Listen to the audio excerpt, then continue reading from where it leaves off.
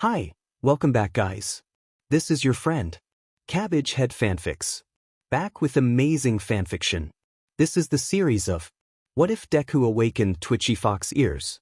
Now before starting, please give this video a like and subscribe to the channel if you want more videos like this.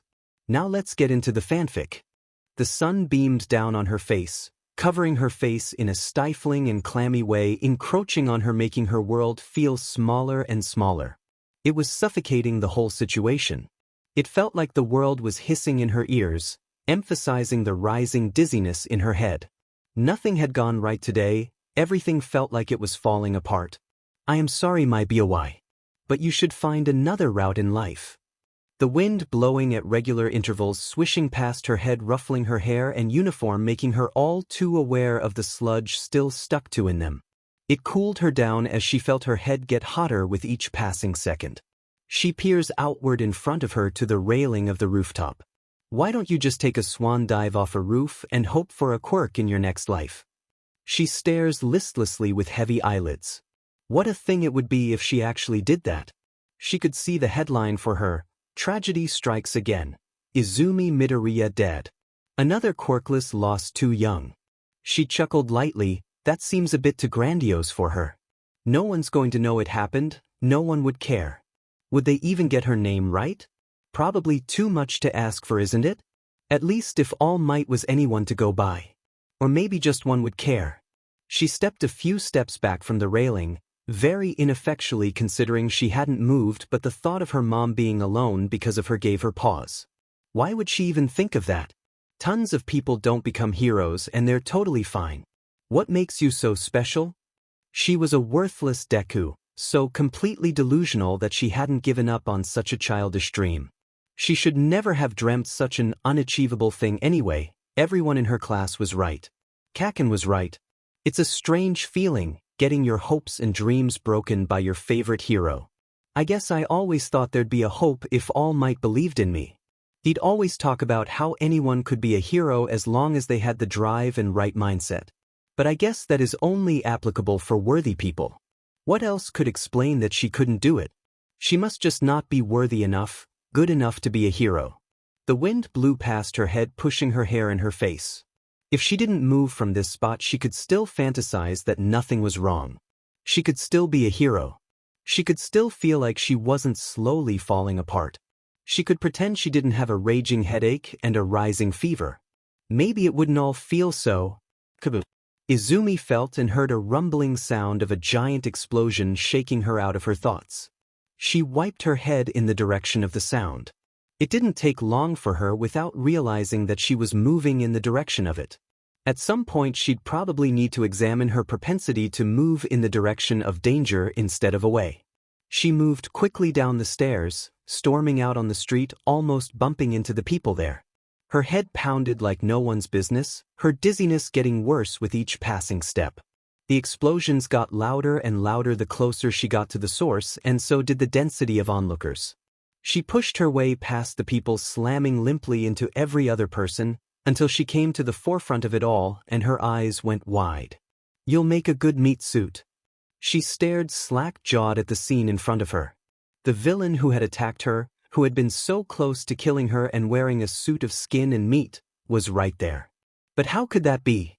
All Might beat him, he shouldn't be here. Unless the containers slipped and he got out. It's all her fault.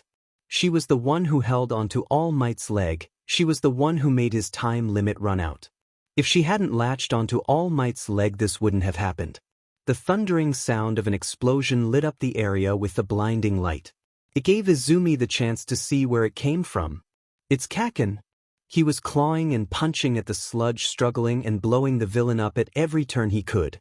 It's just like Kaken, he's been able to keep it at bay just with the use of his quirk. But why isn't any of the heroes doing anything? Backdraft is the only one actually doing something useful, keeping the flames down, but what about the rest? Kaken can't keep this up forever, he needs help. Izumi took a small step forward. It was difficult to focus, but she could still make out Kaken's strained expression, so why couldn't she move? The sludge villain's face morphed around on different places of his body, his eyes wildly focusing and unfocusing on everything going on around them. She froze in place, His eyes fell on her for a second. Izumi felt a cold shiver running down her spine. She felt herself clam up, her hands becoming sweaty as she felt a GG coming on. She clasped her hand to her mouth, buckling over. She couldn't do this, her body wouldn't move at all. It's pathetic. Here was Kaken, fighting for his life, and you can't even help him because you're afraid of this villain. Just because of a stupid panic attack you'll let him die? But what could she do? She was frozen in place. Everything felt heavy and absolutely terrifying. It felt. Kaken's eyes fell on Izumi, and it was like looking in a reflection. Was this the expression she was having right now? One so deep in paralyzed terror that the only thing that kept him going was himself. He was in danger, and she had to do something about it. She took a step and then another and another as she got into a sprint. She took her bag and threw it at the sludge villain, jumping and trying to pull the sludge away from Kaken's face. Just keep doing even through deliriousness. If the heroes wouldn't do anything, at least she could do something, wishing for some kind of miracle. And it came as she felt herself be pulled away as a force of air pushed the villain away in a show of strength. All Might had saved them, he had overcome his own limits and saved them. Were you out of your mind? What did you expect to accomplish by doing this? You could have gotten yourself and that kid killed if All Might hadn't shown up. Death Arms stood towering over her, yelling at her. Everything had happened so fast, All Might saving them, Kaken being taken to there and firefighters and heroes crowding around her. She felt sick. You shouldn't have gone in, young boy. Kamui Woods said with a stern expression. Her whole body felt like it was spinning. That fever had gotten so much worse, she felt. Like throwing up, but nothing was happening. Why isn't anyone helping me? You should have left it to the pros, kiddo. Mount Lady echoed. It felt crowded. They were all around her, the heroes, the police, but no paramedics had checked her out. Why couldn't they just take a few steps back from her? They were suffocating her. You were a complete liability out there. You should feel honored that All Might was there to save you. Death Arms continued. She felt like her head was splitting apart. A sharp pain shot up through her spine into her head. She clasped her head. It felt like it was splitting open across the top of it. Her breath was becoming shorter and more erratic, her vision blurry as her body screamed at her, and then nothing as the world went black. There were a lot of inaudible conversations going on around her, paramedics who would lift up her arms to check her pulse, police officers leading people away. She also felt like she was floating at some point, but it might have been the stretcher. It was difficult to keep track of what was going on. Every time she woke up, she was met with a new image and new people hovering over her. She would swear she saw her mom at one point. Seems like you didn't even have to do anything, you still made her worried. If every waking moment would feel this hellish, then it didn't really matter. She just wanted to return back to sleep. I hope you wake up soon, sweetie. Izumi started to stir awake. She felt exhausted, more than she had before she passed out, but at least it didn't really hurt anymore. It just felt like she had gone through a terribly long ordeal and was getting out on the other side. She tried to move her arms to sit up, slightly tilting herself forward, which was apparently the wrong thing to do. There was immediate nausea and faintness. Whatever she had had wasn't over. She fell back in the bed again, letting her eyes readjust again to really see the room she was in, a hospital room. Good job, Izumi, you really outdid yourself this time. Her voice sounded hoarse and dry. It hurt when she spoke, and there was a dull pain whenever she moved her eyes from side to side. Guess she just needed to wait until someone came and checked up on her. It didn't really seem likely that she would be able to move or adjust herself in this position she was in. But that doesn't mean she can't try. Fiddling in the bed, she rocked herself bit by bit until she was halfway to laying on her side. She could see in her view the faucet. If she could get up well enough and reach out to it, she should be able to get some water. Because this drip feed was doing nothing for her. With now a goal in mind, she moved her left arm to balance herself on the bed, pushing with the right one to position herself more easily. It was burdensome and a bit painful to do so, but she couldn't just lay down for all of time. With a lot of struggle and spite, she was able to get up.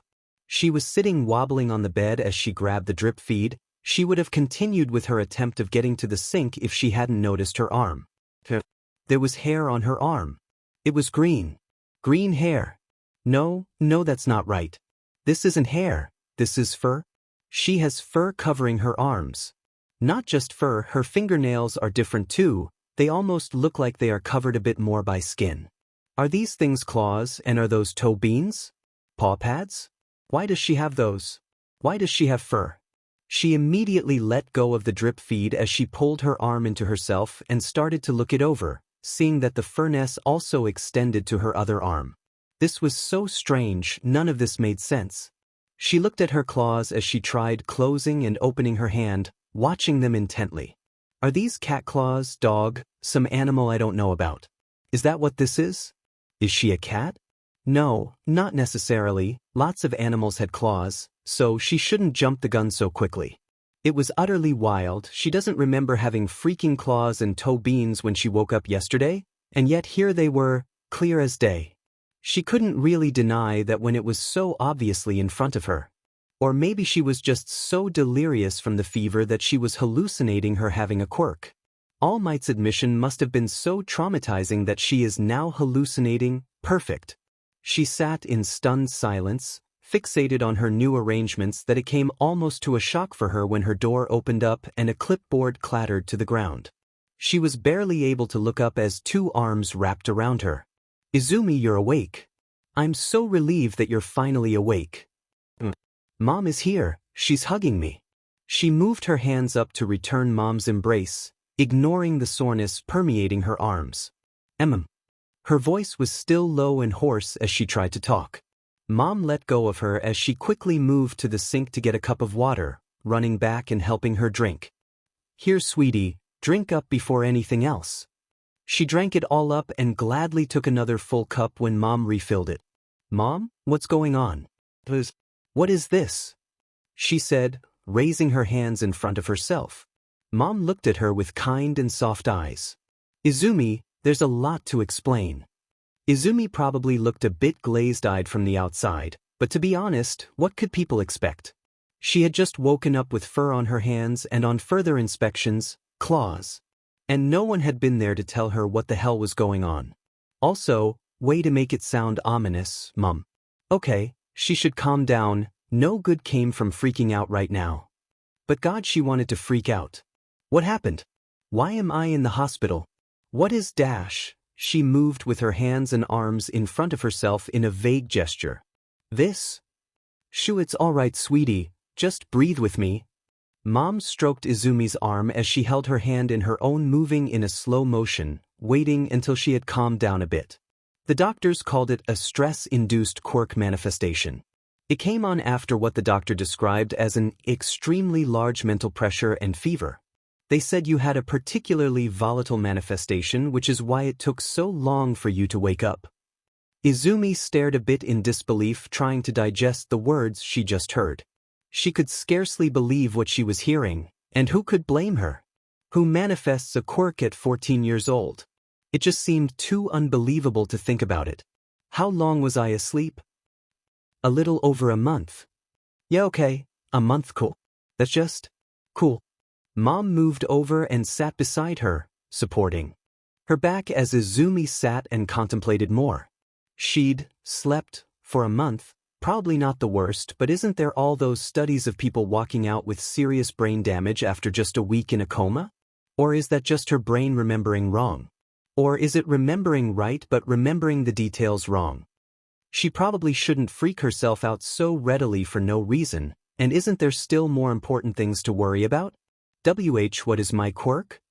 Izumi said in almost a whisper. The doctors said it's a fox mutation as a base and that there seems to be some kind of irregularity that they couldn't quite place. Mom moved her hands so they were in a ball in her lap. They think it has some kind of emitter facet to it, but they couldn't be sure. She had downcast look as she explained her quirk to her. Mom, are you okay? Izumi, you almost died. The doctors weren't sure if you would make it. You had a horrible fever and your blood pressure, and it only really started to wind down when your quirk came in. She could feel an ache in her throat as Mom sat held in a sob. I'm sorry, it's just been a lot to sit and hope for you to wake up. I'm just so happy that you're finally awake. Izumi wrapped her arms around Mom and pulled her into an embrace as she returned it, with soft tears rolling down both their cheeks. They sat like that for a few minutes, probably, as they began to collect themselves after the small reprieve. I guess the doctors are going to come here soon, don't know what they're gonna do with me, but sure it won't be too bad. Mom grabbed her hand and pulled it to her. Don't worry, I'm here with you all the way. Mom, it probably won't go that bad this time. She shifted a bit in her seat as she nodded a bit reluctantly. I'm just worried, it was difficult enough to beat some sense into our own doctor for him to refer you to a specialist. And I just know from personal experience working with them here, there are a lot of backwards thinking BSTRDS in this hospital. So I'm just preparing for the worst. I know, Mom, I'm just trying to look on the bright side of things. Izumi clasped her hands a bit, observing her new assets. She had thought about it and it seemed she was right, they really were at Muzutafu General Hospital. But wait, wouldn't that mean? Mom, can you really stay here? Don't you have work you have to take care of? Isn't this a gross conflict of interest? Oh, Izumi, sweetie, nothing could keep me away from making sure my baby is okay, not even any hospital regulations. She felt her cheeks warm up and felt the bedding shift as it moved slightly from its place. Mom.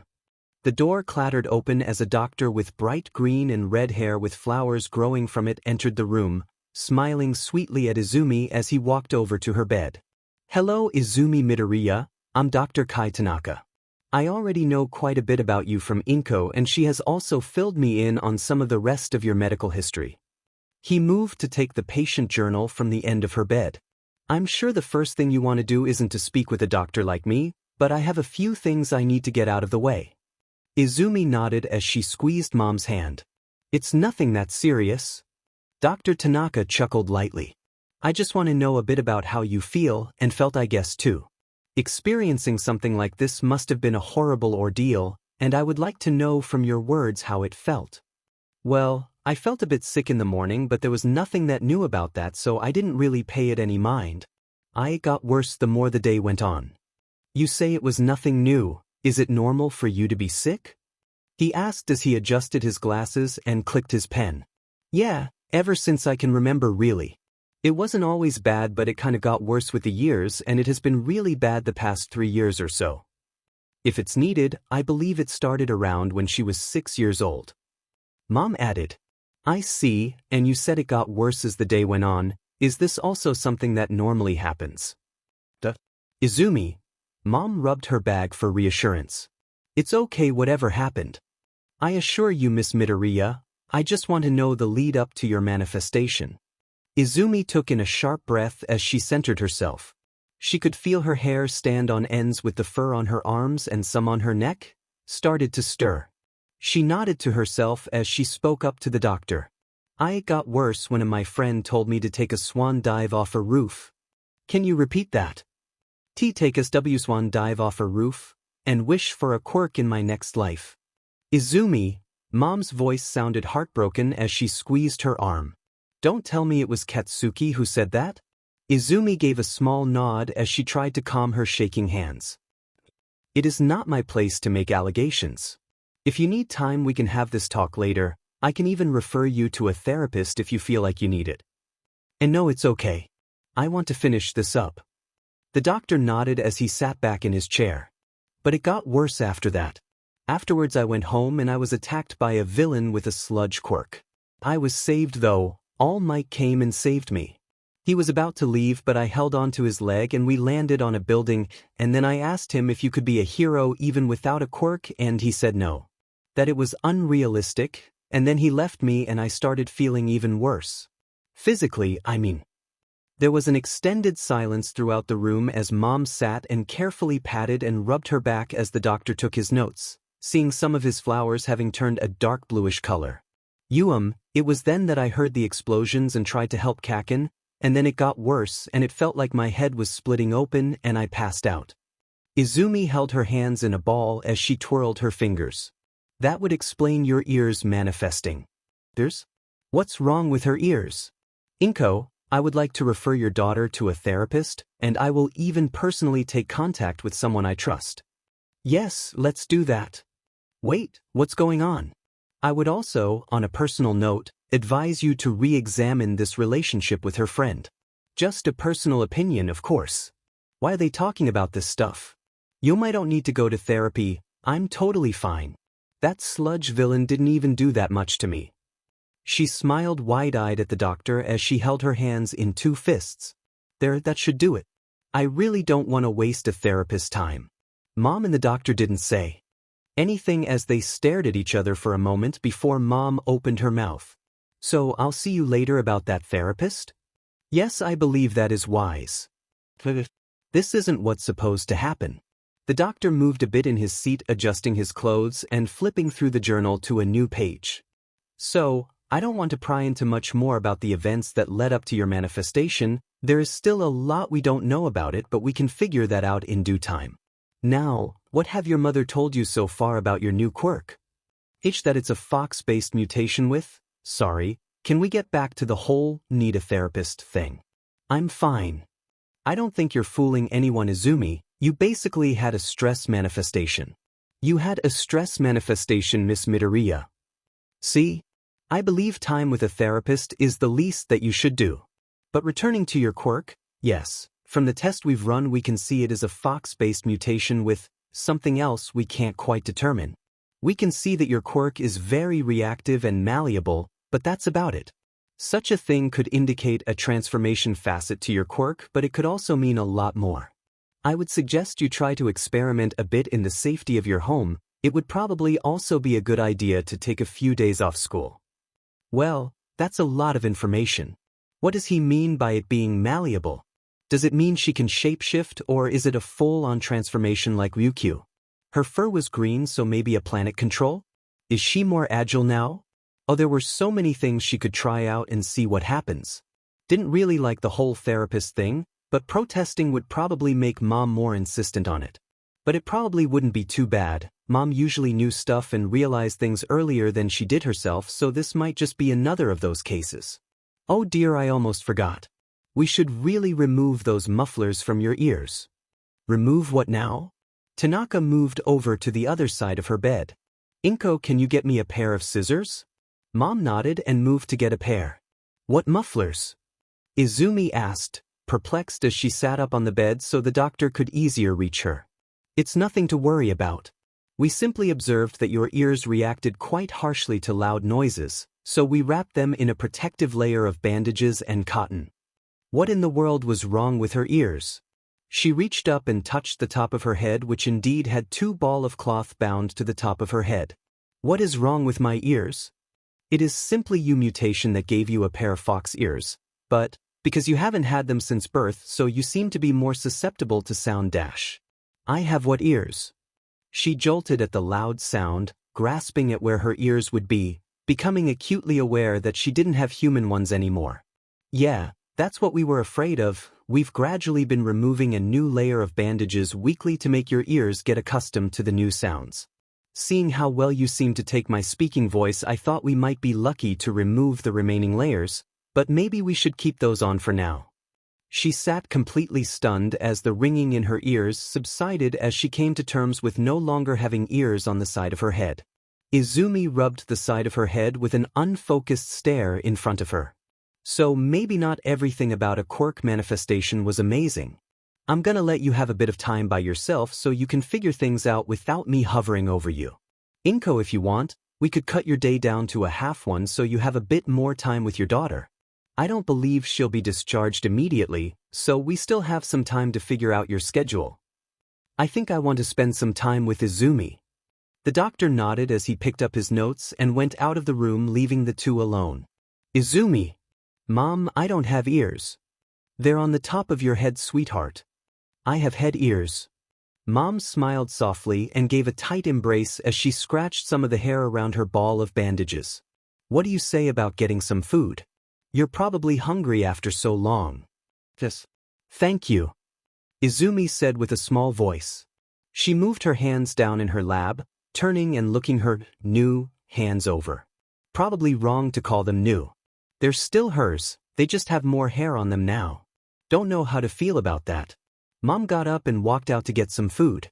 She sat wobbling a bit back and forth, alternating between staring at her hands and poking at the cloth ball on her head. What could she really do in a hospital when she was by herself? Looking down at her hand, she tried to stretch them, close them, basically anything to see what she could do now. Which went poorly. Whipping her head back, she tried to imagine how cats and dogs usually do it, which didn't help either. How do they do it? She knew they had some kind of mechanism to get them out, but she didn't really know how to replicate it. Or was that just cats? She really shouldn't base her knowledge on late-night Wikipedia searches. Come on, you can't just be fur and toe beans. Wait, what about the rest of it? She moved her upper body forward and pulled the blanket off her legs and was greeted with two green fur-covered legs up to around her knee, and furthermore, it looked like they had changed the shape and had the physique of what she would assume was from a fox. They kind of bend inwards a bit or outwards, that's the right term, isn't it? Foxes' legs bend inward, right? She should probably check up on a fox's anatomy when she gets the chance. Her toes were also a bit different, looking a bit longer than they were supposed to. She really did have a fox mutation, huh? She fell back in her bed to try and get a grasp on this, and she felt a weird prick on her back as she flopped over and grabbed after what gave the prickling feeling. She grabbed hold of a blanket of fur and felt a pulling effect as she looked down and saw a green-covered tail in her hand. Mom came in with a tray of food as she sat staring in at her tail. I have a tail. She sighed as she put the tray of food on the side table. Yes, sweetie, you do. It's green. So are your ears. Izumi stared at Mom as she furrowed her brows slightly and then quickly widened her eyes. They are. She laughed lightly as she sat down beside her and moved to ruffle her hair. You'll have plenty of time to figure everything out. Right now you should eat. Izumi shook her head after the ruffling and nodded in agreement. Okay. Mom gave a plate of food to her and urged her to eat. Thank you, Mom. Izumi scrunched her nose at her reflection as she stood staring into the mirror in her room. Still draped in her hospital gown, she was taking stock of all the changes that had happened to her and to see just how far her fur went up her body. Luckily enough, it wasn't as bad as she had feared. It was bad, but not in the worst kind of scenario that she had feared. The fur crawled up to around and near her elbows, similarly with her legs where it went up to her knees. There was fur on her back and some of the side of her neck, moving down her body and rounding out on front torso in such a way that the fur only covered the sides of her body, leaving her stomach furless. Not horrible, but it definitely didn't help the voice in her head that constantly criticized how wrong and boxy her body looked. The tail helped. It was different and new and made her feel less dysphoric about the whole hair thing.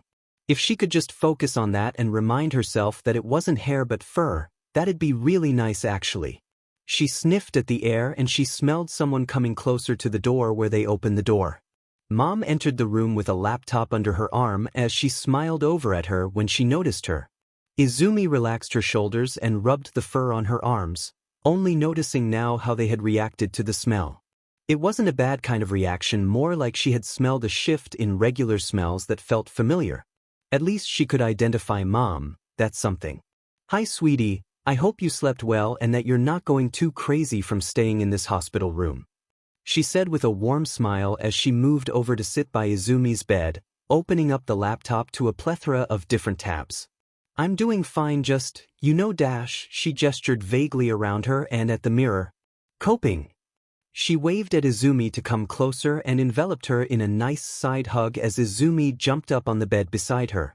I know this is probably hardest on you, but know that I'm here for you and ready to help you. She hummed at her and let out a small rumbling noise from the back of her throat that she quickly grabbed around at the sudden foreign sound. She scanned the room slowly as she touched around her neck to see where the sound came from. Well, Tanaka did say we could expect some new instincts to appear. He didn't want to promise anything though, as he couldn't be certain. Izumi stared bewildered at Mom. Sorry I didn't tell you beforehand, but at least it's cute. She huffed out in displeasure as she felt her cheeks get warm. But anyway, we have things to do. I found a good selection of schools we can look over for you to transfer to, she said, motioning to the screen. Izumi drew in on herself slightly at the comment. Can't we do this at another time? She managed to mutter out. No, we have to do it now. Please. No. Pretty please. Mom let out a long and loud sigh as she shook her head in disappointment. Izu, you can complain as much as you want, but we still need to sort this stuff out. Izumi huffed in dejection and sat up on the hospital bed and faced so she could see over Mom's shoulder. She had a bunch of tabs open with a lot of different icons she couldn't recognize and a few higher and middle schools she had seen before. Definitely a lot of them they would never be able to afford. Mom, I don't have to change schools. It's already my last year, so it would just be a really big hassle to do it. Izumi wasn't 100% thrilled about moving schools this late, especially with how cheap and close by Aldra was. It worked perfectly for their budget. But after Mom had prodded and pushed Izumi to talk about all the bullying and less than reliable teachers in that school, well, Mom wasn't too happy. It didn't even really help when she tried to call them and demand an explanation.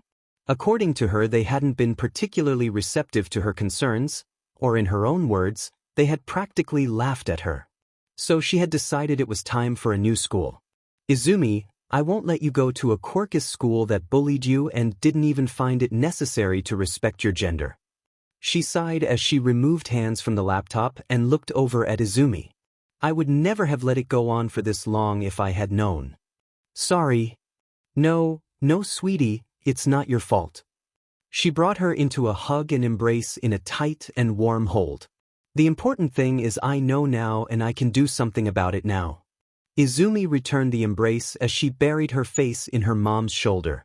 She had sort of lost count of how many times they had hugged like this, not that she was complaining or there was anything out of the ordinary about it. Both her and Mom's love language was very much physical touch, but since she woke up they did it a lot more than usual. She let out another rumbling sound that she was starting to presume was purring. She didn't know foxes could purr. Or maybe her quirk was just weird. Well then, let's try and look at some of the places I have found. Mom said, turning her attention to the screen. Izumi followed along as she explained the different schools she had looked up and even noted some Dr. Tanaka had pointed out. They went through them for a bit and went over a few pros and cons until Tanaka knocked at the opening of the door. I hope I'm not interrupting anything important. Don't worry, we were just looking through some new schools. That's good then. I just came in because I wanted to check up on Miss Midoriya's ears and see if we can't get those bandages off. He said, moving over to the opposite side of her bed, getting out a pair of scissors and tray. Now Midoriya, you've been through this last week, but I am just gonna repeat what I told you back then. I am going to be removing the cloth and cotton from your ears, and it is important that you tell me if your ears start hurting. The doctor stopped waiting for Izumi to respond, which she quickly nodded in understanding. Tanaka proceeded to slowly remove more layers from her head. They had been pretty lucky with the first day's extreme reaction being because Izumi had just woken up and was thus very sensitive. The past week had been much better with Izumi getting more comfortable with her heightened hearing, so there weren't that many more layers left. Which made her so excited. Showering and caring for her hair was a goddamn nightmare with 2 large lumps of cloth on her head. He was carefully going through the layer, sure to check that he didn't hit her ears in the process. She could hear clunk of the scissors snapping bandages off. Don't know if it was because of her better hearing or simply because of the proximity to her ear. But it did sound really dramatic whenever he cut something off. The closer he got to the inner layer, the more Izumi could really hear how much the bandages had covered her from the sounds outside. She was beginning to hear clinks and steps from outside her room and even a bit of murmuring, which was really impressive with the door closed and all. But it seemed like she could deal with it. With each little step closer there was a final cut and the bandages to her left ear were punctured and fresh air flew into her ear with more clear sounds around her. It was loud. Like, really loud, but not so overwhelmingly so that she had to get it rewrapped, but maybe a headset or something would be a good idea for the foreseeable future. And we are open. How does it feel, Miss Midoriya? Loud. But I think I can deal with it. Maybe I need something to put in my ear the first few days. She said with each word getting progressively more hushed as she tried to adjust her voice to her ear. That sounds very doable. We can suddenly figure something like that out. Are you feeling up for getting the other ear free as well? Izumi nodded as she adjusted herself to face Tanaka better. He continued to do the same with the other ear as he had with her first. As he finished up, he asked her a bit more about how she felt, and they figured out together just how much they needed to obscure her ears. They ended up with a good amount where she didn't feel overwhelmed anymore and could get more adjusted to her new hearing. He finished up by telling her that with her ears all done, that he wouldn't hold her there anymore and said that they could stay till tomorrow or leave now if they wanted to. She thanked him as Mom followed him out and had a few words with him. She would say she gave her mom privacy to talk without her interfering or eavesdropping, but her hearing made her kind of able to discern a few words even through the closed door. She did quickly try to focus on anything else so as not to do that, but it became kind of difficult. Mom eventually came back inside and returned to Izumi's side. So what do you say, sweetie? Do you feel like coming home or do you need an extra night? I think I would like to go home. Mom nodded and patted her head briskly. Then let's get everything ready. I've prepared a change of clothes for you in the bag that you can take out. I'll deal with everything else and tell them that we're getting ready to leave. I'll probably be back in 10 minutes tops. Thanks, Mom. She proceeded to leave the room and get over to the receptionist. Izumi got up and over to the bag where she saw a few of her own clothes. It was a set of clothing her and Mom had picked out together during their "Let's update Izumi Midoriya's wardrobe because she has nothing fashionable" operation after she had come out to her. She smiled and went into the bathroom to quickly change into the clothes. As she was going ahead with changing clothes, she ran into a pretty glaring problem. How was she going to wear this with her tail? The good thing about the outfit was that there was a skirt to it, but the bad thing about the outfit, it had a skirt with it. She had no real idea how to control her tail and hadn't really been doing a whole lot of practicing considering she had been in bed most of the time. What if she couldn't control while she was wearing the skirt and something went wrong? She'd have to be really conscious about it and make sure she held it under control, but the mere thought that something could go wrong sent her into a worried mood. She probably just has to deal with it for the time being. The trip home wasn't that long, kind of. She could probably deal with this. She had enough willpower to control and keep track of her tail, probably. Adjusting the skirt around her tail, she fine-tuned it so it fit perfectly and went out into the room. She could feel the tail on her legs as she tried to make still as she moved around, and as if that wasn't enough, she also had to take care of her feet. They had shaped differently and didn't fit that well into her shoes anymore. She couldn't really do anything about it, so it just meant she had to be extra careful when she walked around. Or maybe it would just be better to go home barefooted. Foxes already didn't wear shoes, so it's not like it'd be weird if she did that, right? It did mean she had to get new specialized shoes, which was probably going to be pretty expensive.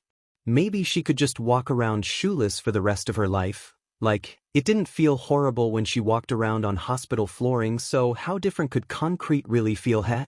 She stared down on her feet as she was standing in front of her shoes. They really didn't fit anymore, did they?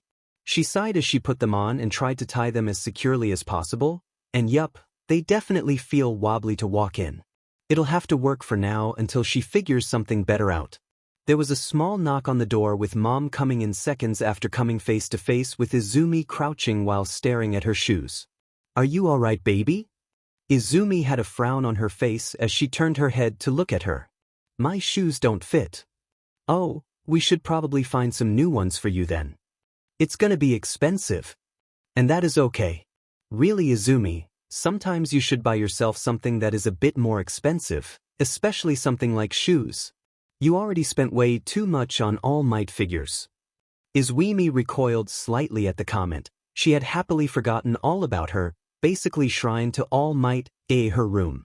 She didn't feel that well about coming home to that. She'd probably have to tell Mom to make a pretty extensive cleanup of her room when they get home. She relented and nodded to her mom. She got up and walked with her mom out of the room and down to the reception. They went out of the hospital and the sensation of the loud noises immediately hit Izumi.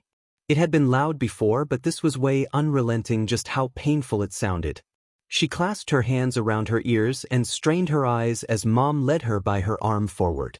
They ended up in front of a taxi where she ushered her to get inside. Isn't a taxi a bit expensive? She tried to let out very inaudibly. Mom opened her mouth slightly but closed it quickly and instead shook her head. She took her arm and led her inside and closed the door behind her. She came in afterwards and gave the chauffeur their address. Are you all right, sweetheart? Mom asked her from the front seat. She moved her hands from her head and tentatively looked around to gauge the sound levels around her. Luckily, it was pretty still inside the cab. It's better. I wasn't expecting it to be so loud outside. Mom smiled at her and let her sit and get her bearings again. When they got home and inside, Izumi was ready to fall down in her bed again. Who would have known getting home would have taken so much out of her? Mom told her she could sleep some of the weariness off while she unpacked. They would first really start to look for a new school tomorrow so she could relax a bit for the time being. She went into her room and all but ignored, or at least tried, the bright yellow posters and assorted knickknacks plastered all over her room. She had noticed it before that her eyes saw things sharper now, but she really didn't want to pay it any mind right now. As she got closer to her bed, she pulled the blanket off and flopped down face first into her pillow and pulled the blanket up on herself again, where it didn't take her long to feel her eyelids close shut. As morning came, she was met with the sun shining in through the blinds as she blearily woke up with a dissatisfied huff. She laid in the bed staring at and alternating between the yellow All Might posters and action figures, thinking whether or not she wanted to get up, and eventually decided to when her bladder won one up on her. Moving to the bathroom, she got in and washed up and looked herself in the mirror and saw the green fur-covered ear greet her. "Itch my ears," she shrieked as she grabbed them. She blinked a bit as her face morphed into a frown. "Why am I screaming?"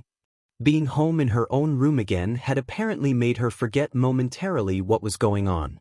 She sighed and went out to the living room where Mom was. "Morning, Izu, you slept well?" "Yeah, I think so. Why didn't you wake me up after I crashed?" "You seem to need it," she said as she produced a plate from the kitchen. "Now eat up, we have a long day ahead of us with 3 different schools to look at. Oh, and you should try on those jeans I bought yesterday after you fell asleep." She pointed to a pair of jeans on the sofa. Taking it up, she saw it had a slit on the back of it that was made as a tail hole. Izumi nodded and quickly ate her food and got back to her room afterwards so she could take a quick shower and get changed into something she hadn't slept in most of the evening and entire night. It took a bit of time before she got finished and they were ready to go out and check out some of the schools. The schools were a variety of different types, one that had a larger mutant quirk student population, one that was situated a bit further out from where they lived that experienced less traffic, and the last, which was private school, which Izumi had absolutely no idea how Mom would find the money for. The first one was pretty nice because it had so many mutant students. The school had really put focus on how to accommodate them. The teacher who showed them around even found a spare headset when Izumi started feeling winded by all the sounds. It was even pretty close by and wouldn't be too much of a hassle to get to and from home. They didn't seem to be very compliant with her bin trans. The teacher had at least said it depended on which teacher she spoke with, but the school as whole didn't do much about it. The second was indeed pretty far away, but it was way nicer to be there with how still it all was. It didn't really offer that much by special accommodations, but they were amiable with Izumi being trans, the same as the first one, which was more than what she had experienced at Aldera. It was annoying how far away it was. And then they came to the last one, the private school. Izumi honestly didn't get why Mom had taken them here. There was no way she could afford to send Izumi here, and it wasn't like she was that thrilled about being here either. They went around and looked at a lot of facilities, and boy could you see this school had money to burn. There would be no doubt that they could accommodate her needs and problems if it came to it. But it did all end up with the problem of money, which she wasn't that sad about because she already had a favorite between the 3. "What did you think of the 3 possibilities?" Mom turned around and asked her. "I think the first one, Salty Banks, seemed pretty good. Their others seemed like they would have their own problems with them if we picked one of those." She nodded. "Then I guess we should give them a call and see that we can get you instated there." Izumi sat and swayed from side to side as she stared over at her mirror where a fresh new uniform hung. She had taken the test from Salty Banks Middle School and had been officially accepted into the school. That wasn't really why she was anxiously swaying from side to side really. She hadn't really expected that she would fail the test to begin with. No, the reason she was so anxious was because she had gotten a girl's uniform, her first girl's uniform. Aldera hadn't been accommodating to her even in the slightest when she came out and had basically barred her from changing uniforms, even threatening to suspend her for a whole month if she kept bringing it up. So looking at this sailor uniform made her really giddy. She was a bit concerned about the uniform and how it would look on her, which was also the chief reason she hadn't tried it on yet. It had just been sitting there, on the mirror, for the entire day, mocking her with her indecisiveness and anxiety. She would have to wear it eventually. She had already taken the test, so her first day was technically tomorrow, which boy she wasn't ready for now when she was putting thought like that. They couldn't just expect her to be ready to move school this quickly. It was really starting to stress her out. She could feel the tightness in her chest and how it felt like she had to strain herself to keep focus on things in front of her. As if transferring schools wasn't enough, she also had to overcome her fear of being perceived by other people. This felt really unfair. She could feel her tail slightly puff up as her body felt like it was building up tension as she breathed in and out slowly. Her body felt tensed up as it cracked slightly with a semi-loud snap and then loosened up as quickly. Afterwards, she moved her hand to her shoulders and patted herself down as she looked for what could have produced that breaking sound, but nothing was out of the ordinary. That was weird. Her body didn't really hurt, it just kind of felt like she had been out running and she had exhausted her muscles, but that didn't make any sense when the only thing she had done was sit and have a stare down with her mirror. She shook her head as she laid down in her bed and got ready to get to bed. She could worry about any potential dysphoria tomorrow. Right now she sleep. When she woke in the morning she felt so tired. She hadn't really slept that much throughout the night, constantly turning and fretting about today with what was going to happen. She really didn't like being the center of attention and having to introduce herself, but here she was. With a determined look she got up and quickly went out to take a shower. When she was done she got back to the mirror and carefully examined the uniform before she took it off the mirror and started putting it on. She slid into the uniform quickly, actively averting her eyes from the mirror as she fitted it to her body. When she felt she was done she knew she had to look in the mirror. She took a few moments amping herself up, trying to shush away the anxious and nasty thoughts as she turned around and saw. It was fine. It looked fine. No, if she would say so, it looked good. Nothing of what she had worried about had become reality. Her shoulders didn't look too wide or weird, and her body seemed to fit the uniform fine. It all looked fine. It was really puzzling actually. She could have sworn something looked off. Has she lost height? No, that didn't make any sense. Tanaka told her nothing out of the ordinary, other than manifesting a quirk, had happened to her body. But then why did it feel so strange? She was brought out of her thoughts by Mom calling her from outside her door. Shoot, she had to get going if she wanted to be there earlier to introduce herself to her teacher. She quickly grabbed her bag and went out to meet her mom. Well, look at you.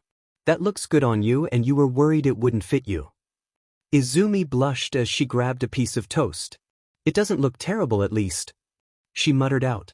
Don't be so modest, I think it looks great on you. She said as she grabbed a bento for her and put it in her bag. Now remember, if anything happens you can always call me. She nodded as she moved to the entrance and got out and over to the train station. The school was only 2 stops over, but it was easier to go by train, even if taking the train was really more of an endurance test than anything else. She dragged her ears down so the inside faced into the sides of her head, as she intently stared at the screen as the stations changed until her stop came up. As the train came to a halt, Izumi quickly set off and ran out of the train and continued until she was a good distance away from the station. She breathed out and straightened out her uniform as she composed herself to the sounds outside. Who would have thought it'd be so painful? Well, she did, but it was a thing of her having ignored the potential problems with taking public transport and all the sounds that would have resulted from it. Or smells, really. She kind of was able to ignore it better than the sounds, but it was hard to deny that her sense of smell hadn't been affected as well.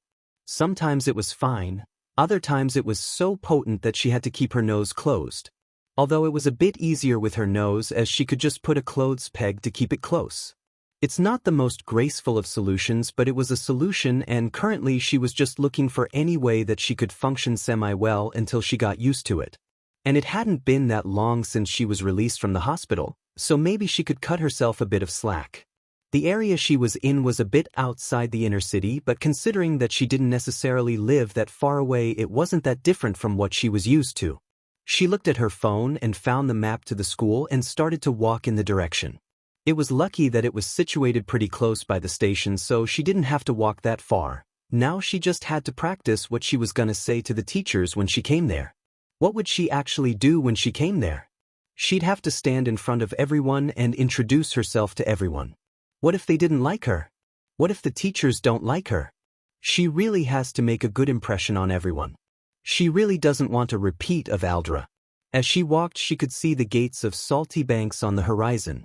There were a few people with the same uniform as her that were walking the same direction as her, not as many as she would expect there to be considering how early she was, but still a good amount were there. She kept walking until she was in front of the gate. She took a deep breath in as her fur stood on end and went down with breath out. With a step she went inside. She went around in the school building until she came to the teacher's room. It took her a few minutes of standing before she decided to move and step inside the doorway, lightly tapping the nearest table to get anyone's attention. A teacher with brown, unruly hair looked up and noticed Izumi, getting up from his desk and walking over to her.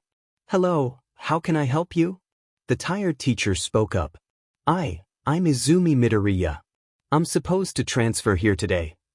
She stumbled over her words as she introduced herself to the teacher. "Oh, Midoriya, yeah, Fujihara is gonna be your homeroom teacher. She's over and taking copies right now, just sits over there until she comes back," he said, pointing to a desk over in the corner of the room. She nodded deeply and went over to the desk, allowing the teacher to yawn as he stretched himself. He shuffled back to his own desk and threw himself back into his paperwork. It took a bit of time before Izumi saw one of the doors to the teacher's office open up and a woman with shoulder-length blonde hair walk in with hands full of worksheets. She looks up and notices Izumi sitting and smiles at her as she says, "Hey, hi, just wait a moment while I get this stuff sorted." "Do you need any help?" Izumi says, getting up and extending her arms so as to take some of the paper blocks. "That's sweet of you, but it's not necessary, I've got this." The teacher places the block of papers on her desk beside her screen and keyboard. "Now, onwards to you. You're my newest student, aren't you? Izuka Midoriya, right?" Izumi scratched her head just below her ear in a bit of an uneasy feeling. "It's Izumi Midoriya, actually." She looked up at the teacher that tilted her head a bit. "It's explained on my file, or it should be," she said, quickly letting the teacher step back and pull up her file on her computer. She tapped away a bit on her computer until a rather old picture of Izumi popped up. She cringed a bit at the picture, really wishing she could have changed it before transferring, but unfortunately she was barred from doing so. "Oh, I'm so sorry, I just got your file this morning so I haven't had time to read it thoroughly. That isn't much of an excuse, I realize, but I hope you can understand." "That's fine, you don't have to worry about it." "Still, I am sorry," the teacher said, smiling at Izumi before returning to her file. "I did notice though when I skimmed your file before that you are not entirely comfortable or accustomed with your heightened senses." Izumi nodded as the teacher continued. "We have some tools that help with that sort of stuff, some special-made headsets, specified rooms that help with specific kinds of mutations, and some other things. Also, if you want to, we have a small obstacle course in our gymnasium for practicing your muscles, agility, limps, whatever you could desire. It is on the smaller side, but I think it should still be helpful for your situation." Izumi lit up at the suggestion of the obstacle course and enthusiastically nodded, feeling her tail vibrating in tandem. "That sounds really good. I would love to try it out." "I'm glad to hear it. Other than that, I have a few things you need to sign and check over. You can just do that while I prepare the worksheets for today, and then you're good to go," the teacher said, reaching into her desk and taking out a few documents that she gave to Izumi. "Now, just go through your documents. You'll just walk with me when it comes time for class to start."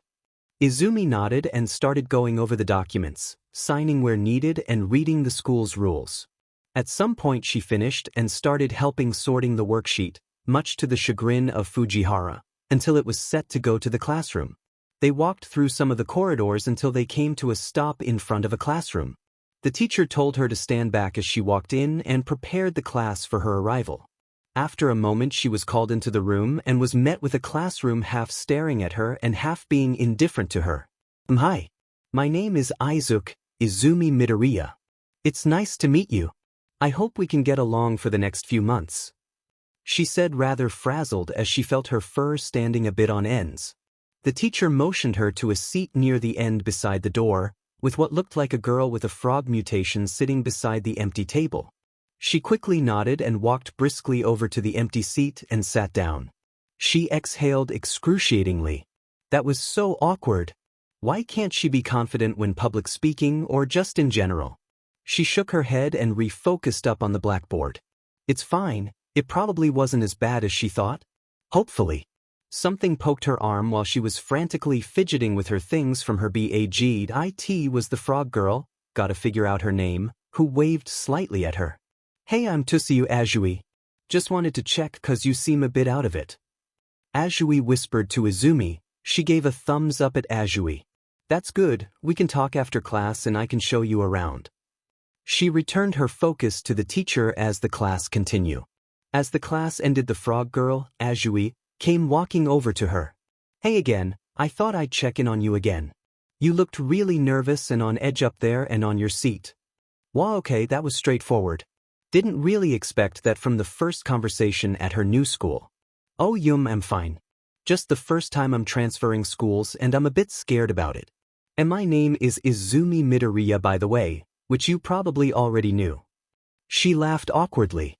That's okay, I'm Tsuyu Azui, you can just call me Tsu. Why did you transfer here? It seems pretty late for transferring schools. Yup, she is really straightforward.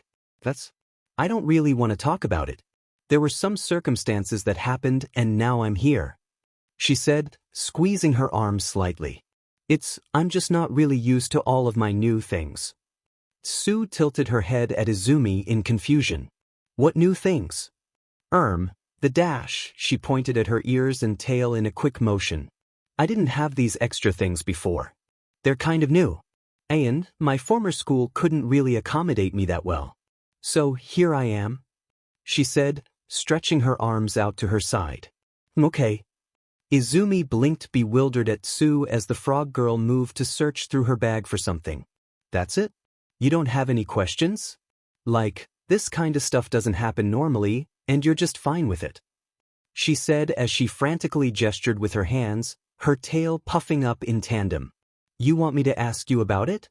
Izumi frowned a bit as her ears laid down on her head. Yeah, thought so. You seemed kinda stressed about it and like it was really difficult for you to say it out loud, so I just thought I shouldn't question it. You can tell me later when you feel more comfortable. Oh, thank you. Tsu smiled at her as she returned to get ready for the next class. Hopefully it's okay to have lied to her just a bit, at least for now. The day went on with little issue. Izumi had the chance to be shown around a bit by Tsu and even eat lunch with her and one of her friends. It seemed like the school being very accommodating to mutant-type quirks might have been a bit over-exaggerated. Not by much, but it's definitely not an overly big change. She had seen more mutation-quirked people in this school than she had in Aldra, but it wasn't like it was overwhelming. Might be a quarter of the school that was. Not that it was too much of a problem. What was a problem was when she talked with the teacher in charge of the gym. Apparently they didn't have any private changing stalls, which was bound to become a problem at some point. At least she could use a bathroom somewhere if need be, although that is still not a great solution. As the day came to an end, Izumi went about with her day. Although Mom had bought her some emergency clothes to help her, she still didn't have that much in the sense of clothes she could really wear. So, she was going to have to make a quick trip to a store to get a few things she needed. It wasn't really that much of a leisure trip considering how little time she had after school, but rather a kind of needing new things type of trip. There was only so much a school uniform and a single pair of jeans and shoes could do. She found her way to a larger outlet store that Mom had told her about. It usually had good things and even some nice specialty clothes, although it was a toss-up if she could find what she was looking for. She walked around a bit and found another pair of shoes that fit her new feet and more jeans with a tail cut. There were also some pretty cheap skirts made for tails, and she even found some beanies made with ear cutouts. She didn't really wear those sorts of things, but might be useful. When she felt she had found enough for now, she went home after paying. She could probably find some other things in another store rather than the outlet, but this felt like enough so far. It took a bit to get home. It was probably shorter than she thought, but shielding herself from all the sounds made it feel longer than it probably actually was. As she came home, she dragged herself into her room, dropped her school and shopping bags on the floor and flopping into her bed. She crawled in on herself as she just savored the relaxing silence of her room, wrapping her tail in on herself as she curled up into a ball. She laid like that for who knows how long. The only thing she knew was that her ears perked up as she heard the door click open, with soft steps walking inside. A clunk landed on the countertop, followed by a rustling of things coming out of it. Izumi curled out of her position and stretched her back, scratching the back of her ear as she came to herself. Mom seems to be home. She should probably get up and welcome her home. She got up and dragged her feet as she walked out to the kitchen and instinctively wrapped her arms around Mom when she saw her. "Hey sweetie, you had a good day?" Izumi made some kind of sound that was probably intelligible for someone, just not anyone in this room. Was it tough actually being outside for so long for the first time? She nodded into her as she exhaled exhaustedly. "Why don't you go to the bathroom and take a quick shower and then you can come out and help me with the food?" Mom said as she patted the back of Izumi's head. Izumi let out a combination of a purr and puff of air in response. She turned around and trudged in the direction of the bathroom. She quickly grabbed some indoor clothes and threw it into the bathroom, slipping out of her uniform when she got into the bathroom itself. It took her a bit to wash herself off. She had learned to be careful with her ears and tail because they felt quite sensitive, but it was mostly the doctor that had said that it was normal for her situation. Coming out of the shower, she dried herself off and caught a glimpse of herself in the mirror. It really was strange. No matter how she looked at it, her body didn't look the same as it had in the hospital. Ever since the morning, her body had seemed smaller, slimmer almost. Nothing had really changed otherwise. She was still flat and it was the same down there, so why was her body like this? It hadn't been because of her manifestation, because her body looked pretty normal, all things considered, at the hospital. It was really weird. Is this what Dr. Tanaka meant when he said her quirk gene looked malleable? She shook her head and went over and put on her clothes, swinging on a red cardigan. She didn't know what her quirk did, but it was definitely something she could think of at another time. Walking out of the bathroom, she placed her uniform in her room and got back into the kitchen again. Mom turned her head to face Izumi. "You look better now, more refreshed." Izumi huffed out a small yipping sound at her. Mom looked for a few seconds at Izumi before smiling at her. "That's good. Can you help me with cutting carrots? We're having curry." She made a small noise in acknowledgement as she went over and started to cut the carrots. With a step and a quick kick, Izumi jumped off the tree and twisted midair, landing on all fours on using the momentum to jump backwards and up on her legs.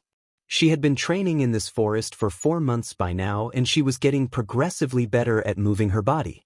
It could be better. The landing wasn't that great and she twisted her foot a bit wrong when she kicked off the tree, but it's getting better.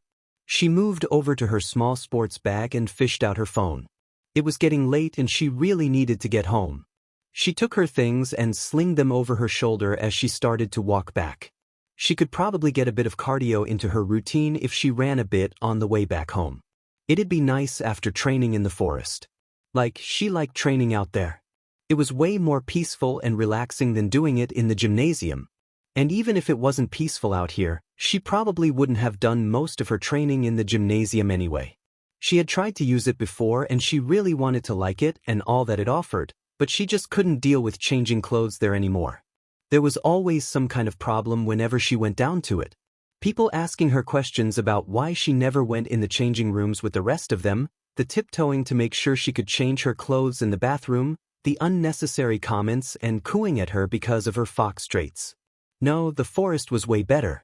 She took to it and started running out of the forest until she came to the beach that she started to run along. The only problem about the forest is that it was a bit out of the way, but the plus side is she could enjoy the scenery on her way to and from it. She would have to take a train at some point, but that could wait for a bit. It's not every time she gets to see this from her apartment after all. Or she would say so if it wasn't for a dump further ahead.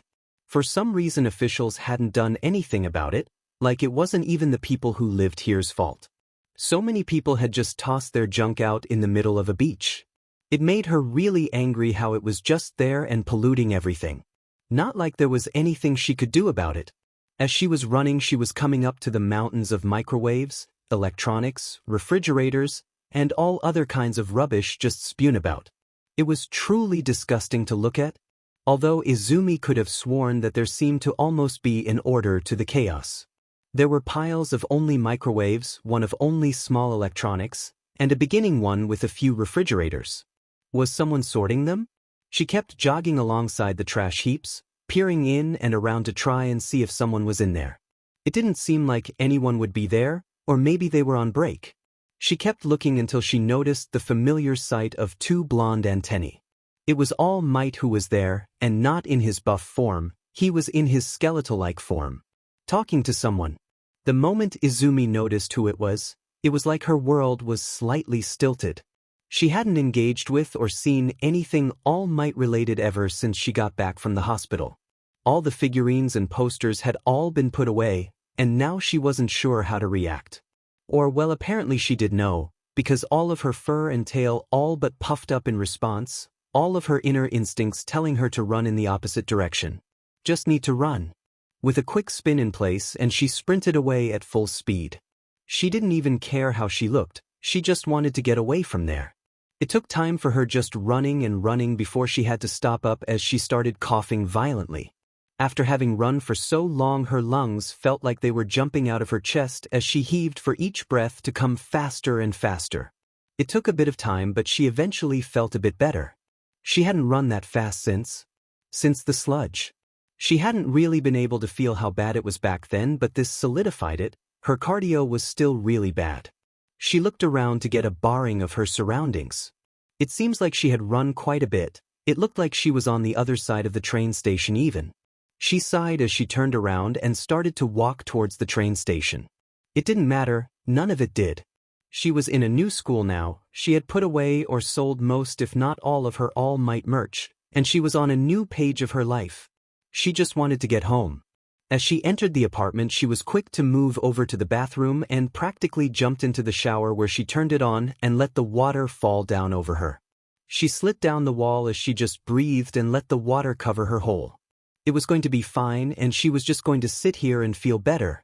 She got up after a good amount of time had passed, after her instincts had decided to calm down a bit. Her instincts were nice, but she really wanted them to stop hindering her from functioning properly most times. Like this wasn't a fight or flight situation, Izumi knew that. All might be a massive a-hole who left her on a rooftop after a really traumatic villain attack. But he wasn't a threat to her. He would never actually hurt her, and she knew that, logically. Didn't help the visceral fear she felt when she saw him for the first time again though. With a bit of trial and error, she got up and cleaned herself quickly off. She might have been sitting in a pool of water, but she had not cleaned herself in any way. She got quickly done and went out of the bathroom, throwing any kind of soft shirt and sleepwear she could find on, and found her way to her bed. It was just going to be a few seconds of rest. She really didn't want to waste any more time than that. She reached over and took her notebook and jumped in her bed and started flipping through her book. It always helped calm her down looking through her notes like this. She looked through the pages she had written on her quirk. The malleability of her quirk was apparently a very minor transformation morphing type ability. It wasn't really good for most things, but it did allow her to get a few centimeters taller or shorter and do a few very minor changes to her body as a whole.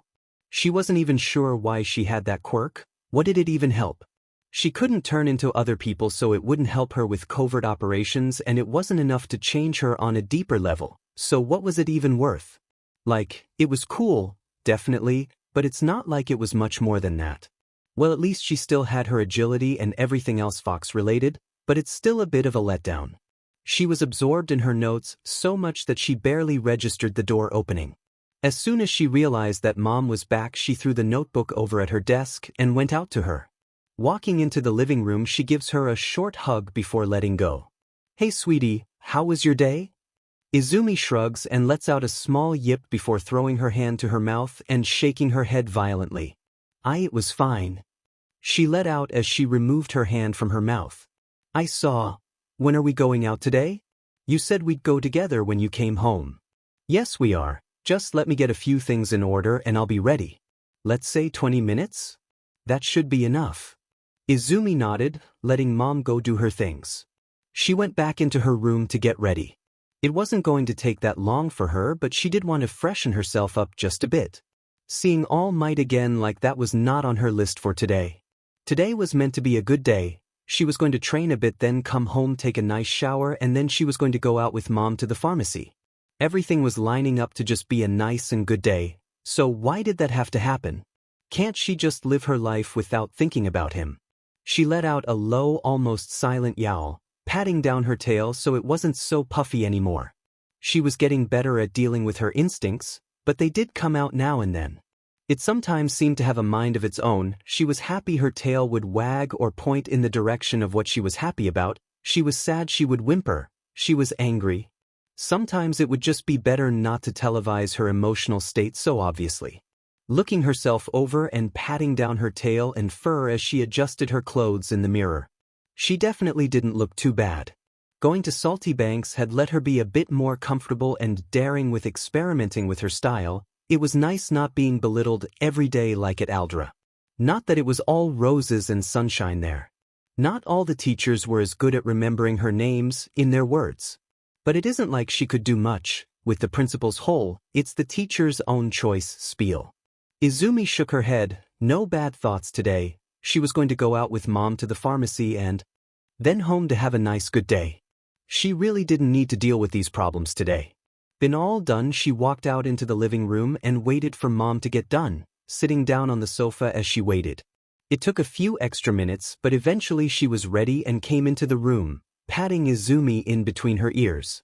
I'm all ready, you want to get going? Izumi nodded and got up into the entrance where she threw on her coat. They walked down to the train station where they waited for their train to come. As they saw the train come into view, Izumi took out a pair of soundproofing headset that she put on her head. She could, technically, deal with the sounds without them on, but it was still much more bearable to have them on, and today was a day she didn't want to be overstimulated too much. Taking the train, they came to 4 stops before getting off. They walked in a nice and relaxed pace towards the pharmacy, something that made Izumi more giddy and impatient as it all dawned on her. She was actually going to get her prescription today. The whole All Might ordeal had almost made her forget about it all, or put her on autopilot more likely. It had almost ruined her mood, but she was getting way more excited and gleeful. She was really going to get it after such a long wait time. So much time spent with doctors and psychiatrists was finally over, for the most part at least. As they came up to the pharmacy, her heart felt like it skipped a beat as they walked inside, taking a number in the process. It felt very real now actually being here. She just has to wait a few minutes, then talk shortly with the cashier, and then out. Easy enough, and not at all terrifying. Just a short conversation. Number 229. They called her number up where she then looked back at her mom. She put a hand on Izumi's shoulders, in which Izumi then decided to walk up to the checkout. Hi, what can I help you with? MI card, here card mine. I have a prescription. She managed to stammer out way too quickly for her own taste. I'm here to pick up my prescription. He scanned the card in and tapped a bit on his computer and cast a small look over in Izumi's direction. This is my mom. She's here as my guardian. He nodded as he walked back into the back room. After almost 2 minutes of Izumi jittering with her card in her hand, he came back out with 2 pill bottles. Alright, Izuku Midoriya, here are your prescriptions. You just need to follow the dosage your doctor has described and you should be good to go. You're paying by card or cash? I'll deal with that, Mom said, stepping in front of Izumi. She paid for the pills as he put the pills in a small plastic bag. When done, Izumi took the bag and went out again. As they stepped out of the pharmacy, Izumi felt not much different.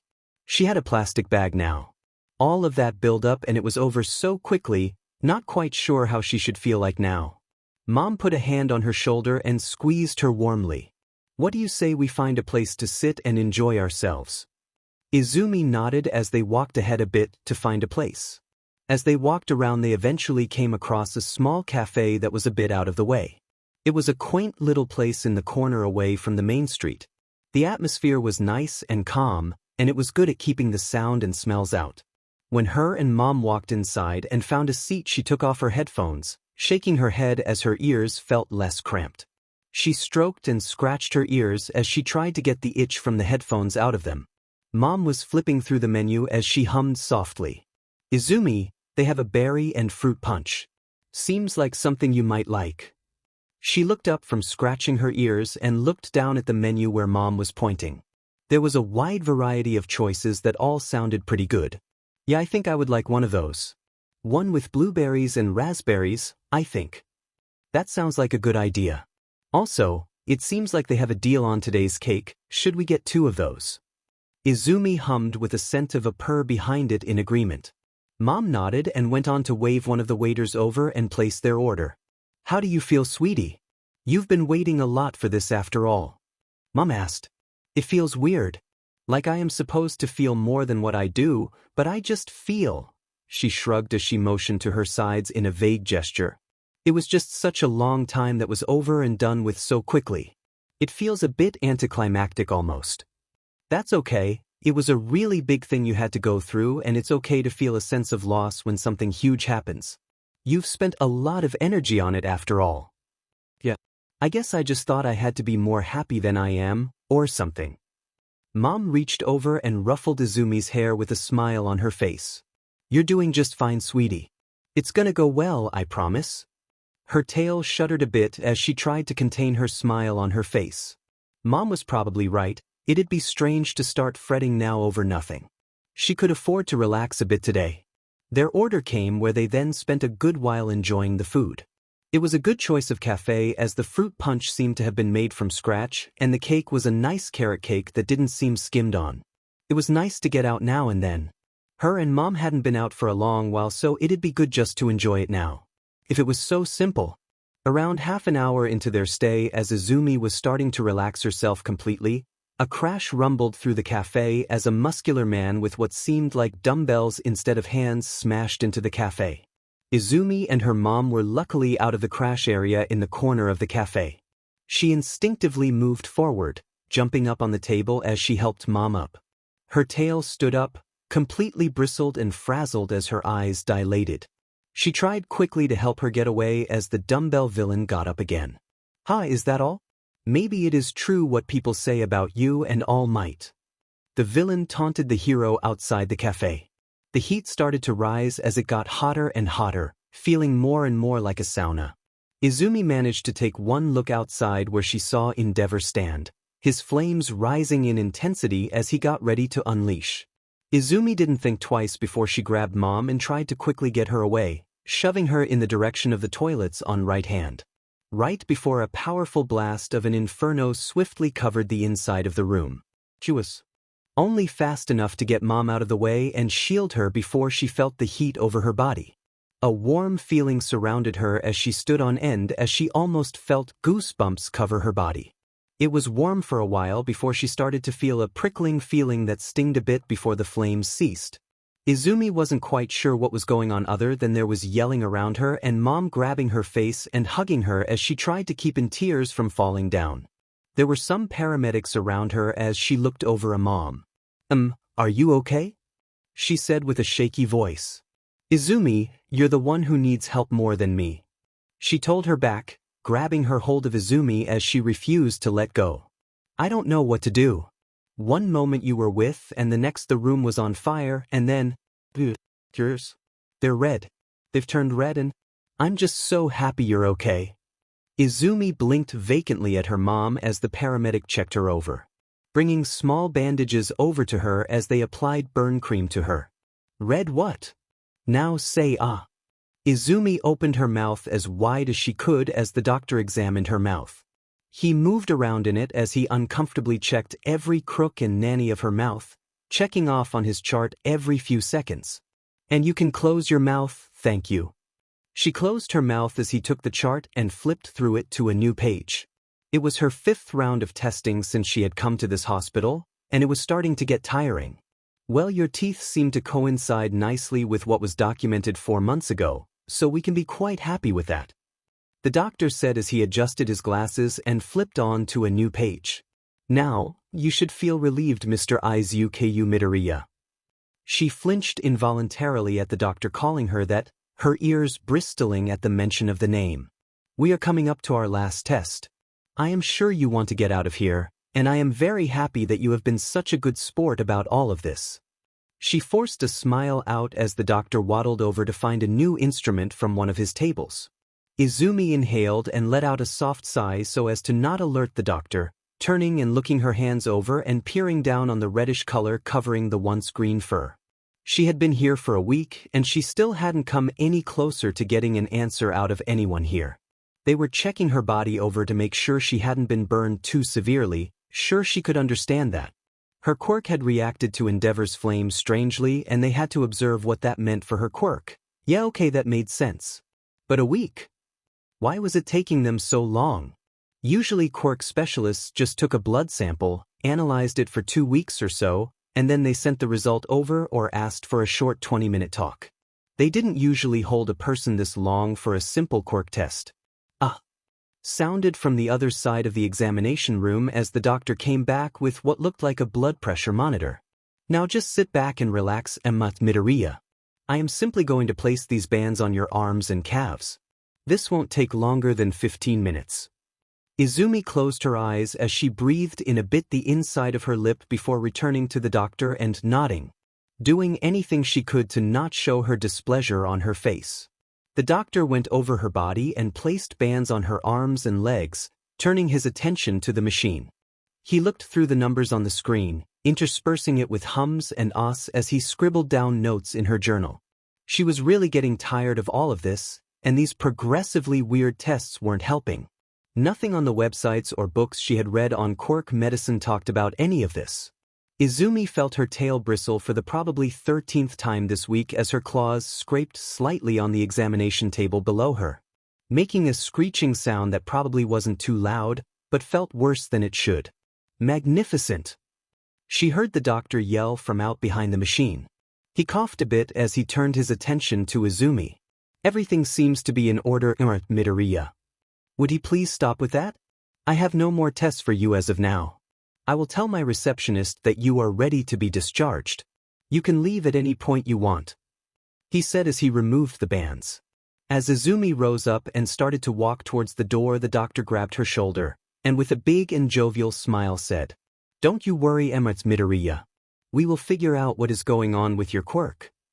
She forced out a half smile as she tried not to scream out of frustration at him, opening her mouth as she spoke with a strained voice.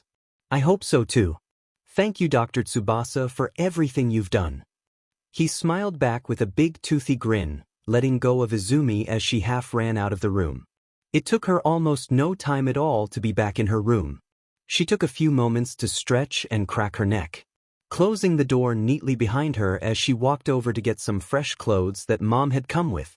She put on the clothes quickly, stuffed everything that she had left into the duffel bag, and walked out of the room down to the reception. She walked stiffly and with a quickened pace through the hospital as she just wanted to get out of here, turning as if on command as she came closer to the exit. With a swift action, she filled the forms at the desk for discharge and walked out. Outside of the hospital, she kept walking and walking until she turned up a good distance away from the hospital. She grabbed her hair, pushed her bangs out of her face, and grabbed onto her head as she let out a small whine of frustration.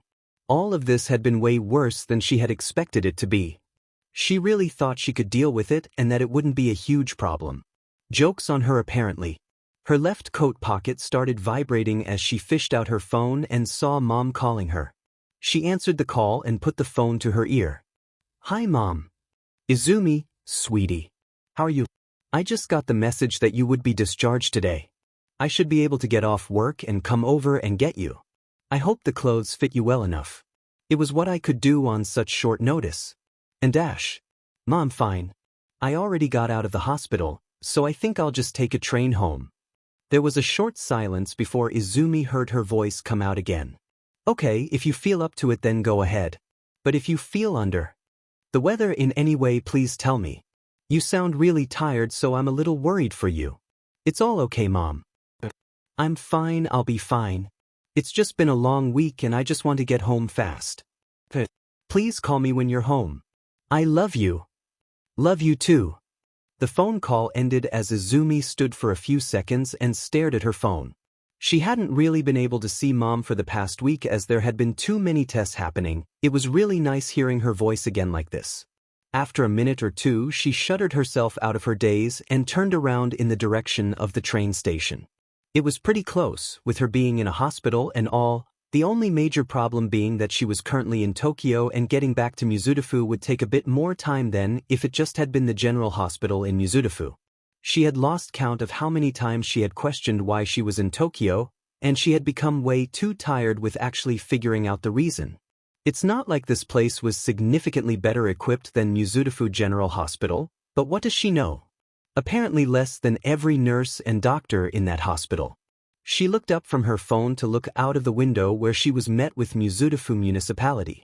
It had taken a lot faster to get here than she thought, or... She looked down on her phone again and checked the time. Yup, it hasn't gone faster. She had just been zoning out and gone on autopilot, apparently. The clock was an hour ahead of what she had expected it to be. She sighed as she put her phone away, staring numbly out of the window. It was going to get better when she got home. As time went by and the train stopped, Izumi found herself in the bustle of a train station. Clutching onto her sound-canceling headphones as she walked through the busy and noisy atmosphere, looking down the entire time until she looked up and found herself in the park right outside her apartment building. She blinked absent-mindedly as she inhaled and exhaled a bit rapidly as she tried to remember how she came here. Taking a look around on her body and patting herself down to check if she had forgotten or missed something, finding nothing out of the ordinary. Izumi quickly refocused and looked back to the apartment building. It really didn't matter, she just needed to get home. She continued forward into the apartment building, where she came to her door and got in. She didn't have that good of an idea of what she was supposed to do here, she just knew something had driven her to get home quickly and nothing else. Then what now? She was home, she had accomplished what the compelling feeling had wanted of her, so what was she supposed to do now? Izumi sniffed the air in her and Mom's apartment as she felt herself calm down and relax, her muscle becoming lax with each breath. She sniffed a bit more but felt something off as the sterile scent of chlorine and bleach hung on her fur and clothes, making her skin get goosebumps and fur bristle at the smell. It made her feel strange and overwhelmed in a bad way, a small whine leaving her lips before she haphazardly threw her duffel bag in the living room and walked over to Mom's room. Walking inside, she scanned the room for something. She didn't know what, but it had to be something important that she couldn't put her finger on. Something that could help her. A nagging voice compelling her to search for it. Looking through all the different things, her eyes fell on one of Mom's scarves that she wore pretty regularly. She didn't think for that long before she snatched it in her hands and walked back out. Finding her way over to the corner of the sofa that Mom usually used, where she threw herself into it and curled herself up in a ball. She pressed herself into the sofa and scarf as she consciously ignored and pressed the chlorine smell away in favor of the comfort of home.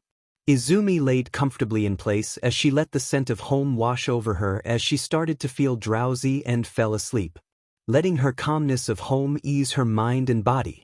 There was a shuddering feeling as Izumi slowly came to the world around her, shaking, feeling her head and upper body wobbling back and forth.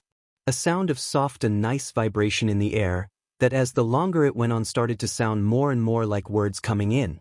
She shook her head as she raised her head up, blinking away the sleep in her eyes as her mom came into view in front of her. "Izumi, you finally woke up." Mom's voice sounded nice and warm, and she really wanted to feel that a bit more.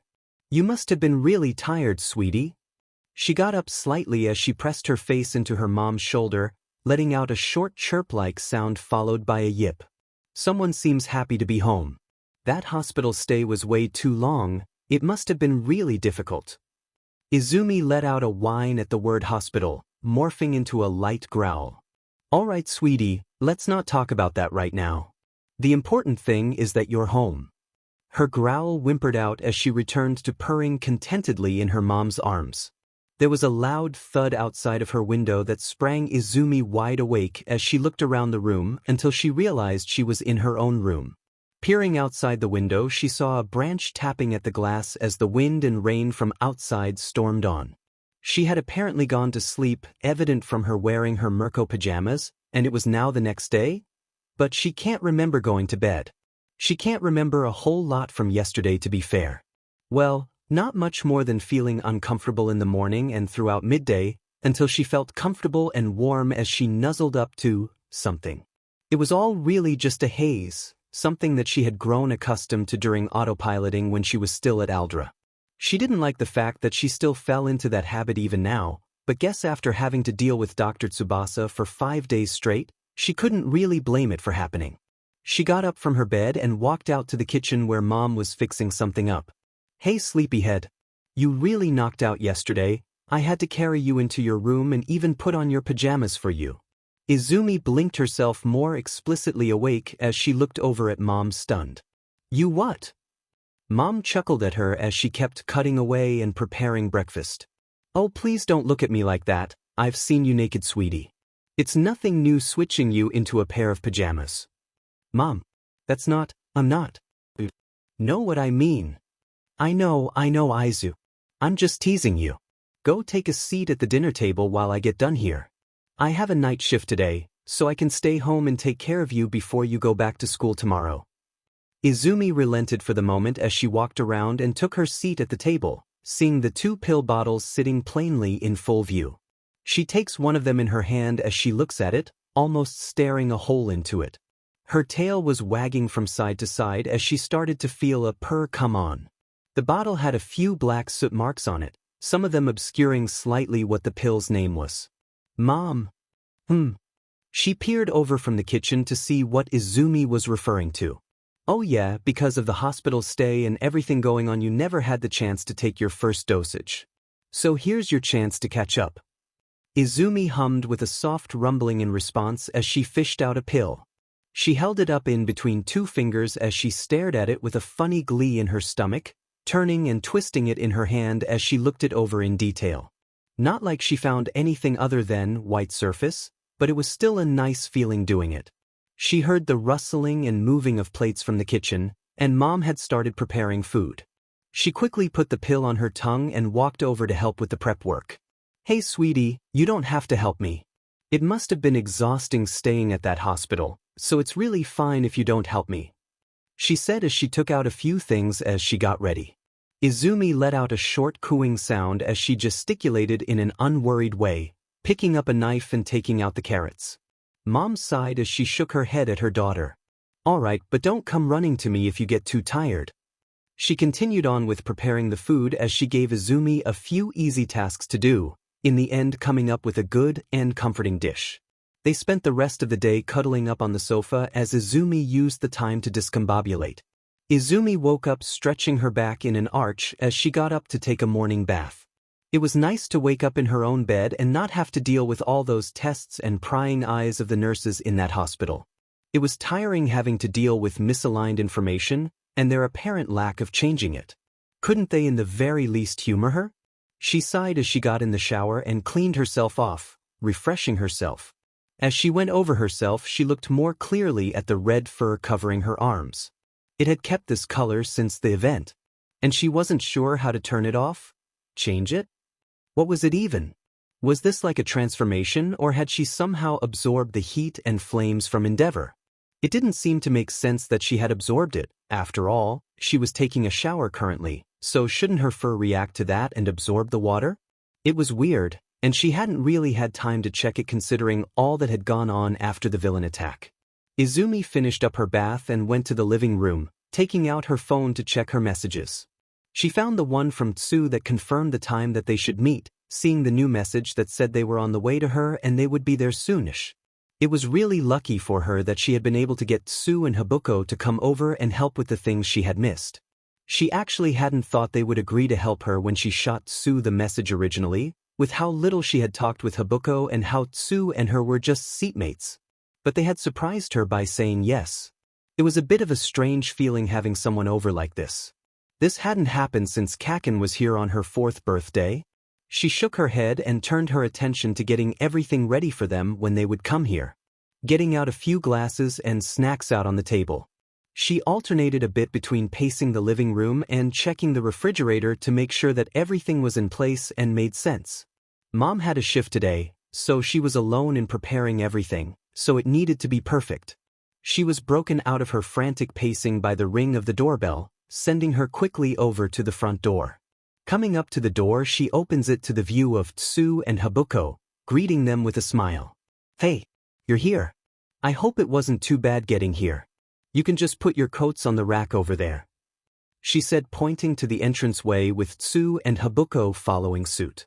It was fine, don't worry about it, Karo, Tsu said, taking off her coat and putting her shoes down. How have you been? It can't be that long since you were discharged from the hospital. You know, I was allowed to leave yesterday, Or maybe it was the day before that. Izumi said with a small bit of hesitation. What? Should we really be doing this right now? I mean, don't you need to rest up a bit and get your bearings about everything?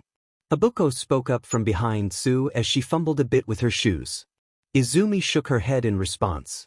No, I'd rather not. I went kind of stir-crazy in there, and I think it would be good to get my head on something else. You don't need to worry about it. I'm pretty tough when it comes to this kind of stuff. Getting attacked by a villain isn't really something you should be used to, Izumi, Karo. Sue said in a neutral tone. She blinked slightly in response as she furrowed her brows, until she realized. Wait, no, that's not how I meant it. I mean, I just want to focus on schoolwork and spend some time with you too and get to know you better. No, wait, I mean it's not as bad as I may have made it sound before. Endeavor beat the villain pretty quickly, so nothing bad happened. There's also just Dash. Sue held up her hand to stop Izumi from talking. I get you, Izumi, please calm down a bit. I didn't mean anything bad with my comment. Izumi breathed in slowly to calm herself down as she followed Sue's urging. Why don't we go in and get you catched up to all the things you missed? She nodded as they moved into the living room, sitting down around the table. They went over the homework Izumi had missed during her hospital stay and talked a bit about themselves and their future plans. She had no idea that both Sue and Habuko were aiming for hero schools too. It was nice finally having friends she could talk to about this. Maybe a bit too enthusiastic, but Izumi didn't really want to blame herself on that front. Why don't we train a bit? Together. Habuko spoke up after they had gone through their maths assignments. Sue and I already do a bit, so I don't think it would be bad if you joined in. Yeah, I think that's a good idea. I would love to train or practice together with more people. Izumi said, almost falling over her own words. That's a deal then. Let's figure out the details at a later date. Habuko answered in an excited tone, Sue nodding at it beside her. Izumi smiled a wide smile as she fell into a muttering spree about techniques and ideas she had come up with during her own training. The F. Izumi yelled out as she grabbed the back of her head with both her hands, caressing the bump slowly as she felt her throb painfully. You okay, Izumi? Sue's voice came from above as she jumped down beside her. It was a really high fall this time. Maybe we should stop it here, Karo? She reached out a hand, gesturing for Izumi to take it so she could help her up. Izumi took it, letting herself be pulled up to her feet by Sue.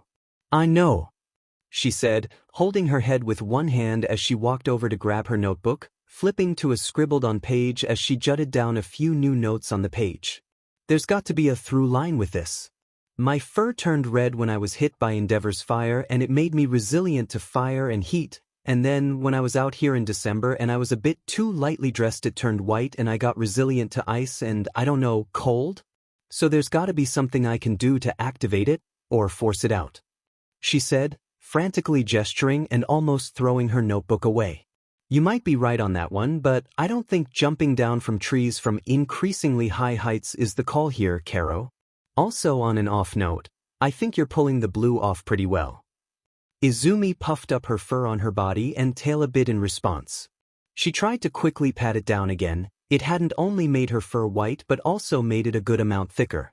You only say that because you get cold easily, but try to get home to a heated apartment with thick winter fur. I swear I've overheated so much this winter. Why don't you just change into the red furred form? That should help with it.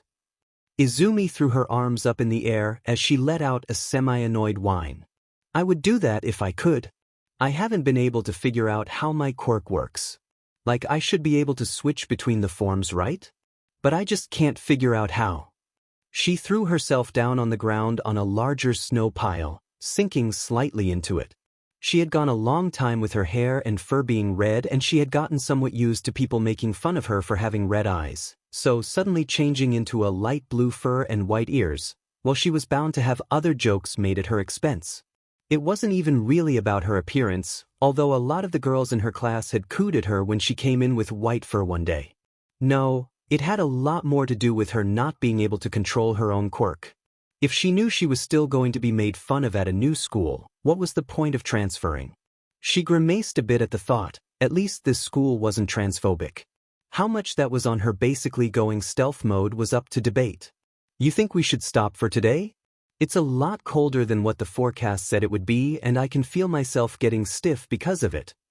Sue said as she tried to warm herself up by hugging herself and rubbing her arms with her hands. Izumi got up and shaked the snow off her furs as she walked over to Sue, where she wrapped her arms around her and gave her a tight and warm embrace. Yeah, let's do that. I can warm you up a bit and then we can get going. I'll figure out how to deal with my quirk later. Sue nodded as they stood there for a few minutes. It still gives me a tiny bit of anxiety whenever I see you walk around like that outside. Sue spoke up. You're way too lightly dressed, Izumi. But I don't really need to dress warmly. I feel really warm and you whenever I try to put on my coat. I feel fine like this, really. Might not look like it, but I am actually pretty warm right now. Yeah, I can feel that. Still doesn't mean it doesn't look really cold when you walk around like that. Izumi shrugged as she pulled away from Tsu. I feel good dressed like this. You feeling okay walking back? Tsu gave a short nod where she then went to pick up her bag. Yeah, let's quickly get out of here and into some place warm. I do not want to test my body any more than I already have. She put the bag on her back and started lightly tapping in place to keep warm. I know of a good cafe we can take shelter at before heading home, Karo. Izumi let out a small laugh. Shelter? We're not gonna have a snowstorm today, Tsu. It's only a bit of snow. Easy for you to say. You with your winter coat. Let's just head over to the place. I promise you'll like it. They even serve a lot of cold drinks and foods you can try, so even if it gets a bit warm in there it should still be good, Karo. Yeah, let's do it then. Izumi picked up her own bag and went over to Tsu's side, where they then proceeded to walk towards the city. The cafe Tsu was talking about wasn't too far from the forest they had trained in, so they were able to get there before Tsu fell to the cold. The cafe was pretty nice and cozy. It had a nice atmosphere and a good view from where it was situated, and it had pillows and plenty of alcoves to hide in. They found an empty seat where they sat down and ordered their drinks. Sue was right about the menu. She got herself a milkshake and a cold apple cake with whipped cream. The other patrons on the table beside them did look confused when they saw all the cold items Izumi had ordered, but she probably shouldn't have expected anything else. You were right, Sue. This place is pretty nice. I think I would have a better time if I didn't have all this thick fur, but it's still pretty nice. She said with a bit of a faraway view, mulling over everything she had tried out today about her quirk. Well, what haven't you tried yet, Karo? There must be more things you've done than when you've trained with me. Sue asked, taking a bite of her cake. I think I've tried everything. She reached into her bag, got out her notebook and turned to a long list of different things. Meditation, forced changed, waking up early and see if that helps, waking up late and see if that does something, not sleeping at all, taking an hour. Long soak in the bathtub, increasing training for a week, decreasing training for a week, going vegan for a week. There's a lot I've tried doing. Sue sat and hummed a bit to herself in thought. Maybe try and visualize what you want. Because you had green hair and fur originally, then it became red because of endeavor, and then it became light blue because of the cold. So they were forced on you because you were in danger or trouble of some kind. Maybe if you visualize what you want you can change on your own accord, Karo. What would that entail? Try and think of green things. Such as, visualize yourself with green hair, and try and think how it felt when you had that color fur. I can try. She closed her eyes and tried to do what Sue had suggested. Just trying to think of green things, so grass, plants, frogs, mom's hair, her own. How it felt the first time she woke up with her quirk, the first time she heard and smelled with her new senses, the first time she felt her body shift before her first day. It might just work. She felt a change in her body that had been similar when she first encountered Endeavor, and then she felt a plop on the pillows as if she fell down somehow. Izumi! Sue said loudly with an alarm in her voice, shaking Izumi out of her thoughts. Opening her eyes with the first thing she sees is that she is significantly shorter and can almost not see over the tabletop, where she can see peering up at Sue staring at her with a bewildered look on her face. I think it worked, but it might have worked a bit too well, Karo. Sue said with a strained laugh. What do you mean? Izumi tries to ask, but it comes out as a series of yips. That is weird, she doesn't feel nonverbal right now, so why is she only speaking in fox? She tried reaching up to the table, freezing as she saw her hand come up to the edge of the table. Her hand was green again. That actually isn't the important part, her hand is a paw. She jumped up from her seat as she landed down again on all four, looking back at herself as she was met with a green fox form, or what she could assume it to be. She frantically turned her head and body in different directions to get a better view of herself, skirting around on the couch as she did so. Looking up, she tried to find Sue's face, who seemed to be trying to calm her down. A series of yips and yelps left her mouth as she tried to communicate with her, which just added to Tsu's confusion. Shoo, it's okay Izumi. We're gonna figure this out. Just dash. Tsu looked back and forth as she seemed to be thinking of something. You stay here, I'll go over and pay for our food and then I'll take you home, Karo. I think it'd be better if you were home to really test out everything, she said, waiting for Izumi to respond. Izumi let out an affirmative yip, desperately nodding her head up and down. Tsu nodded and went over to the counter to pay as Izumi stood on the couch testing out her legs one by one. It felt weird, she'd probably have to learn how to walk all over again. That wasn't too important, but it helped theories instead of thinking about her current situation. Although it was kind of the same thing, it felt different to think of particularities rather than the is currently a literal fox part. She sat down and waited patiently for Tsu to get back, trying to ignore all the whispering from the other tables. It'd work out fine.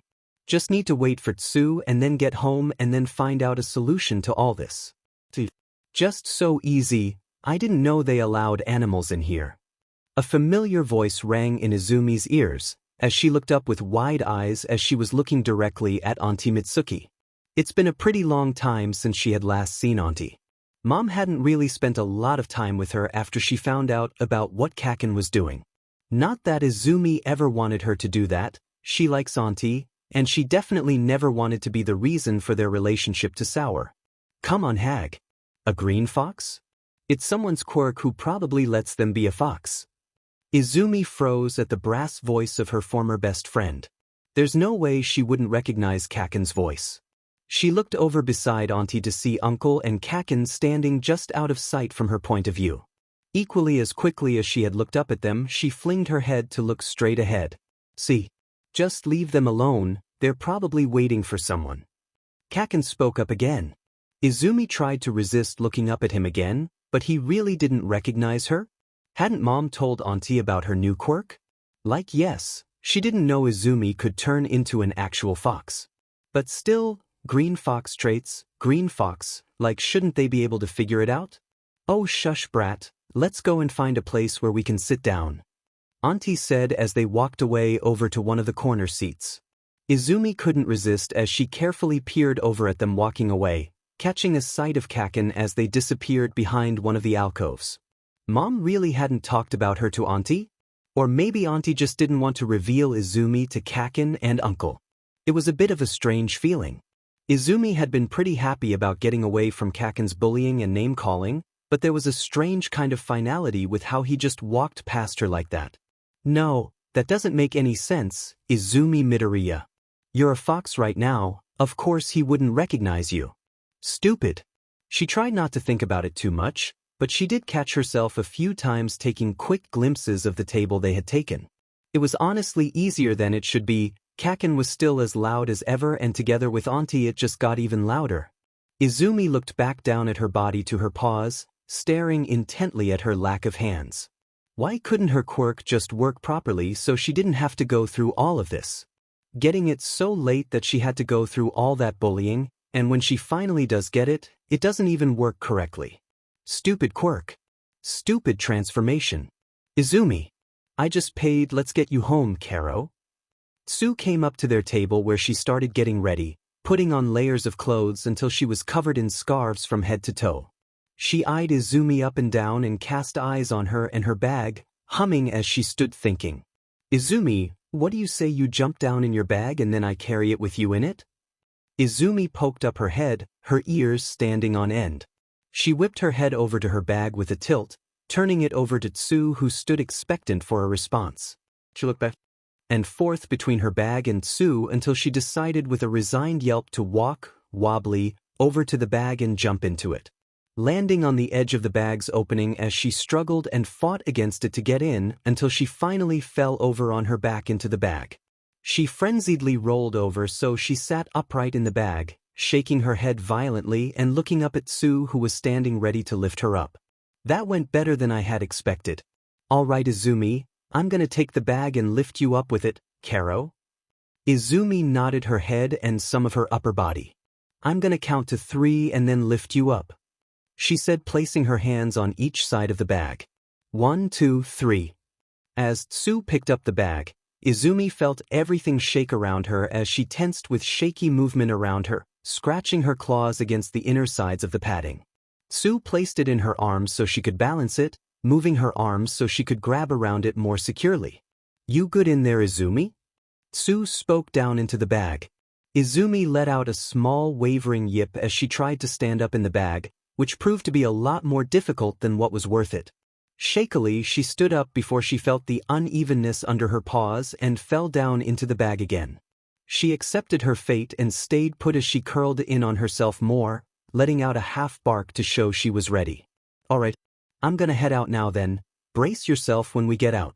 I don't know how much that fur of yours will help, but it's probably colder than when you had the white fur, Karo.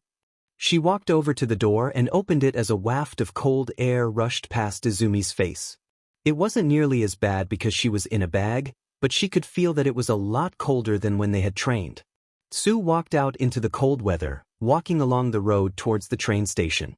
I know where your house is, so it shouldn't take too long.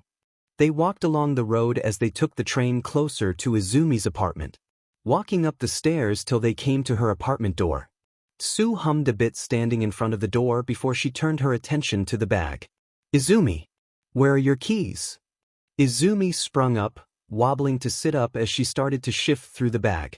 It had to be here somewhere. She usually had a small compartment for her keys and other stuff like that.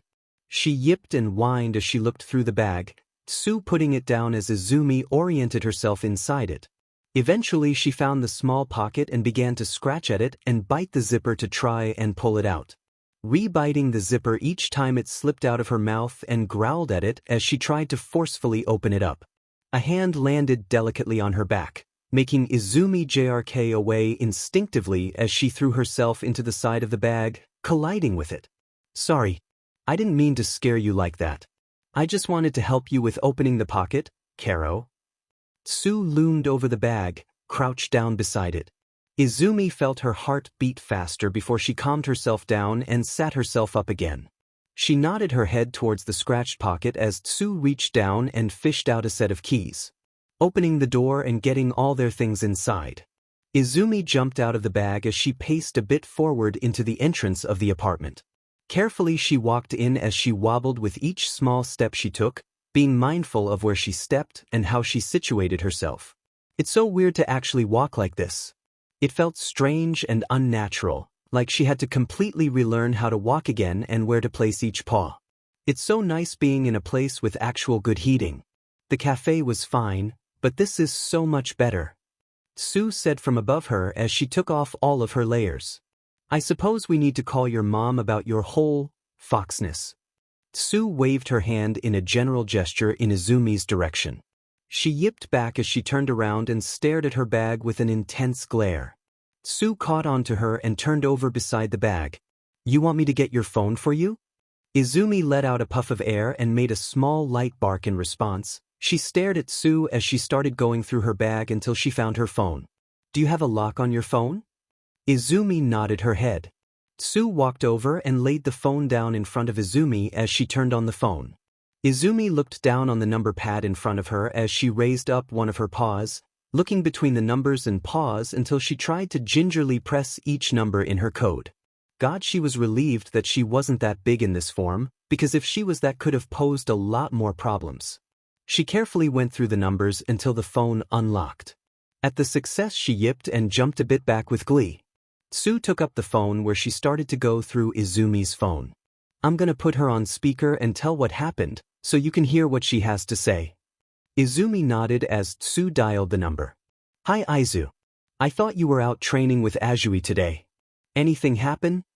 Her mom sounded from the phone. Hello Mrs. Midoriya, this is Tsuyu Izumi. I'm calling because something happened after our training which made Izumi unable to talk. Tsu said calmly into the phone. What do you mean? Did something happen to my Izumi? Is she okay? She's not hurt, is she? Why can't she talk to me herself? Mom sounded frantic and breathless as she asked the questions in quick succession. Oh sorry. I didn't mean it that way. Izumi was testing out her quirk to see if she could turn her white fur off, and she accidentally turned herself into a fox. What? Izumi is currently stuck as a fox. I was able to get her home, but I thought it'd be a good idea to call you so you knew what was going on. There was an extended silence from the phone before Izumi started hearing rustling coming from the other side, as she heard her mom picking her phone up again. Thank you Izumi for telling me that. You don't have to worry about anything. I'll get there as quickly as I can, so you just relax and don't fret too much. I'm fine, Izumi led me over here. She just couldn't really open the door in this form, that's all. Tsu said to her in her even and calm down. Of course Izumi, I just want to assure you that you don't have to deal with this on your own. Mom said in a reassuring tone. And Izumi. I'm on my way sweetie, just hang in there. Izumi let out a loud and affirmative yip in response. Alright, I should be able to be home in 30 minutes time. Azure you can use. Whatever you deem useful, I'm sure Izumi can still point you to the right things. Don't worry Mrs. Midoriya, I'll be sure to take care of the necessary things.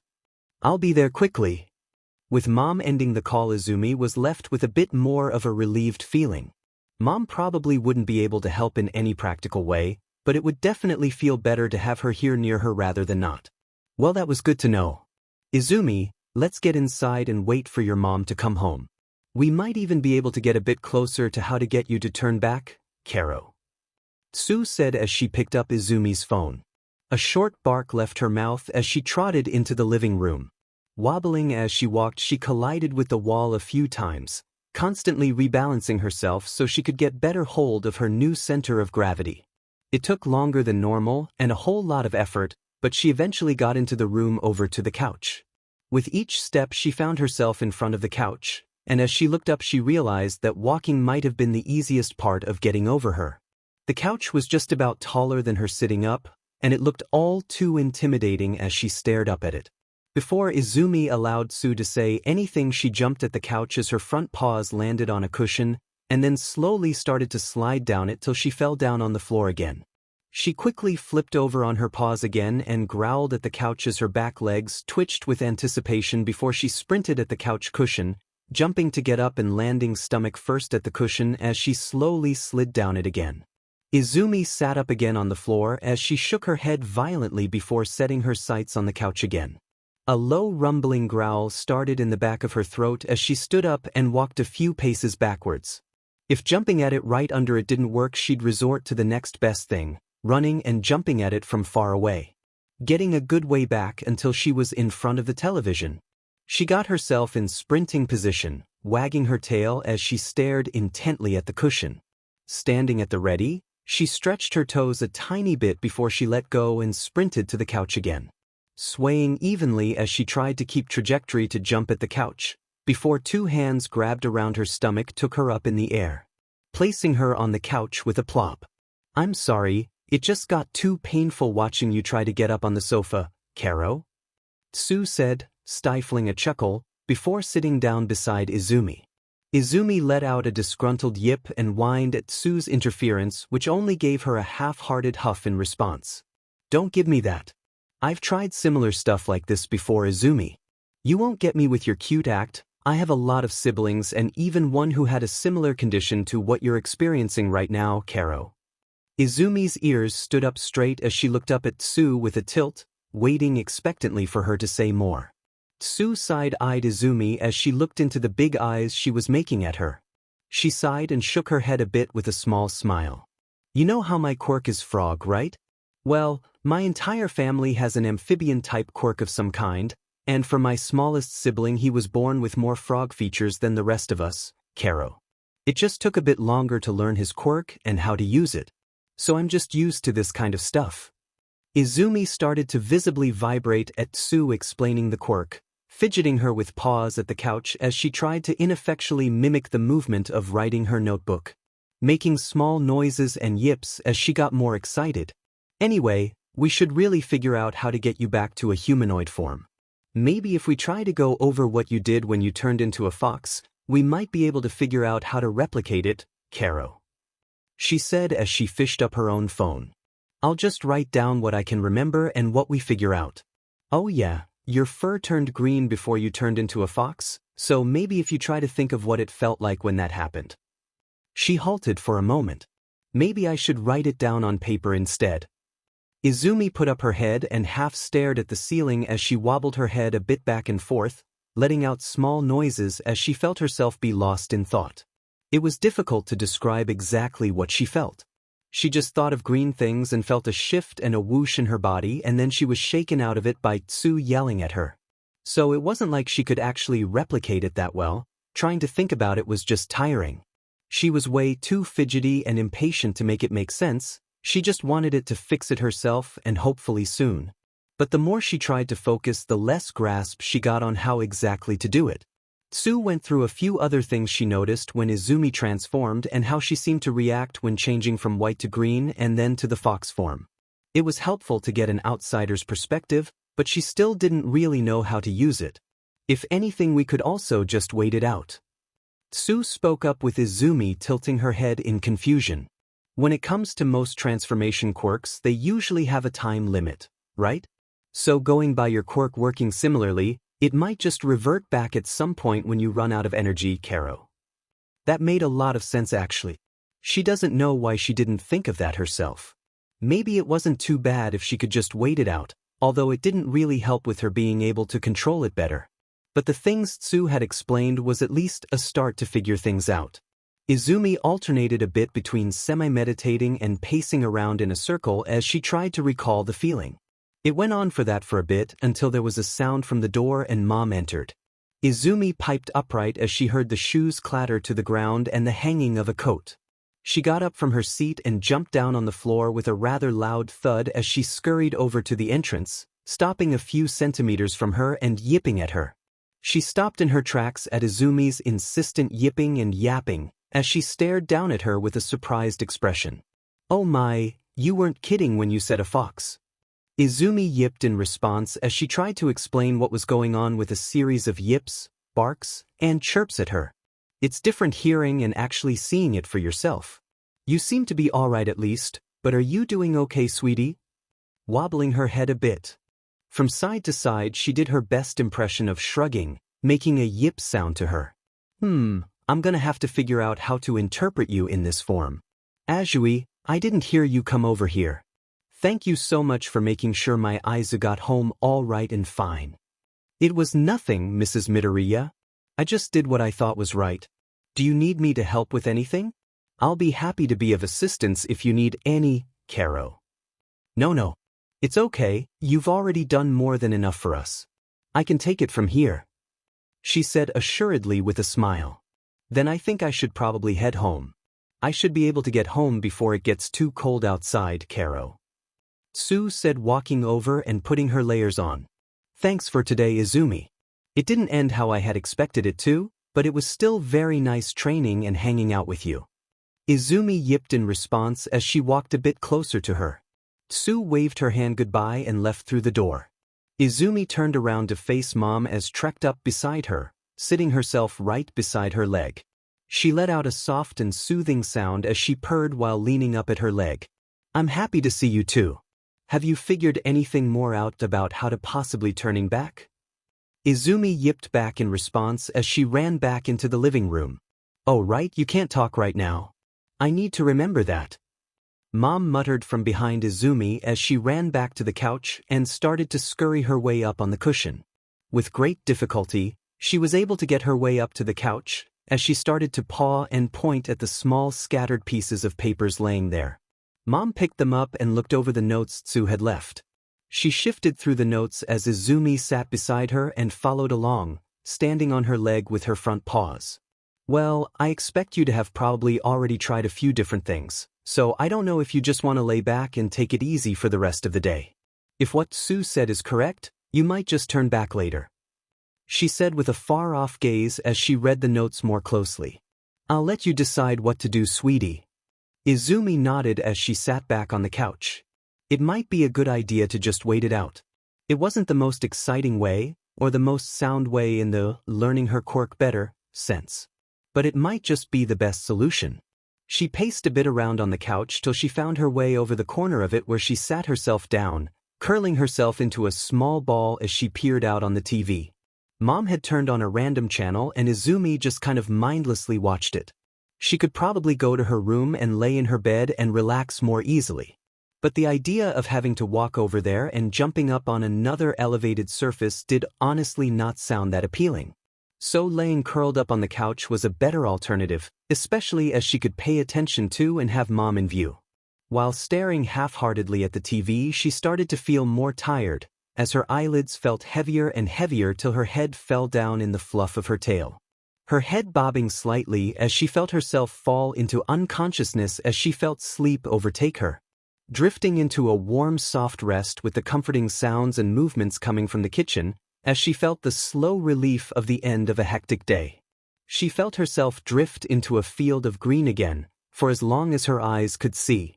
A venerable serene green garden of green everywhere she could see. Gazing over the grass and flower buds surrounding her, there were a lot of flowers that hadn't bloomed yet. But if she strained her eyes enough, she could see a red spot on the horizon. Just on the other side of a hill, she could see a red hue stick up above it. As she reached out over the green plain, towards the red color, she felt a familiar shift and a twitch in her body as she felt herself wake up with a start. When waking up, she felt a strong current spring through her body, as she jerked violently on the couch, sliding down and falling head first into the corner of the table. Clasping her head in her hands as she rocked back and forth while holding it, hissing and whining at the sudden pain. That really hurt.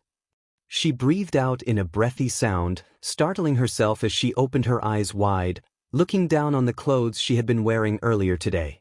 She shrieked as she saw her legs curled up uncomfortably, half on the couch, half on the floor. There came a clatter from the kitchen as Mom ran quickly into the living room. Izumi! What happened? I heard a loud sound. Are you okay? Came from the kitchen as Mom frantically came into view, running into the living room, stopping as she came into view of Izumi. I think I turned back. Mom sighed a sigh of relief as she walked over to help Izumi up off the ground. What happened? You were sleeping all soundly and I was just thinking about making something you could eat, and the next thing I know I hear a loud thud and yell coming from the living room. I don't have a great answer for you. I was just sleeping and then I had a weird dream. And then I woke up. Do you remember what it was about? Izumi looked up at the ceiling for a second as she thought about it a bit before turning her attention back to Mom. Getting up on the couch again as she helped her. Not much. Just green things and me standing in it and red. I don't know. I'm more focused on the bump that's probably gonna form from where I hit my head. She rubbed the back of her head where she had hit the table. That's okay. But let's look on the bright side, you're not a fox anymore. Yeah, but it's still a part of my quirk. I might just turn into one again at any point. Let's not think about that now. Let's just focus on the now and think of the potential possibilities later. She said, giving Izumi a side hug as they sat on the couch. Rubbing her back in a comforting manner. But now when you're human again, I don't have to worry about what to feed you. Let me go over and get something ready. I'm pretty sure you haven't eaten anything since you turned into a fox. Izumi gave a small nod. That sounds nice. Do you have everything? Your pencil case? The admission form? What about your bento? You need to remember to eat even if you're feeling anxious. Getting something in your stomach, you'll feel good as new. What about sportswear? Do you have your sound-canceling headphones? Mom frantically fretted as she fidgeted around Izumi, touching up on her uniform and making sure that everything fit properly.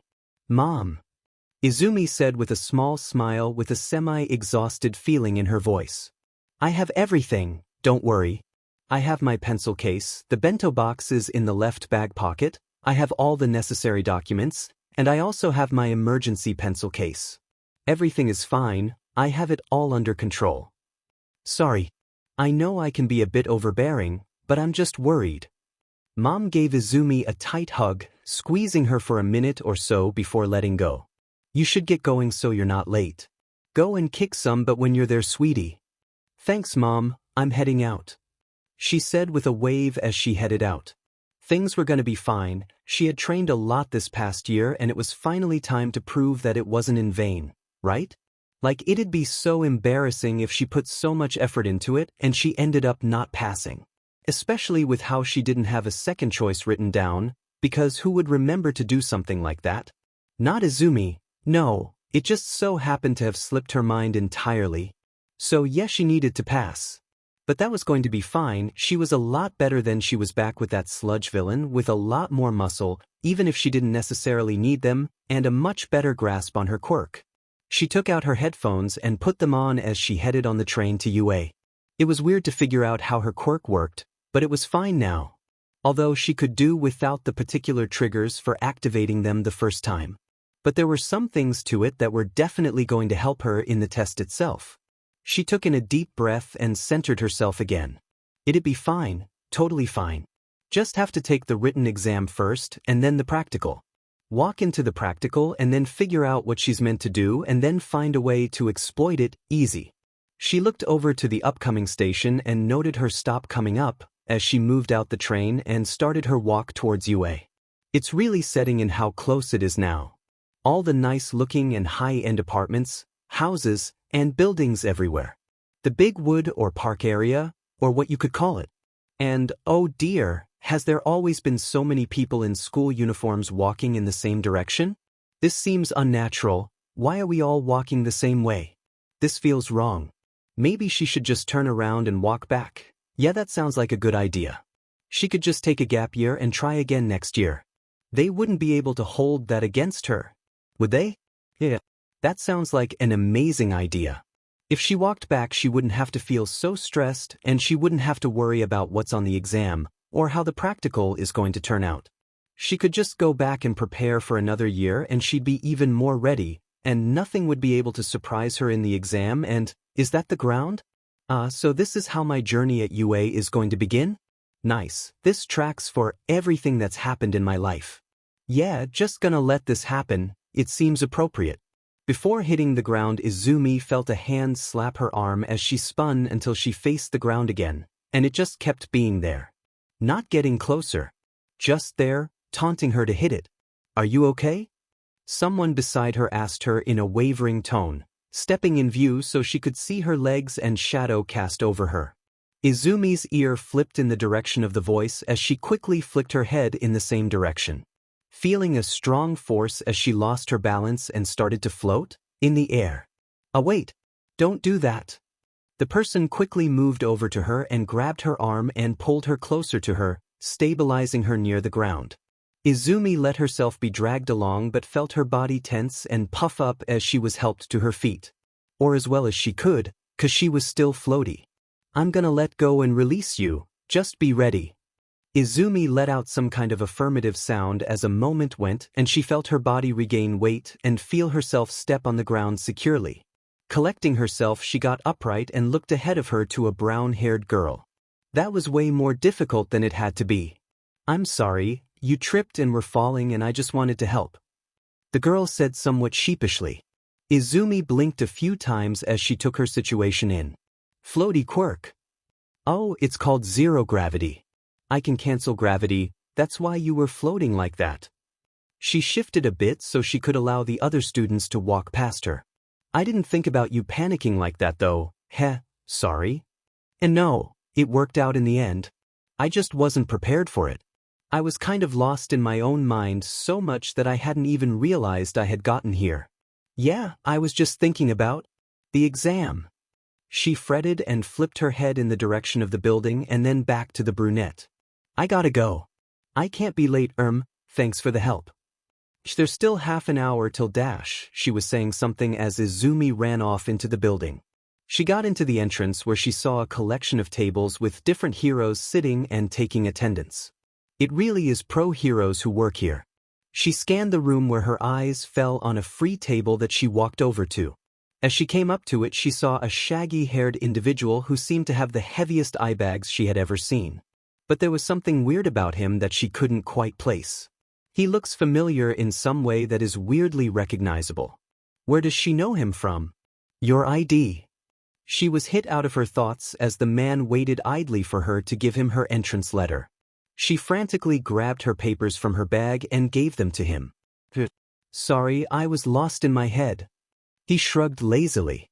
No foul. The tired man went through her entrance letter and ID, noting down on a tablet beside him. Well, Izuku Midoriya, you're free to head to Auditorium G5. Go on ahead. Izumi tried to hide her eyes, flinching at the mention of her dead name as she took her papers and bowed slightly affirmatively, walking in the direction of the auditorium. Izumi walked her way through the halls, following the leading signs until she came to the big double door of the auditorium. She walked inside and found her way to her assigned seat. The first thing she did the moment she sat down was to flip the sign down so she wouldn't be staring at that name anymore, getting out her things to get everything set up. Sitting down, it really became obvious she is really early. There are other people here, but it's not nearly completely filled out yet, and it is a bit boring to wait on everyone coming in, but the worst part is, she is again sitting alone with her thoughts. Adding on to it, now she's also in a sour mood because of that shaggy guy. It's not like it's his fault, but did he really have to say her dead name? It just makes everything worse. Like, you can tell people or direct them without using their name. Why can't people just do that? It's stupid. Maybe she should just check on what's going on right now to get her mind off things. Could see if there's any news about Mirko or Hawks, that'd be great. Looking through some of the hero forums, she stumbles upon one where Hawks saved a lot of people in a bus from a careening off a cliff, catching all of the people inside it and those who would have been hit beneath it. How is he able to save everyone so quickly and painlessly? It must have been difficult to deal with the different altitudes of the bus and the bottom of the cliff. And he was still able to do it so effortlessly and had time to spare to help them afterwards. How do you even do that? It's so amazing. Must be why he's the number 3 hero. She was hit out of her fangirling as Present Mike came up and started to make his announcements. Izumi clamped around her ears at the massive volume he spoke at. And here she thought she had a good grasp on her sensitivity, jokes on her apparently. This was horrible. She had never tried to listen to a person with a sound-enhancing quirk before, and this is just overwhelming. How did he deal with this himself? He went over the different aspects of the written exam and gave a short overview of the practical, highlighting how the practical exam would test our ability of analysis of how best to apply our quirk, strategy, combat, and helpfulness. Which honestly at some point started to sound more like buzzwords than actually important things to worry about. Maybe they had been changed and revised so much till a point where it doesn't sound like a real person speaking anymore. And also remember, don't run yourself too much down. Wouldn't want you to fall over at the practical exam, now would we? Now get to it. You have 3 hours to write your answers. Present Mike concluded. Izumi opened the exam papers and started going through the different sections. Some about what you would expect from maths, literature, history, and foreign languages. And then there was the last section with a ton of questions about quirk analysis. It was a breeze going through the written exam, or at least it felt like it. She felt like the things she wrote down made sense and like she was answering them correctly, but it definitely also didn't feel like it was enough. Maybe she was just kidding herself and all of it was wrong. Nah, that didn't make any sense. She knew question 23 was correct, so that's at least one. One of the analysis questions was particularly interesting. She had to describe how her quirk would work together with backdrafts, of all people. That just felt completely out of left field. Backdraft was predominantly a rescue hero who worked with fire for the most part. It's true that she could make herself fire resistant, but there was more to her quirk than just that. The other aspects would make her more suitable for more versatile cases. It was also weird that they picked backdraft of all the heroes they could have picked. It all felt weirdly targeted and complicated to her quirk specifically. She could just write down some specific aspects of how she could help with burning buildings, and how some of the other aspects could be helpful with covering backdraft's shortcomings and help with easing frightened people from those buildings. That should be good enough. Like, her quirk wasn't necessarily perfectly suited to his quirk or his work in general, but there was enough that could work out. She got everything done and finished a bit before time, which she used to check over her answers. Glancing over the other people around in the auditorium, there was a lot who seemed to still be struggling with the exam. For her own curiosity, she started looking a bit harder for a certain someone's blonde hair. Kaken should be here after all, and Izumi would be lying if she wasn't just a tiny bit interested in seeing how he was going to make it in the practical test, or even how well he did on the written test. Knowing him, he would probably score in the top somewhere. On both the written and physical. People always seemed surprised whenever they found out how well he did on tests and quizzes. It was weird, honestly. She shook her head out of that thought. No, Izumi, you should stop thinking about Kaken all the time. You've done such a good job not thinking of him this last year, so should really get over this fixation. It's just difficult to really come to terms with what he said. And that's it. Time's up.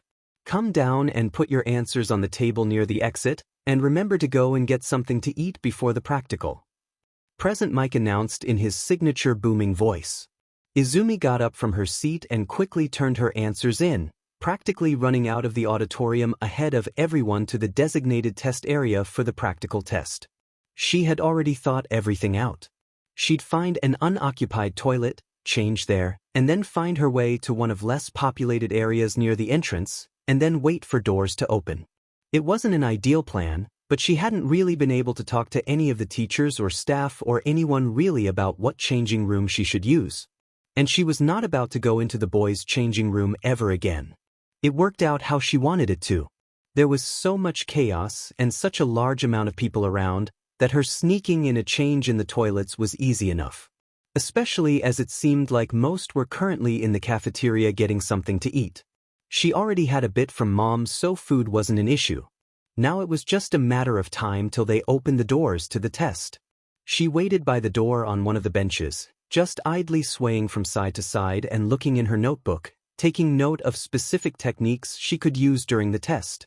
Not noticing as she accidentally bumped into someone and dropped her notebook on them.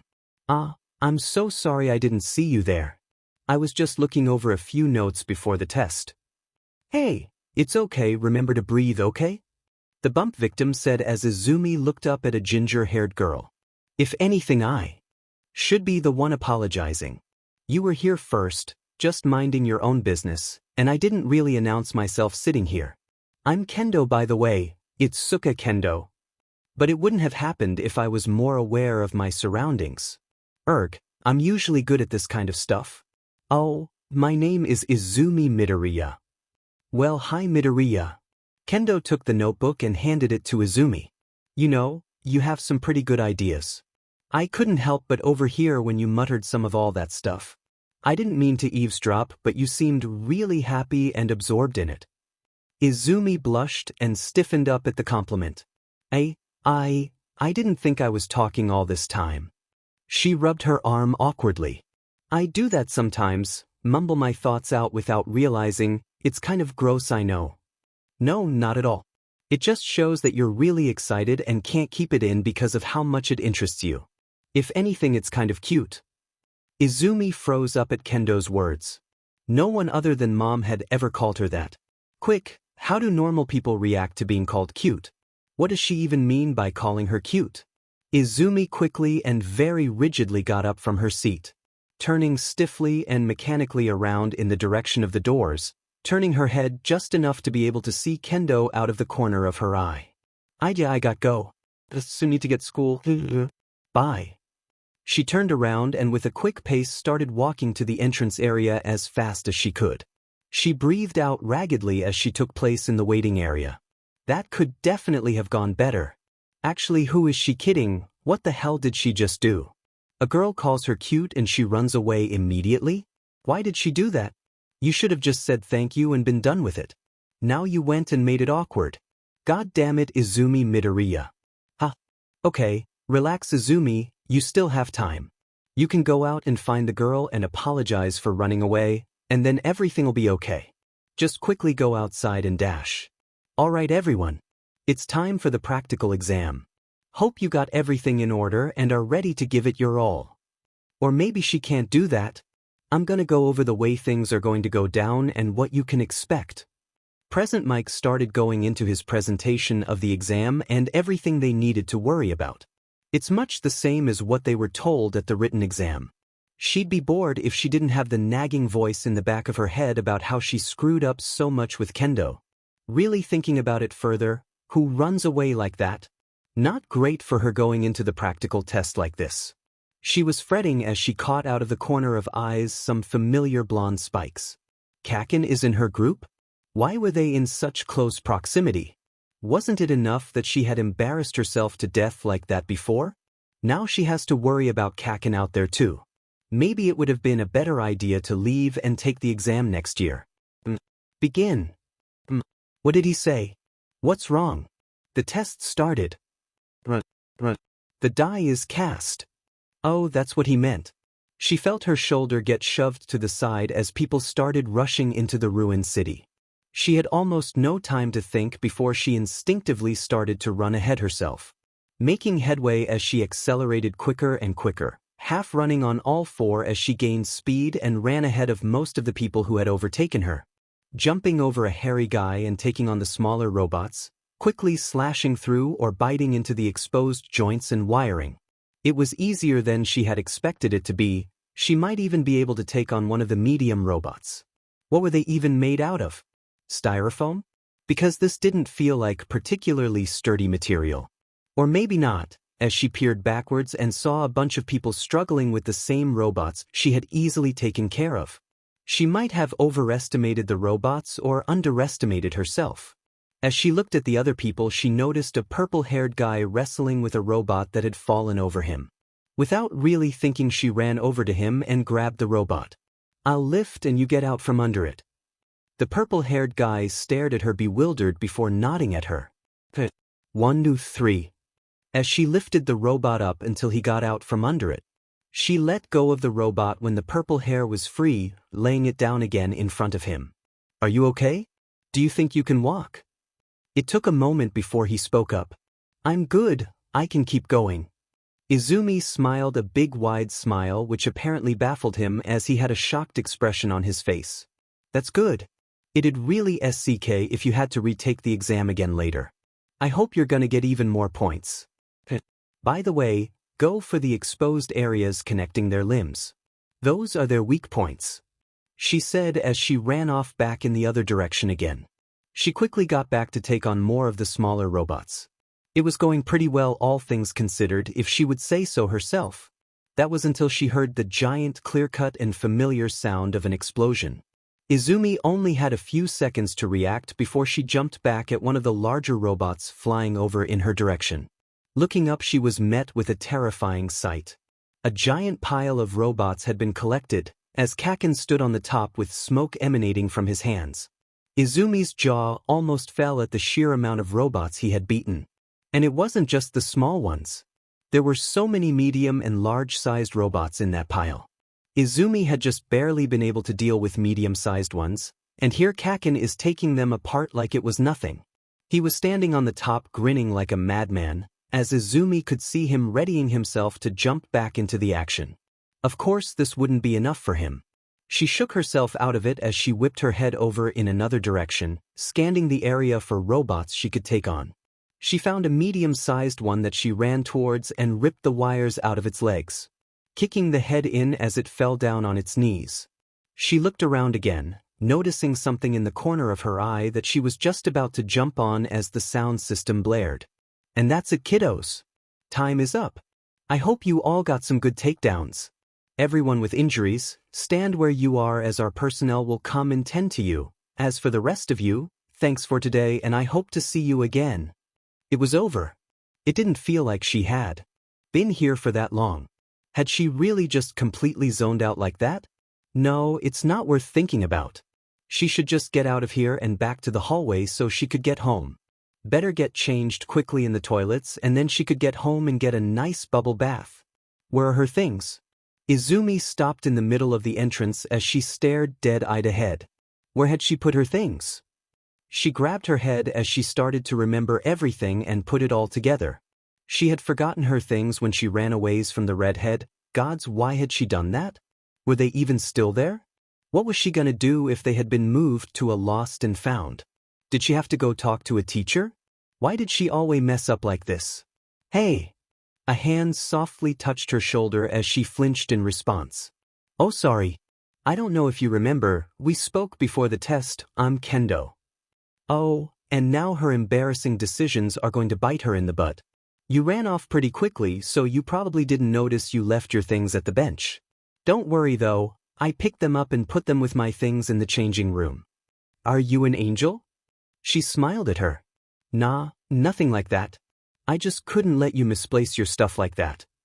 Kendo clapped and rubbed Izumi's bag lightly, before walking a bit ahead of her. Come on, let's go get a quick shower and get changed so we can get home. She grinned as she walked in the direction of the changing rooms. Izumi didn't really think as she just walked after Kendo, quickening her pace to get up to her. They both walked into the changing room where Kendo got to a locker where she fished out Izumi's bag.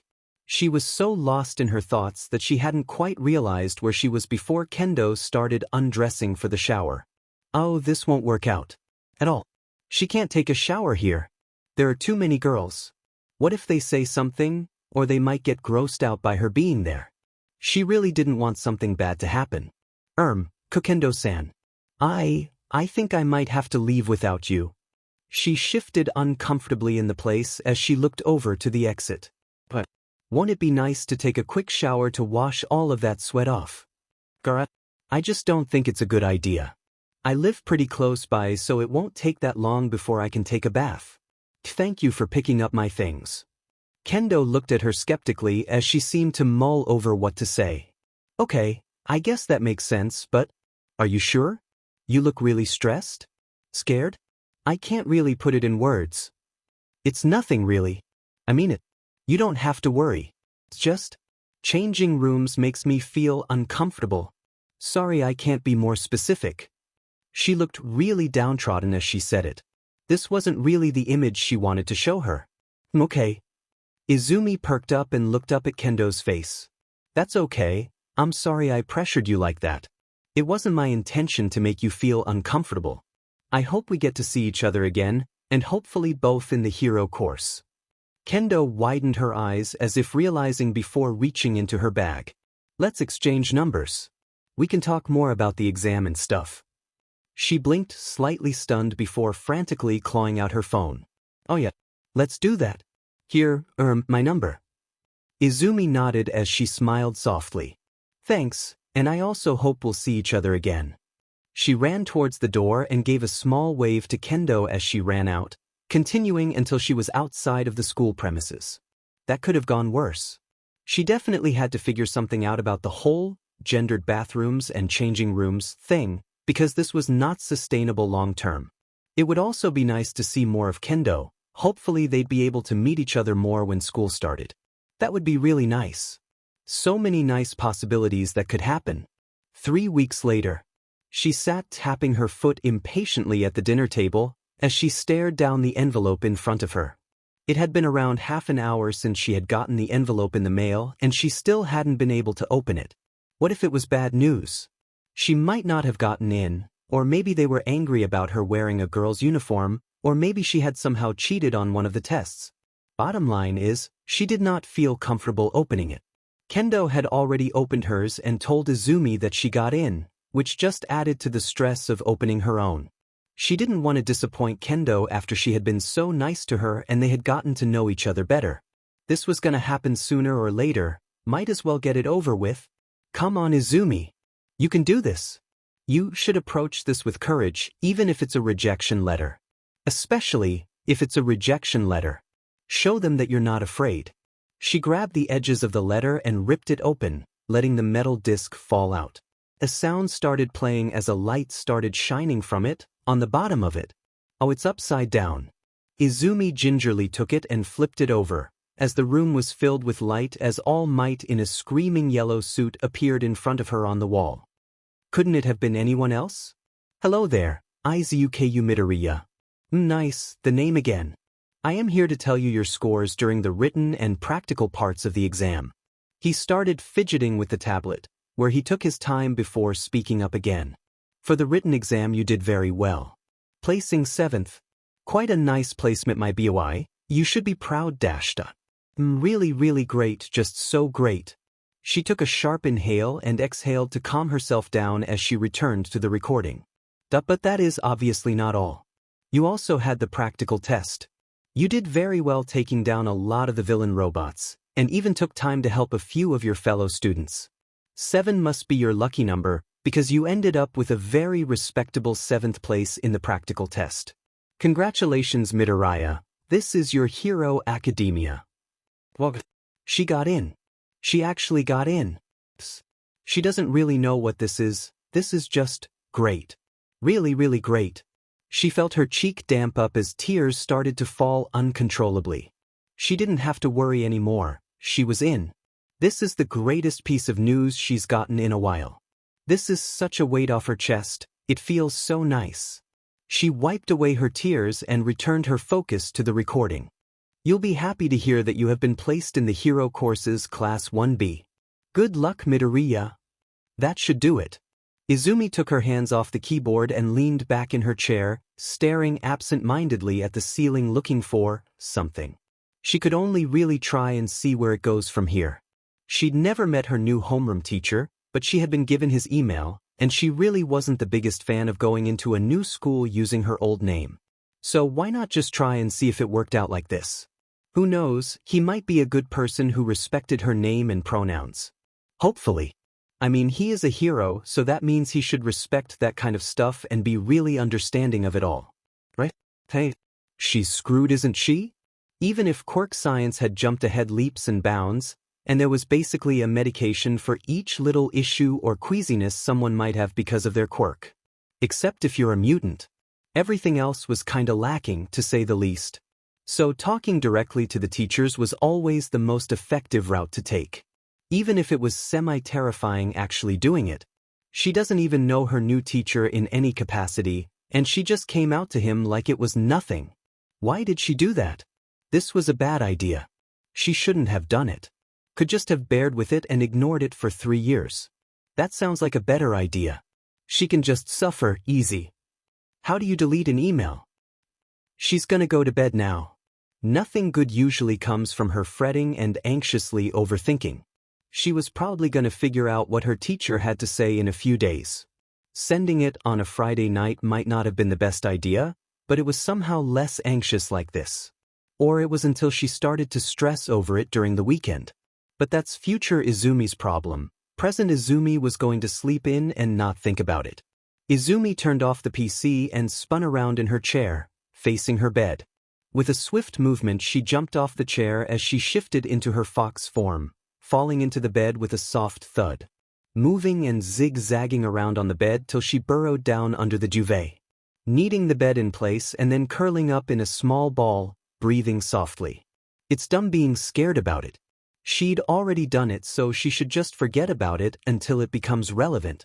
If anything, she's made it worse for herself by having to wait till Monday. She was stressing herself out too much. It was gonna be fine. Totally. Completely. But, alright Izumi, calm down. It's just a door. Just need to open the door and just take a few steps in, one after another, until you're inside. Exactly how you've done a majority of your life. There's no reason to be scared about anything. She has her new uniform, courtesy of Nedzu. Don't know how he figured this stuff out, need to look into that. But she had gotten into UA, so she deserved to be here and shouldn't feel scared. Everything is fine. Just walk in. Hey there, classmate. Whatcha doing out here? Izumi let out a way too audible yip as she jumped to the side at the sound of the voice. Wow there dude, you good? Didn't mean to scare you like that. She turned to face the person and was met with a silver-haired guy with shark teeth, shining a bright and brilliant smile at her. No, you didn't. I was just lost in my thoughts, you know, she gestured at the door with her head. Just new school, new class, new, everything. Mate, I get it. It is pretty scary to start in a new class, but all of us feel like that. So just think of them as though they were naked. She stared up at him, tilting her head a bit at him. Wait, no, that's wrong. Breath in slowly through your nose and then quickly out through your mouth? Is that right? Gotta be right, right? You know what I mean. Let's just go inside, I can lead the way and then focus'll be on me. Okay, we can do that. He smiled with a big wide grin as he gave an enthusiastic thumbs up to her. See, it worked. What? You forgetting idioms and acting like a fool? Yeah. I mean, you're not nervous anymore, right? So it worked. Who cares about the approach? As long as it's helpful, it's helpful. Guess can't argue with that. He walked up to the door and grabbed the handle, stopping as he touched it. Oh, my name is Tetsu by the way, he said and walked inside. Izumi quickly followed after him, coming up beside him as he stopped up looking around at the tables. My name is Well, obviously I would qualify for the hero course. Those robots were so easy. Did they even test them beforehand? I can scarcely believe they would have. Tetsu stood looking over at the rumbustious voice coming from one of the tables in the middle of the room. Looking around him, and Izumi saw a blonde-haired guy who was holding an air of superiority around him. From the looks of the dark-haired girl in front of him, it seemed like he had been on this tirade for a while now. And she did not seem to be impressed with it. But new faces. The blonde guy walked up to her and Tetsu and put out his hand to greet them. I am Nito Monoma.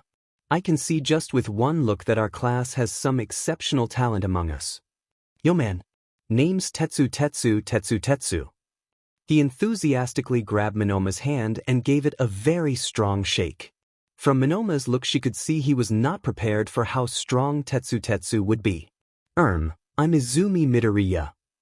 Monoma looked her over for a moment, before a smile and an excited look in his eye. You're the one who ended up in 7th place. He turned his eyes to Tetsu. And you were in 8th.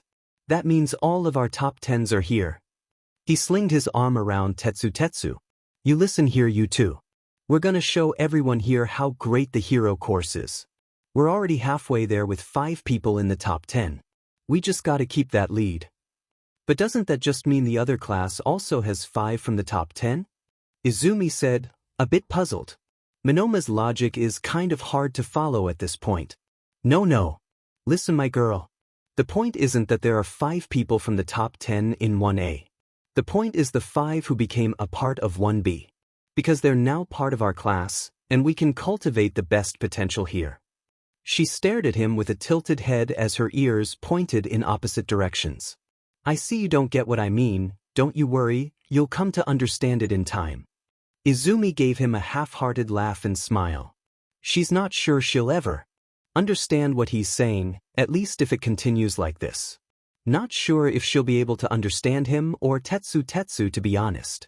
As Monoma stood and continued to posture and talk nonsense to Tetsu, Izumi heard footsteps coming up behind her, and before she could react a hand landed on her shoulder. Alright, that's enough, Monoma. Can't you see you're confusing Midoriya? She looked up to see Kendo by her side. Kendo smiled down at her. Hey Midoriya. I'm really happy we get to be in the same class. I hope we can keep getting along. Kendo. Hi. Sorry I didn't see you when I walked in. Nah, don't worry about it. You seem to be caught up in this one's antics. Even then, you don't have to worry about me. We'll have plenty of time to talk later. Monoma let out an offended sound as Kendo just brushed him off. As if out of nowhere the door slammed open. The large form of pro-hero Vlad King walked in as he grumbled something under his breath. Walking to the front of the classroom and turning around to face everyone. Please find your seat, everyone not currently sitting down. The 4 of them quickly moved along over to their assigned seats. He looked over the room with a stern look as he opened up his folder of paper and flipped through them a bit. My name is Sekijiro Ken and I am going to be your homeroom teacher. Other than a few special cases and all regular classes, I'll be your primary teacher for the most part. You can of course still seek help from other faculty members if need arises. He returned to his folder as he cleared his throat. Now, normally we would go over orientation and I would go over the basics of the different facilities here. But it has come to my attention that someone is again overstepping their authority and going against decorum. So, we will for now be skipping orientation and instead we will go out to the gym area. Everyone looked confused between each other as if waiting for someone to say something. Go to the changing rooms and meet me in gym area beta. Slowly, little by little, people started to get up from their seats and walked out into the hallway. Izumi shook her head confusedly for a moment. What was going on? First school days were usually not that demanding, so what was going on here? She stood half up from her chair, slack-jawed before something hit her. She quickly looked up to find Ken-sensei and semi-ran over to him. I'm Izumi Midoriya. I don't know if you got my mail, but I was wondering if I could change in the bathrooms instead of the boys' changing room. He looked at her sternly, keeping his gaze at her as if she had killed a puppy before he reached into his backpack and took out a new gym uniform and held it out to Izumi. Good thing that you came over and asked me. I had completely forgotten about you. The rest of the class will find uniforms in the changing rooms, but I thought you might have had a problem with it, so I held on to this one. Izumi blinked a bit before taking the uniform. You can go and change in the bathrooms for now. I spoke to Nedzu and he agreed that he'd look into better accommodation, but for now you'll have to bear with how things are. If you need anything or just want to talk, Mai and Hound Dogs, our resident therapists, doors are always open. She clutched onto the gym clothes and smiled slightly. Thank you. Now go. I'll give you a bit of leniency cause you'll have a longer trip than the rest, but don't think this'll become a trend. Izumi jolted as she straightened up and bowed, quickly running out of the classroom to the toilets. Getting into a bathroom stall, she quickly changes into the uniform and places her school uniform in the bag it came in. She quietly walked back to the classroom and placed her uniform there and ran to the gym area. Of everything she had expected, her teacher thinking about so many things was not on her list. Running out to the gym area, she was met with her classmates already congregating in a large mass on the field. Awkwardly shifting between each other as she saw them exchanging confused looks with each other. Ken-sensei seemed to be talking about everything they were meant to do. It's difficult to determine whether he actually wants to do this, with how the constant scowl was plastered on his face. Seeming increasingly annoyed as his explanations went on. She found her way back and behind the group of her classmates, shimmering behind them as she slinked in behind a big and hairy guy. Easily been twice her size, making her have to step a few paces to his side to be able to see. Now let's start off with Shizuki. Get up here and throw the ball as far as you can. A girl with waist-long hair that seemed like it was made out of vines. Her quirk has definitely something to do with her hair. But more importantly, what are they doing? Izumi was too occupied with changing and sneaking behind her classmates to hear. She poked at the large guy beside her. He turned his head to face her. Hi, what are we doing? Before he could reply, Izumi got her answer. The vines girl, Shizuki was it? Extended her hair and let them take root in the ground behind her with a collection of green tendrils reached up around a baseball in front of her, pushing it up to her eye level. It moved further above her until it reached well over her head, where it then in a quick motion moved backwards and flipped the ball forward. It flew with tremendous force across the field, as it landed with a crater on what looked like the opposite side. It was so fast and quick that Izumi barely had time to react. Excellent. You got 603, 5 meters. Next up, Kaibara. Izumi was way too gobsmacked at what happened. She had only really ever seen people throw without their quirks, so watching some really show off what they were capable of when using it was really something else. The only one who had been good at it before was Kaken, and that was without him using his quirk.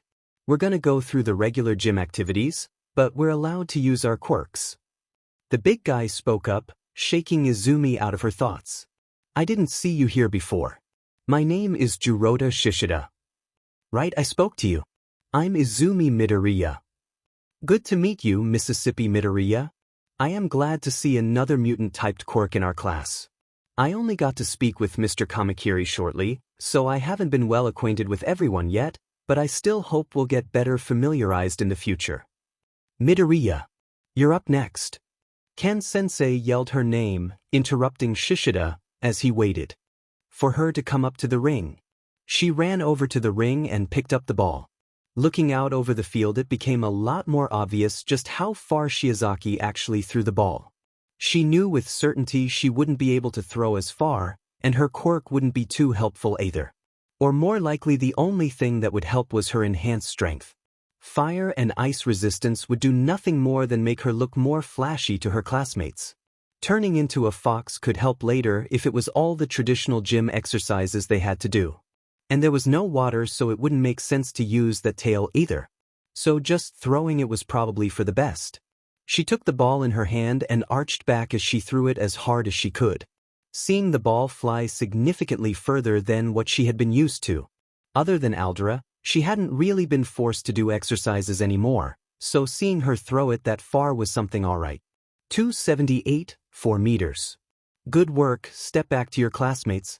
Kendo, you're next. Izumi sneaked back to the rest of her class. It was a good result, but the rest of them were probably going to do better than her.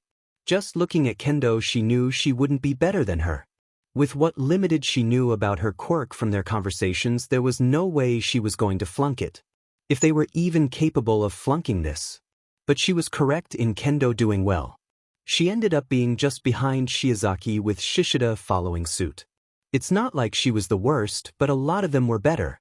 The rest of the tests weren't of much interest. Grip strength and side jumping was what she could have expected.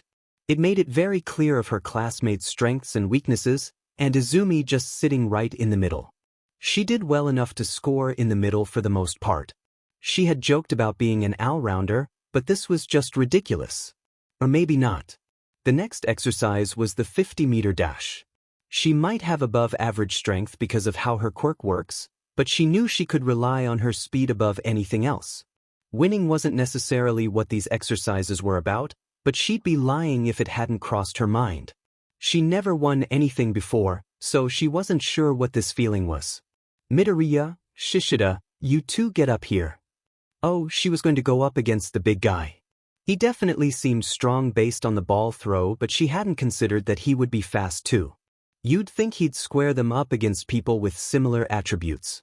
Or maybe she's overthinking it and they were picked at random instead of on their speed. How would he even know who was the fastest and strongest? They both walked up to the lanes, getting into a runner's position side by side. Izumi placed her hands on the ground as she felt the stretching and shifting feeling of her quirk working its way through her body. Glancing to her side, she could see an indication as to why Ken-sensei had picked Shishida, if he even had picked him. Seeing up close, she could really see just how extensive his transformation went, and just how much trouble he'd cause her. Given it wasn't a race, but she really wanted to show her speed off. Just a bit. Ready? Go! At the go-ahead, she vaulted forward, shifting into her fox form as she landed on the ground with a soft step, giving her a boost forward as she sprinted onward. Running as fast her legs could carry her across the asphalt, trying to tune out the heavy thuds coming from Shishida, and if she wasn't mistaken, from behind her. She kept running until she found herself at the finish line, crossing at what felt like no time. 4:37 seconds. Good job, Midoriya. Well, that's certainly better than she had expected. She hadn't really tested herself on that front, so it's a big surprise what she managed. She yipped affirmatively at Ken-sensei as he nodded for her to go back to her class. Before she was able to turn back to her human form, she felt an overwhelming feeling as a lot of her class came upon her from all sides as they started to fawn over her. Her world kind of spinned around as she tried to take all of the stuff that happened around her, flipping her head from side to side to listen to everyone around her. She would have almost run away if it wasn't for Ken-sensei's interference. Hey, give her some air. We don't swarm people that could potentially feel overwhelming for them. Get back in line. It seemed to stop people as they walked back again. Looking at them, it was clear they seemed embarrassed at themselves. She trotted back over to the group, shifting back to her human form. Tetsu, Monoma, you two are up next. As they passed each other, Monoma quickly leaned over and whispered, hope you're okay, as he walked over and took his position at the start line. She blinked, surprised at him, before shaking her head and getting back to everyone. Most of the ones who had been crowding her apologized for overwhelming her and said they wouldn't do it again. Going through the last of her classmates went over with quick enough. It wasn't much to it after that, really. Ken-sensei said he'd use their results when planning their individual training, saying he'd have a plan ready in 1 to 2 weeks' time for them to be able to sink their teeth into. Ending the class afterwards. Midoriya. A word, if you will. Izumi walked back over to Ken-sensei as the rest of her class headed back. I'm not gonna say whether that was an overwhelming situation or not, but I would advise you to go to the nurse's office if anything is wrong. If not for that, I am sure Recovery Girl can help you with and give you tips about your transition. Oh, I don't really feel too bad. I might still check it out. But thanks for your concern. I'm your teacher. Of course I'm concerned for my students' well-being. If anything you can use it to change, Recovery Girl won't mind. Really, I should have told you that to begin with. Izumi blinked slowly as she nodded and walked back to the classroom. She really wasn't great with people being nice to her, so she wasn't really that sure on how to react to it. She should figure out what to do in these situations. Getting her clothes, she headed to the nurse's office. She could change in the toilets, but it really wasn't the most comfortable way of doing it. Coming up to the office, she knocked softly before opening the door, stepping into the space head first as she scanned the room, her eyes falling on someone sitting by the table. The person turned to meet her. A red-haired woman with a short haircut met her eyes as she smiled at her. Hello there, my name is Hannah Hajiwara. It's nice to meet you. But what if it wasn't? What if I acted weird around everyone? Or maybe they laughed at me behind my back after I had turned into a fox. I'm so bad at meeting new people. Izumi cried into the phone, curling into her pillow as she sat at her desk. Kicking her leg off the table, making her chair spin around as she furtherly groaned at the phone into the pillow. Unintelligible sounds making it through it. I'm sure it wasn't that bad. I've never seen you do anything too strange from what I can tell, Caro. Now I'm more concerned with them fawning over you. Just remembering how that entourage treated you in middle school makes me a bit nervous, but it probably won't be too bad. Hopefully. Tsu answered her. But you weren't there, Tsu. How can you know it wasn't bad? Because I've known you for over 6 months? You're not nearly as bad as you think you are, Caro. I'm sure you're gonna be fine, and if you want to, our classrooms are pretty close, so you can always just come over there if you need anything. Izumi whined into the pillow. But what if people question why I'm there? I don't want to make people uncomfortable by going over there. Then I'll be sure to set them straight. You could just come spend time with me in my class. I don't think there is anyone who would do anything bad to you in my class. Anyway, other than you turning into a fox, did it go well with everything else, Caro? Fine, I guess, like the test didn't really test other stuff than my speed for the most part. My quirk wasn't really that helpful for the rest of them. Guess we'll have to see if we get the chance of being stuck in a burning house. I'd probably be good at that. You might be a good match against one of my classmates then. Tsu hummed in thought. Oh, and one of our classmates almost got expelled. What do you mean someone got expelled on the first day? Izumi let out as she dropped her pillow on the floor. Almost expelled. Close enough. But what the heck happened in your class? They can't just expel a student on the first day, can they? A hum of indifference came out of the phone from Tsu's side. No clue, apparently our teacher wanted to test us, saying if we didn't do well we'd be expelled. The last place guy was really close to getting kicked out, but he changed his mind eventually, Caro. That is so wild. Our teacher didn't say anything about expelling us, strange that yours would do that. How do you know he wouldn't? She said snidely. Izumi was able to discern the sarcasm from it. But in either case, he doesn't seem bad, I think. Haven't had the time to really discern that stuff completely yet. Maybe he meant to teach something with it? Maybe. There were noises coming from Tsu's phone, as Izumi heard what sounded like some faint talking. After a few minutes, Tsu returned. Sorry, Izumi, I have to go and help my parents. See you in school maybe? Yeah, of course. Bye. The tone of an ended call blared from her phone as Tsu ended the call. Izumi lightly threw her phone, with an underhand throw, on her bed, limply jumping out of her chair as she strolled out of her room to the living room. Walking into the living room, she saw her mom sitting on the couch, glancing over at the clock. It was well over time when she would usually head for her evening shift. Strange that she'd still be sitting here by now. Hi Mom, I thought you had a long shift today. She turned her head around to meet Izumi. I took a half day. I couldn't really justify it with myself to not be here for you after your first day. She tapped the couch for Izumi to come join her. Izumi walked over and plopped down beside her. So, how was it? Good. It was good. We had to do a practice lesson where we showed off our quirks, and I think I did pretty good. There are some really cool quirks in the class, like this guy who can transform into a beast mode, and a guy who could turn all metal. Oh, and Ken-sensei told me he'd see about getting my name and stuff changed to accommodate me better. She waited for a few moments as she thought a bit more about today.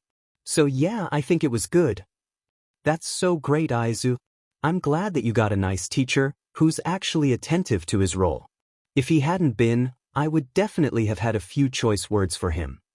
She gave a wide smile to Izumi. But I'm happy I didn't have to. I know you would have, Mom. She gave her a tight hug, ruffling her hair and ears as she looked down at her with soft eyes. I have your back on everything, Izumi. I hope you do. Izumi hummed softly in acknowledgement. Hey there, Midoriya. I see you got here early too, ready for our first foundational heroic studies. Izumi's ears turned around at the sound of Tetsu's voice before her head followed suit, seeing her desk mate walking over to his desk. Hi Tetsu. Just woke up pretty early and couldn't fall asleep again, so I thought, could just go to school a bit earlier. Why you here so early?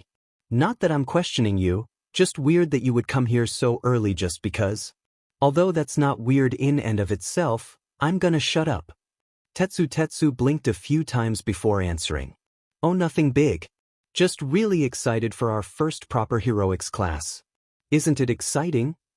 Rolled from side to side from pure excitement and couldn't fall asleep. Just imagine what is going to happen, it's all so exciting. Yes. I'm really looking forward to seeing what everyone can do. Hope I won't disappoint anyone though. Izumi could have sworn there was a beaming light emanating from the silvered boy, as he in complete elation talked on and on about their upcoming class. It hadn't really been the reason Izumi had woken up early, she just kind of had, but it was at least funner to have Tetsu here than to be alone. She nodded along to Tetsu excitedly talking about all his preparation, until she thought of something. Wait, you haven't had any sleep? Like at all? No, I guess I haven't, it's all fine though, I feel completely fresh and battle ready. Izumi sighed loudly and palmed her face. Tetsu, it's our first class of heroics, you don't think they're actually going to give us a practical lesson, do you? We're probably first going to have a rundown of all the safety concerns and how to fight in training scenarios without harming each. She searched Tetsu's face for acknowledgement, seeing the thinking and puzzled expression on him. I don't think any teacher would be brazen enough to put us through that on our first day. The boy was still for a moment as he stood, one hand on his table in deep thought. I mean, you never know. Could be that they want to test our mettle as the first thing. Even if that was the case, I don't think it'd be a good idea to fight while you're exhausted. Also, wouldn't it only benefit you if we had to test our mettle? Izumi turned her head to the other side, finding Monoma setting his thing down. Or well, maybe us two could both show our medals, but the rest are probably screwed. Silver-haired boy tilted his head in confusion, as if waiting for Monoma to elaborate. Izumi rolled her eyes before speaking up. Those can't be the best jokes up there, right? She pointedly pointed her finger at his head. Just a bit of warm-up, my Kennedy friend, I have way better material than that. Izumi got a bit startled at Monoma actually knowing the correct family group for foxes. Most would just lump her together with dogs or cats. But sadly, my metal friend, I am pretty sure Midoriya is correct on this one. Probably won't be for a few weeks before we get into anything actually exciting. Tetsu's face fell as he hung his head on his desk. But who knows, you could be right, Tetsu. I was just rambling about what I thought the first lesson would be about. I could be wrong, heck, I'm wrong most of the time. That's not what the test results indicate. She turned her head slowly to meet Monoma's again. Would you mind? I always mind. He smiled with a devious smirk on his face, barely keeping in a full-blown grin. You'd think he was the one with the fox quirk. You're confusing. Means I'm doing my job right. Please resign. Monoma let out a big hearty laugh, wiping off a tear from his eye. He's gonna be fine, no one died from a bit of teasing before. He chuckled to himself. You're probably right about the class. I at least want a bit more time getting everyone's quirk down before having to fight anyone. Yeah, your quirk is touch-based, isn't it? I didn't get a good feeling of if it just boosts your strength or what, but it did seem like you had to have other people near you. He smiled back with sly glint. Something like that. I can copy people. He leaned in with the same smirk plastered on his face.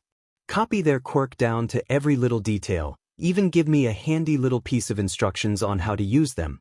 And I know, oh no, you can't take something so important from someone else. It's a villainous quirk, blah blah. I've heard all of them, but I promise you, that will never happen.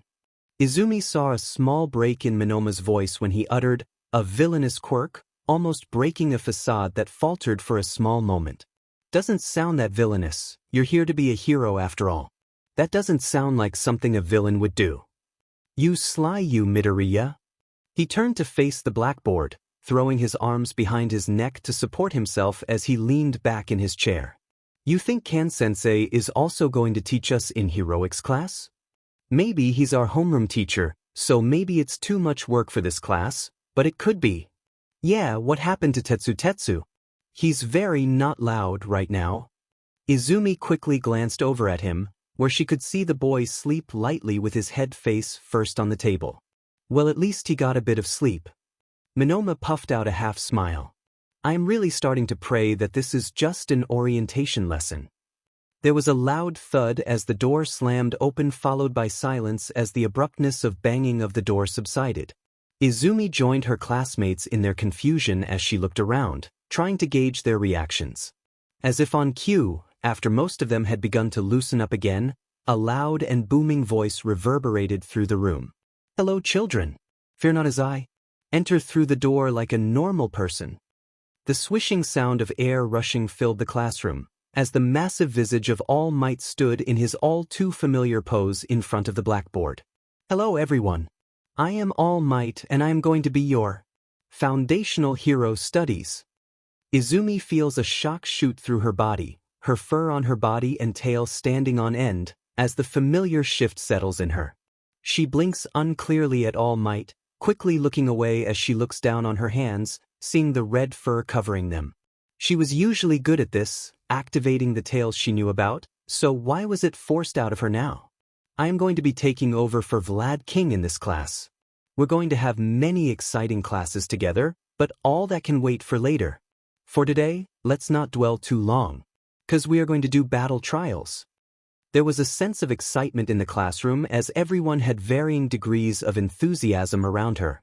Looking to her side, she saw Monoma noticing her, shooting her a barely contained laugh, giving her a shrug to the whole situation. Glancing up again at All Might, seeing him in his hero form again for the first time in some time, it really started dawning on her. That is probably why it triggered without warning. This is beyond laughable.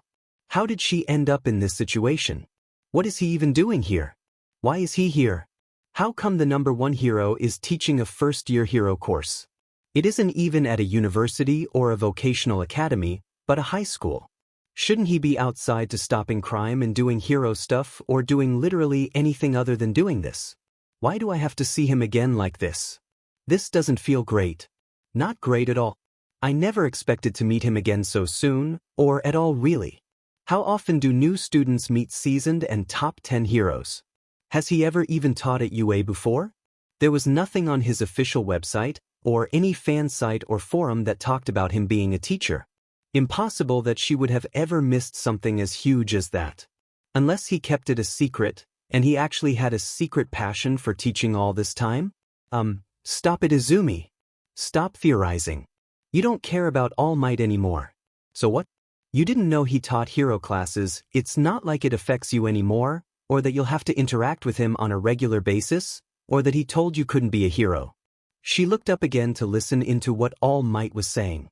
Mr. All Might, when you say battle trials, what exactly do you mean? Kendo spoke up. Yes. I will be explaining it later. Har. But to give you a little preview, you will be testing your mettle against one another, to really flex what you are capable of. Does that answer your question? Yes, All Might, sir. Excellent. Now, before you head out to the battle area, a hero is nothing without their hero costume. Go get the costumes you commissioned when you got in here. The wall extruded and out came a long selection of numbered boxes. Come out to the battle area when you have changed. I will be waiting for you. He yelled as he ran out of the classroom. Okay, so maybe All Might has never taught a class in his life. This is going to be okay, right? Hopefully? Maybe? This is going to end horribly, isn't it? Why did things have to turn out like this? This can't be good. Hey, Kennedy. You gonna get your costume yet, or? She looked up to see Monoma standing with a large suitcase in hand. Everyone's already got theirs, and I doubt you want to be late for the first hero class. He said with a smirk. Wait, you're right. She had been too absorbed with her thoughts to think about it, but her costume is here. Stupid All Might, and his, probably doesn't have a teacher's license. He made her completely forget about something that should be exciting. She rushed over to the box that had her number on it and took it up into her arms, looking down at it in awe as she gave it a tight squeeze. Ha ha ha, what the heck are you doing? Monoma said through barely contained laughter. What? It just makes me happy to finally see it, okay? It shows that I really made it and that I'm really in the hero course. She said with a joyful look in her eyes. So rude. Ha, don't be like that. You're just so tiny, and seeing a fox clamor a box like that is just adorable. She rolled her eyes at Monoma. Ha ha, enjoy it while it lasts, 'cause I'm not gonna do it again. Now let's go, we don't want to be late. Sure thing, friend. That's a great idea. Izumi groaned at Monoma as she walked out of the classroom towards the changing rooms, Monoma following behind her. Eventually coming to the changing room where Monoma passed her over to one of the doors. Izumi pauses as she looks over to the toilets. If you're looking for it, I think they installed a new set of changing rooms over there. Monoma pointed from in front of the boys' changing room. She blinked a few times as she looked beyond him where she saw a third door. How? Monoma shrugged in indifference. Who knows, but they were quick at getting it up and running. Probably Cementos doing, you know he can produce over a ton of cement in a matter of seconds? Even shape it at his will. You know a lot, Monoma. Impressed are we? Yeah, actually. You've shown you know a lot of information about the heroes who work here. That is pretty impressive. Huh. He went silent for a moment as he looked a bit stunned for a short second before returning to his regular face. Well, you should probably go changing. We've probably already spent too much time here. He walked into the changing room, leaving Izumi in the hallway. Walking over to the new changing room, she slowly opened it, peeking inside to no one inside. Going inside, she threw her suitcase up on the bench, clicking it open where she began to take out her costume. Pulling out the large scarf of her costume as she looked it over. Large enough to go over and cover her shoulders. The material was soft and nice, and if they had gotten it right it should change color with her fur. Nicely insulated as well. Looking beyond it, there was the suit itself. A cross between Mirko's and Hawk's hero costume, its sleeves not much longer than a t-shirt, and compressed well enough so that it wouldn't rustle and make sound as she ran around. She had been pretty particular that she wanted to primarily work in infiltration and stealth missions, so figuring out a design that was both durable, warm, cool, and silent had been in the front of her mind. She honestly didn't think it'd work with how contrary she had asked for, but it seemed like it could work out. Most of the costume needed to do was support her quirk after all, so it was fine if there were some blind spots. She even had a utility belt. She wasn't really sure what she needed in them, but it was nice to have. The pants followed Hawk style, ending with a pair of boots. She should probably look into getting an alternative pair of shoes and pants if she really wanted to go full in on the stealth aspect. She looked the boots over and saw the easy way of removing them and how they accentuated her legs. It'd be easy to take them off if she wanted to just use her feet, so that was nice. What if she commissioned the designers to make the boots heavier? She could throw them at people.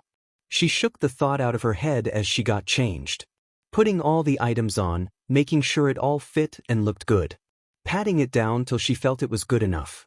Walking over to the door as she took a few breaths before heading to the battle area. Getting out to the training area, she found that most of her classmates had gathered together, meaning that she was the second to last person to get there. So not the best considering everything. She'd have to be faster next time. I see our last 2 students are here. Excellent. I will now go through what we are going to do today. First of, pissed. Hey, Kennedy. She looked over to her side to see Monoma leaning in beside her. Seems like you weren't late after all. Oh, how embarrassing it could have been if you were, right? I'm glad you're so concerned for me, Monoma. It warms my heart. Anything for my friend. Isn't it our job to be worried about each other? She sighed. Yeah, probably is. She gave him a quick look, seeing the very ostentatious suit he was wearing. Nice suit, but aren't we doing hero training? What is with the magician cosplay? That's because I always have a trick up my sleeves. He gave a pointed smirk at her. You're going to make my eyes roll out of my head. She groaned into her hands. But anyway, is there something I missed? He shrugged. I don't know. It's not like I was here that much earlier than you. Which, you almost made me miss class. Hope I won't get dragged down because of you. Well, you never had to stay and wait for me. And let you be late? The mere thought. You wound me, Midoriya. You're not messing with Midoriya, are you, Monoma? She looked around to see Kendo coming up behind her, standing herself firmly beside her. You better not be messing with my friend. Monoma put a hand to his heart and threw his back backwards in a dramatic motion. How can you assume such a thing, Kendo-san? I'm simply trying to educate our little friend here about coming to class at time. I don't think Midoriya needs any kind of education from you. I'm pretty sure she'll do fine without your help. Well, she did only get here in time because I nudged her ahead. Kendo sighed. Sure, let's just say that. She turned her attention to Izumi and gave her a smile. I love your costume. You're definitely gonna kill it out there. Thanks. But I don't think how my costume looks matters to how well I'll do during the exercise. If anything, it'll probably weigh me down cause it's the first time I wear it, so I don't know how to move in it properly yet. Izumi said as she fiddled with her scarf. No, that's not true. When you look good, you feel good. It'll definitely help with the fight. And if there was ever any doubt, you do look good in it. She blushed as she burrowed her face in the scarf. Thanks. Also, I'm really digging the red look. Didn't know you could do that, but it suits you. We kind of match now too. Oh yeah, she kept her head down covered by the scarf, looking up over to where All Might stood to tune into what he was saying. Not too excited about it. Is everything all right? Yeah. I'm fine. I just didn't do it voluntarily. I can do it, switch on command. It also just switches when I'm stressed or under some kind of duress. Why red then? Monoma asked. I don't know. Might be because it was the first form I ever took, so I just transformed into it when I got, surprised. Surprised how? Kendo asked with her eyebrow raised. That's not important right now. It's nothing really, just a silly little thing. Kendo didn't seem convinced as she made a face at Izumi. I'll tell you later, Kendo. Just not right now. Give me a bit of time. I just got a bit nervous when you said under duress. Already bad in and of itself, but you definitely shouldn't feel like that while in class. Don't worry, Midoriya. Monoma walked over and balanced his arm on her shoulder. Things will surely go well, so no reason to feel scared. Now for Team E, Nito Monoma and Izuku Midoriya. Izumi froze in place as her tail and the fur on her body felt like it puffed up, as all blood left her face. And to think she woke up thinking she'd have a good day. Guess that shows her never to have hope for anything. You will go up against. Why'd you mispronounce her name? All Might stumbled over himself slightly. What did you say, my boy? Izumi's name. You mispronounced it. Really weird, man. Tetsu said as he stood with a tilted head. Complete bewilderment showing on his face. It's what it says on the chart, my boy. I am simply following what it says. Well then the chart is wrong, 'cause that isn't her name. All Might looked a bit taken aback as he tried to compose himself. Well, I suppose I will check in with Vlad King about this, because this is the first I heard of it. And anyway, let us move on. For Team D we have Dash. Monoma huffed out an annoyed sigh. Guess you ain't as quick with this stuff as you would think. You'd think the teachers would have heard about such a change, but oh well I guess. Yeah, I guess so. She cast a look at Tetsu, who was happily and loudly discussing battle strategies with the Vine Girl. She'd have to thank him for standing up for her at some point. But what do you think, Kennedy? We're up against some pretty tricky opponents. We'll have to come up with some kind of battle plan. Izumi blinked out of her stupor. What? Kendo and Shishida. They're going to be the heroes to our villains. They are. And this is why you need to pay attention to your teacher, Midoriya. But I jest. They're a pretty terrifying combo, aren't they? Both have pretty potent strength quirks, and Shishida's speed is nothing to scoff at. Not even to mention that we'll probably be at a pretty big disadvantage from the start. He stretched his arms above his head. Yup, I'm gonna be pretty much a sitting duck till they come up to us. What do you mean? Won't your quirk work well against them? No. It's not like that, it's more that it probably won't do too much with you. Should probably work fine-ish with those two though. Why wouldn't it work with me? You have a mutant-based quirk. I can't copy mutant quirks. It's the equivalent of just copying their instincts without any of the strength or speed. That meaning, I won't grow any extra limbs or abilities by doing it. Transformation-based quirks usually work better. Oh. She glanced over to Kendo, who had moved over to Shishida. But my quirk isn't just my mutation, I have an emitter aspect to it too, or maybe it's a transformation, I honestly don't know. So if you could copy it, you might be able to use that as well. Monoma looked at her, as if he had thought in the back of his head he was ruminating on. After looking at her for a short while, he with very little prompting poked her arm, making Izumi yelp and jump back slightly. Nah, that won't work. Nice idea though. Did you just copy you? Yeah. And yes, you're right, there is something more to your quirk than just your mutation, but it also seems to be tied directly to it. It makes it a lot more difficult to access it than it has to be. Wait, really? That's how it works. It does make a bit of sense, I guess, that her quirk would work like that. But wait, Monoma seriously figured out more about her quirk in a second than she has in months? It's honestly a very vague explanation. Well, sorry, Your Highness. I can't really figure out people's quirks immediately after doing it. It's good enough to do a bit of ravage, but it is still very limited. If I got to spend a bit more time with you and copied your quirk more often, I'd be able to learn more.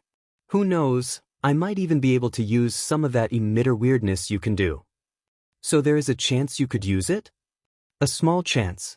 Would have to try it out some more. But also, DMN girl, your quirk is weird. Thanks. Oh, definitely. I only have like a vague feeling, but it's weird. That red fur and fox transformation of yours isn't the only thing you can do. Don't know how to unlock it for you, but you can do more. Wait, how much did you figure out? I already know about my fire tail, water tail, frost tail, and regular tail, but are there more? When you say weird how? Do you think there's more I can do? What about the activation of them? How many are there? Her tail was wagging from side to side as she bombarded Monoma with questions, walking closer to him and pushing him backwards as she did. Wow, easy there. I didn't learn that much, just that there was more to you. Those four you said did feel like the most strongest? It's very easy to access information about them at the very least. The others though, they're kind of unclear. He tapped his fingers on his chin a few times in thought. Have you ever thought about eating puffer fish before? She blinked a few times, as her ears went in different directions in a confused state. What? Yeah, like eating a puffer fish. Or well, more like eating the poisonous part of it. That is this some not so subtle way of telling me to kill myself? No, it's just a thought. It's tied to your quirk, I promise. Just a thought I had that your quirk might work with it. You should try it. It's gonna be good. If you're telling me my quirk can somehow save me from poisons, I don't think I want to test that. Come on, you should try it out. What if it's like a very light poison, like food poisoning? Try to go home and eat some pasta that has been on the countertop overnight. That won't kill you. I think I'll pass. Monoma shrugged as he gave a half-hearted sigh. What a shame. He turned his attention to the big screen. Looking over at what he was looking at, it was apparent what was happening. Some of her classmates were already engaged with the exercise. Had she and Monoma really been arguing all that time? She sighed as she looked down at her hands, clenching them slightly, glancing over to Kendo. How was she supposed to do anything against them? Her whole deal was that she wanted to do the opposite of high-scale fighting, but now she had to go against the strongest physically fighters? Maybe. She hadn't had enough time to get a handle on the others yet. But she should still figure out a way to beat them. She dragged her hands down her face, looking beyond Kendo to All Might. He hadn't changed his facial expression ever since he got in here, and more importantly, he hadn't reacted to her being here at all. Not even when he called her name or dead name. That was really uncomfortable. She thought it had been changed. Why hadn't it been changed? Maybe she was a bit optimistic, but could you blame her? She was really excited not to hear that name again. But why hadn't he approached her yet? Was he ashamed about what he told her? Or was he just ignoring her cause he didn't think she was worth it? Although, she never did tell him her name back then, right? But it's not like she looks that different. Wouldn't he have noticed how similar she looked to when they were on that rooftop? He couldn't just have forgotten about her, right? Was she really so insignificant that he hadn't even spared her a thought? She grabbed the edge of her scarf as she burrowed her face in it, hiding away from everyone so no one could see her, clenching hard to the soft fabric.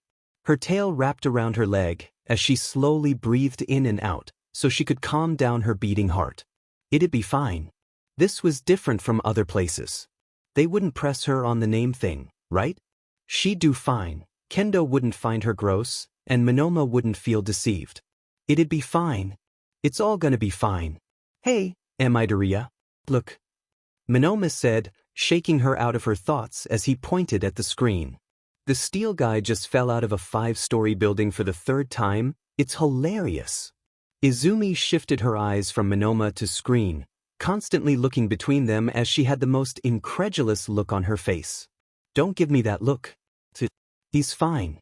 Nothing bad happened to him. He's already up and about, running right back to get kicked out of the window again. You're making fun of our friend's suffering? He's fine. Haven't passed out yet? He smiled with a self-satisfied look on his face. So you feel less crappy now? She opened her mouth to respond as she noticed what he had done. You looked pretty down when you looked at All Might, and you were beginning to completely shut down. Wouldn't react before, even when I poked you. She stared at Monoma as she could feel her heart slow down and feel better. Getting dead-named and everything must SCK. So early into the school year even. Can't have been nice. How? How do I know? I do my research, Midoriya. I had already gone over the test results of the highest scorers, and when you then came in with a different name and all, and that you didn't change with the other girls. I made assumptions. Oh, I see. Wait, how did you figure out about not changing with the girl? Overheard them talk about it. Didn't feel important out of context, but with the other stuff. I had my suspicions. He stared at the screen, his eyes shifting from side to take everything in. And before asking more questions. No, I won't say anything. No, nothing is wrong. And no, I won't blackmail you. It'd be like throwing stones in a glass house. Izumi's eyes widened as she stared slack-jawed at Monoma. So you're gender fluid? He said with a peace sign. Don't worry too much about it for now. Right now we gotta figure out how to beat those other two. She let out a short chuckle before giving Monoma a thumbs up. Yeah, we really should. Izumi bounced from side to side, anxiously waiting and anticipating the doors opening as Monoma and her stood in the waiting area. Her tail laid down close in between her legs as she felt a stressed sensation throughout her fur continuing into her spine. Waiting together with the rest of the class had been a breeze. She had been able to not really think about the actual exercise, what with all the other seemingly horrible thoughts that had sneaked its way into her head, but actually standing in front of the heavy doors until they got the go-ahead. All of the anxiety was starting to rear its ugly head. How was she supposed to compete with all of these people? They're so amazing and competent at what they're doing, and Izumi is good at running. They've had their quirks for way longer than her and she's a fox. What'll happen when they see her perform in the exercise? They'll all find out that she's been phoning it in, that she just got lucky during the exam and that she wasn't actually as good as her results said. What if she dragged Monoma down? He was so good at research and had seemingly already laid out what all the pro heroes at UA could do, and seemed at least informed about everyone in their class. And here she was, barely able to make heads or tails of her own mumbling and ramblings, only having her barely legible notebooks to her name. She was totally gonna drag him down with her. "You're totally dragging down the mood, Midori," Monoma said beside her, stretching as he swayed from side to side. "I can practically taste your anxiety over here. You gotta relax, we haven't even started yet after all. How aren't you terrified of what's gonna happen? I mean, how are we going to even be able to compete with Kendo and Shishida? Forget about beating them, we'll be lucky if we get even a second-rate punch in. Like, how can we do anything against their quirks, when your quirk might not even do anything, and mine doesn't really give me any advantage over them? What should we do?" Izumi was frantically gesturing and throwing her hands in different directions, grabbing onto Monoma's suit and stared intently into his eyes. He pinched Izumi's gloves with 2 fingers and moved it away from him as he looked at her disapprovingly. "Oh Midori, you disappoint me. I mean, how can the person who made it higher on the scoreboard than me be this disappointing?" he said, with an exaggerated and theatrically hand motion to his face. "How could you beat yourself down like this, when towering over a plebeian like me? You truly wound me, Midori." She had to shake her head slightly as she tried to wrap her head around what Monoma just said, taking a few seconds to just stand and stare at him. "Okay, I'm good now. I just had to think a bit, 'cause what? What do you even mean? You're amazing. I saw you at the quirk evaluation, did you even see how good you were? And you know how to analyze quirks way better than me, and you could probably come up with a plan to beat most people if need be. So me being higher than you means nothing, when it was a test that primarily tested physical quirks, making mine just better suited than yours. It doesn't mean you're worse than me. Yes. So why are you saying we're gonna lose so catastrophically when you have the amazing Nito Monoma on your team? That doesn't fix dash. She let out a sigh as she stepped a bit away from Monoma and faced the door again. "You have a really roundabout way of cheering people up. 'Cause that's my main job." She opened her mouth to respond as the blaring screech of the speaker system screamed into her ears, making her clutch her ears as she got more comfortable with the sound. As the screeching sound ended, All Might's voice came on and instructed them to walk to the Villian building and set up. Coming to the building and walking to the large room on the upper floors, they came face to face with the fake bomb. This was getting a bit too real for Izumi, way more than she thought it would. "So, what are we gonna do?" Monoma asked, clasping his hands together. Izumi blinked a few times, before promptly freaking out. "I thought you had a plan." "I've been in a constant state of freaking out ever since All Might dead named me. I don't know what we should do." "Come on, what made you think that?" "I was just gonna stay by the door and let them rush in, grab onto one of them, and then hope for the best. Maybe I can copy their quirks, maybe not." "What? You thought I actually had a plan?" "Nah, I wing most stuff I do. I just research so I can be prepared for the unpredictable, and then I go from there." Okay, just have to make up a plan." "I can do that. I know how they fight." I don't know how they fight. The most I know about Kendo is that she is way smart, and probably has already made up the best plan for taking us down, and she also knows me. We're doomed." "How does she know you?" Monoma said as he tapped his chin. "If she really does know you so well, and is a good tactician, which she might be if the test results are anything to go by, then we just have to make it so that we do the opposite of what she expects of you," he said, walking over to grab one of the boxes. "Let's play complete defense. She probably knows you for your speed, right? That's what I've been able to gather anyway, so we're just gonna do the complete opposite to speed." He pushed the box over to the door. "We turtle up." "Just turtle up?" "Yeah. What do you think? If we move some of these boxes into the hallway, and just block the entire doorway, hallway, whatever. They'll have to show their hand and break through it, and that'll give us a small opening to do something. I don't know what." Izumi tilted her head, putting her hand to her face as she slowly dragged her hand down her face. Well, we can at least try to do something, and not completely doom ourselves. But sure, let's do the box plan. It's probably a good idea to hinder them, as a straight-on assault is probably gonna end poorly for us. I also have pretty good hearing, so I could try and listen for them. I don't know, you try to focus on Kendo and I'll take on Shishida? Do you think there's a bigger chance your quirk would work on her than on Shishida? No idea. Conceivably it would, but I've been in situations where I expected my quirk to work on someone, and it just didn't. He smiled at her. Okay, she gotta figure out which pronouns he uses. She can't keep referring to M as he all the time. Alright, so you take on Kendo and I'll deal with Shishida. My speed should be good against him, I think. Also, pronouns? Yes. And no, like, what are they? All of them.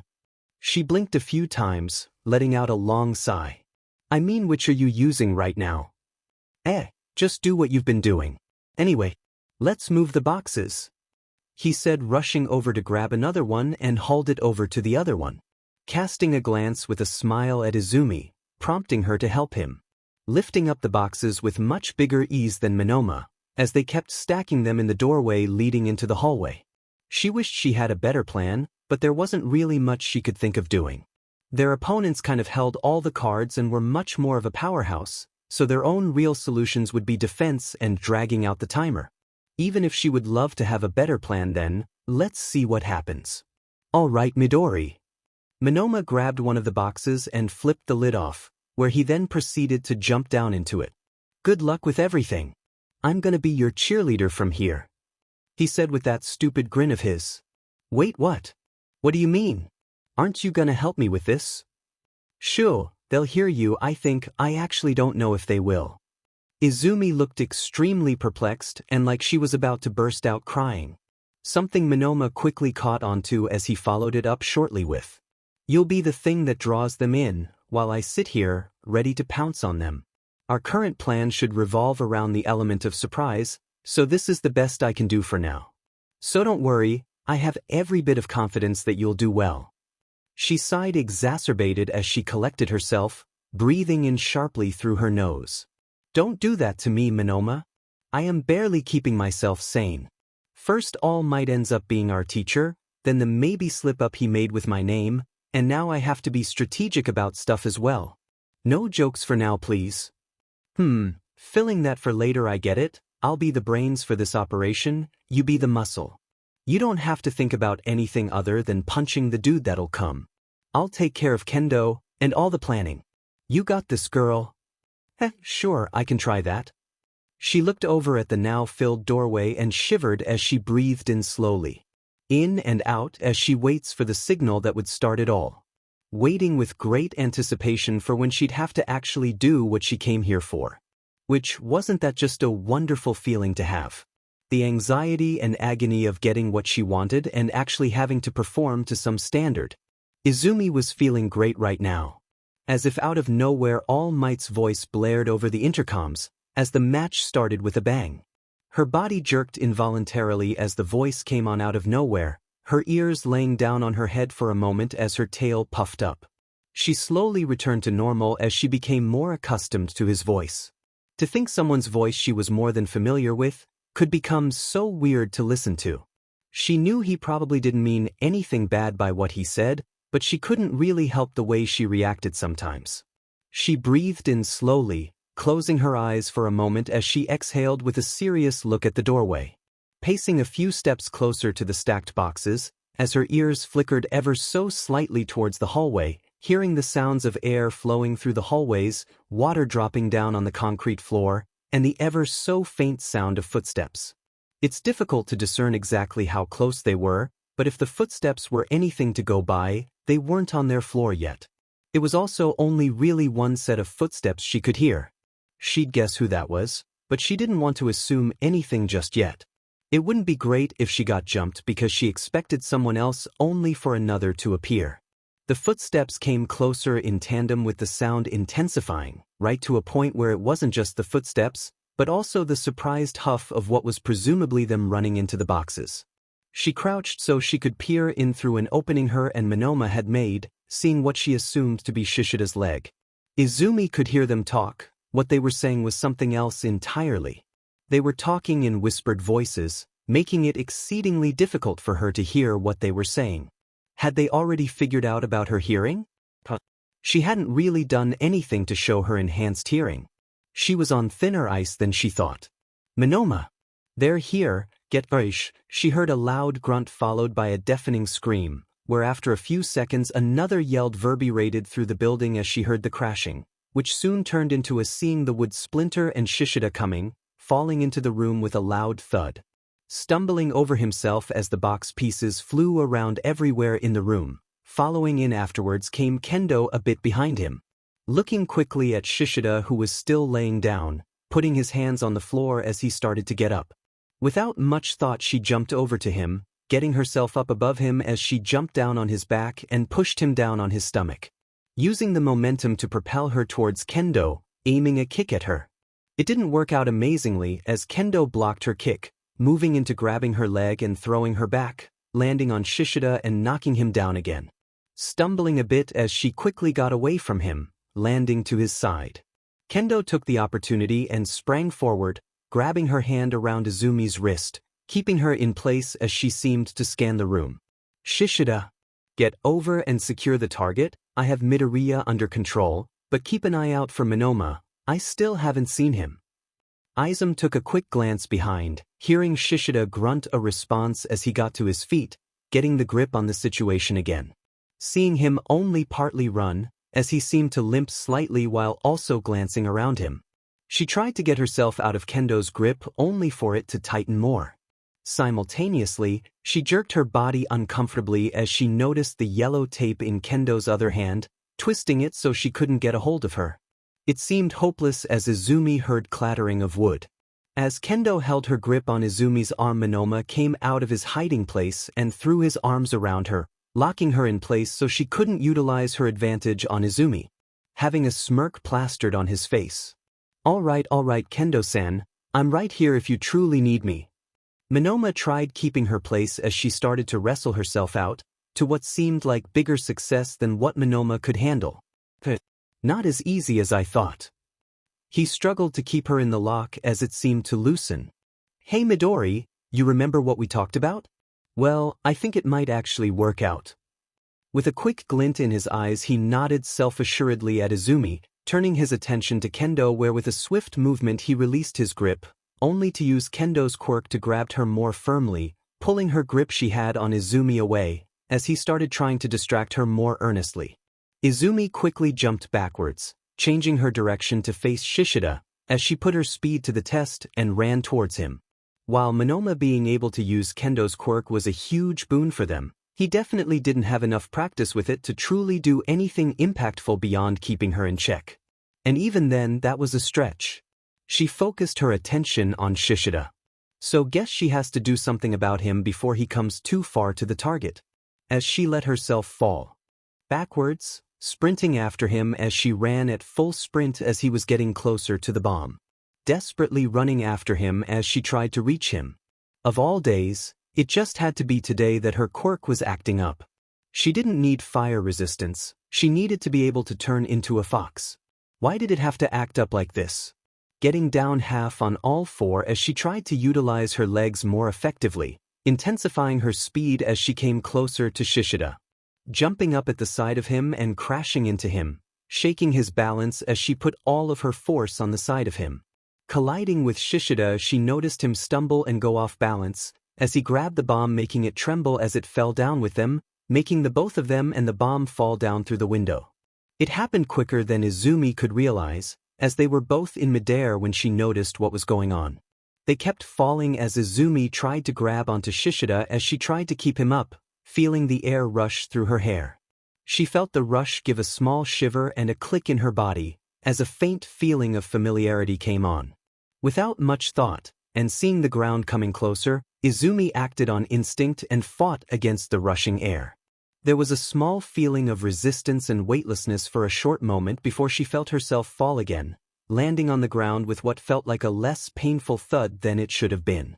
Izumi lay sprawled out on the ground as she coughed, shakingly getting to her feet, wobbling as she tried to balance herself on Shishida's body. Looking down on him, he was completely out. Proverbial stars floating above his head as he breathed slowly. If she was feeling this bad after falling down, with him taking the brunt of the fall, she couldn't even start to imagine how he was feeling. She looked over to the side where she saw a big shadow coming closer. One made out of gold and blue and red, running towards them. With her head still wobbling from side to side, she sluggishly raised her arm as she tried to wave the big shadow over to the both of them. Feeling the pressure build as her eyelids got heavier and heavier, as her vision fell down and got smaller and smaller.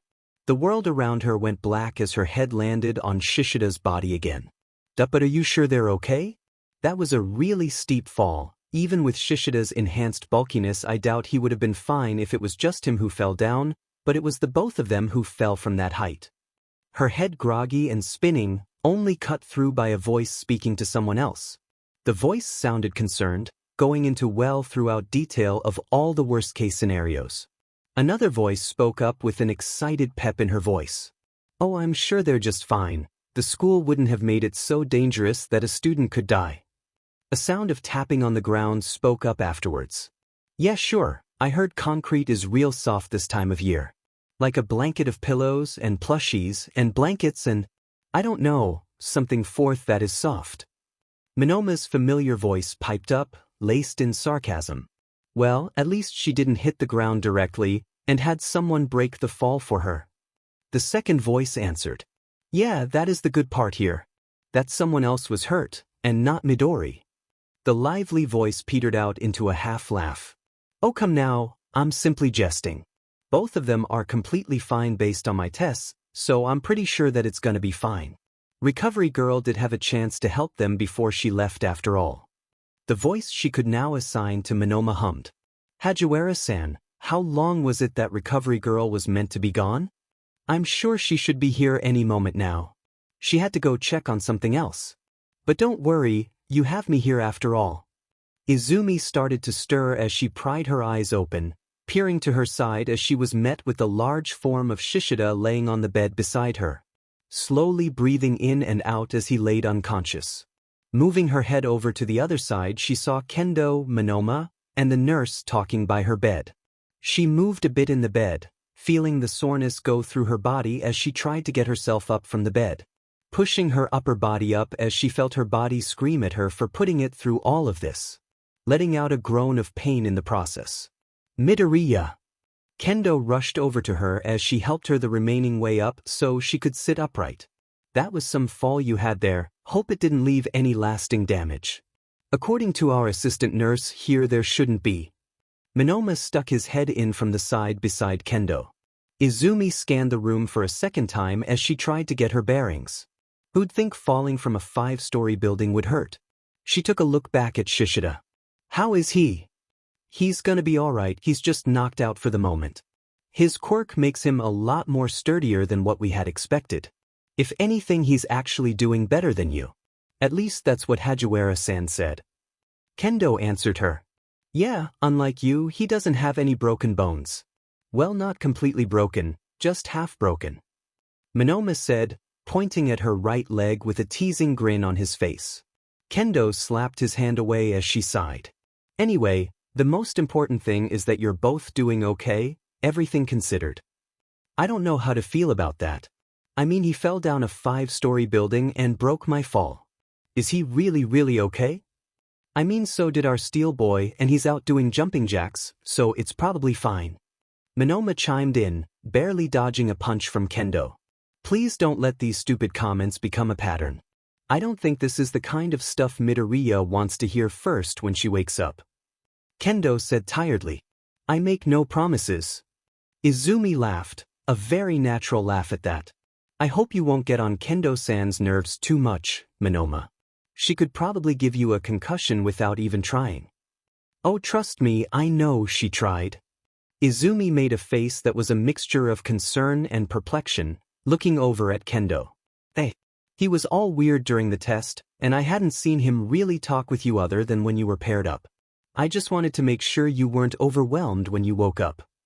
Well, But as you can see, Midori and I are now the bestest of friends. We really bonded and got to know each other in that short little time. You can hit him, Kendo. Monoma looked at her with a hurt look, one that was exceedingly exaggerated by him clutching his chest as he looked offended at her. How could you, Midori? After all we've been through, you'll betray me like this? With our enemy even? He put the back of his hand to his forehead in a theatrical way. And here I thought we were friends. There was a cough from the overside of the room, as the nurse walked into view from behind Kendo and Monoma. Hajiwara stood with shoulder-length red hair framing a pair of yellow eyes, standing a bit shorter than Monoma, shooting her a big smile. I'm very happy that you seem in good spirits, all of you, but I do have to look over Miss Midoriya. Don't be too scared though, it's a very basic procedure just to make sure everything is okay. So if you could, I'd be happy if you could wait outside for a moment. She moved over beside her bed and gave her a warm smile. Just gonna make sure nothing's broken. We'll be right back, Midoriya. Kendo said, walking towards the door. Don't miss me too much while I'm gone. Monoma said, stepping out the door before sticking his head into the room again. And don't break any more bones either while I'm gone. I don't have any broken bones, do I? You had broken bones, but don't worry, they're fixed now. Izumi didn't feel particularly reassured by that, as she grimaced at the comment. Anyway, just let me run a few tests on you. She sat herself up a bit, letting the nurse go over with her checklist. It was only when the nurse brought out a needle that Izumi jumped in her seat, as her ears stood on end. Why do you have a needle? She was leaning to the side on the bed, putting distance between herself and the nurse.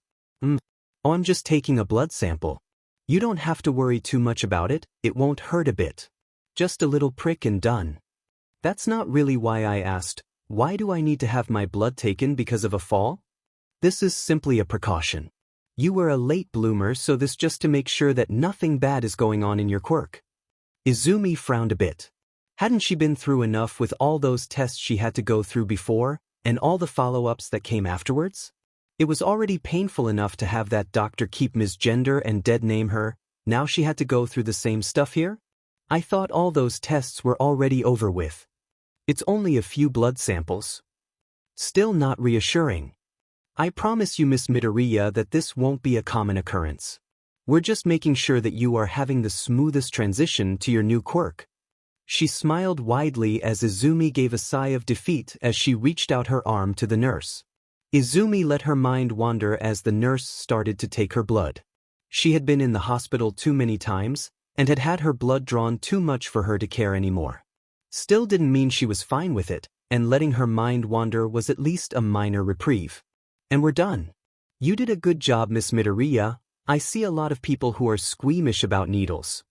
This isn't really my first time getting my blood drawn, and when you've spent over a week at a hospital, having had practically hundreds of tests done on you with various hands and pokes all over your body, you start not really feeling much. I hope because it was only a blood test that it wasn't too bad. Izumi hummed in response, not really feeling to give an energetic response. Maybe she could get Monoma and Kendo in here again so she didn't have to spend the time alone. It would be nice to have people here for when Shishido wakes up too. Wait, how long have I been out for? A few hours. It's the end of the school day, so you just have to relax for a bit and then you can get going. Honestly, I think you might be able to go in a short while. You look pretty much all healed up. Just gonna look a few things over first. But I thought you said? Okay. Izumi sighed as she let herself fall down into the bed. Please come back quicker, Kendo and Monoma.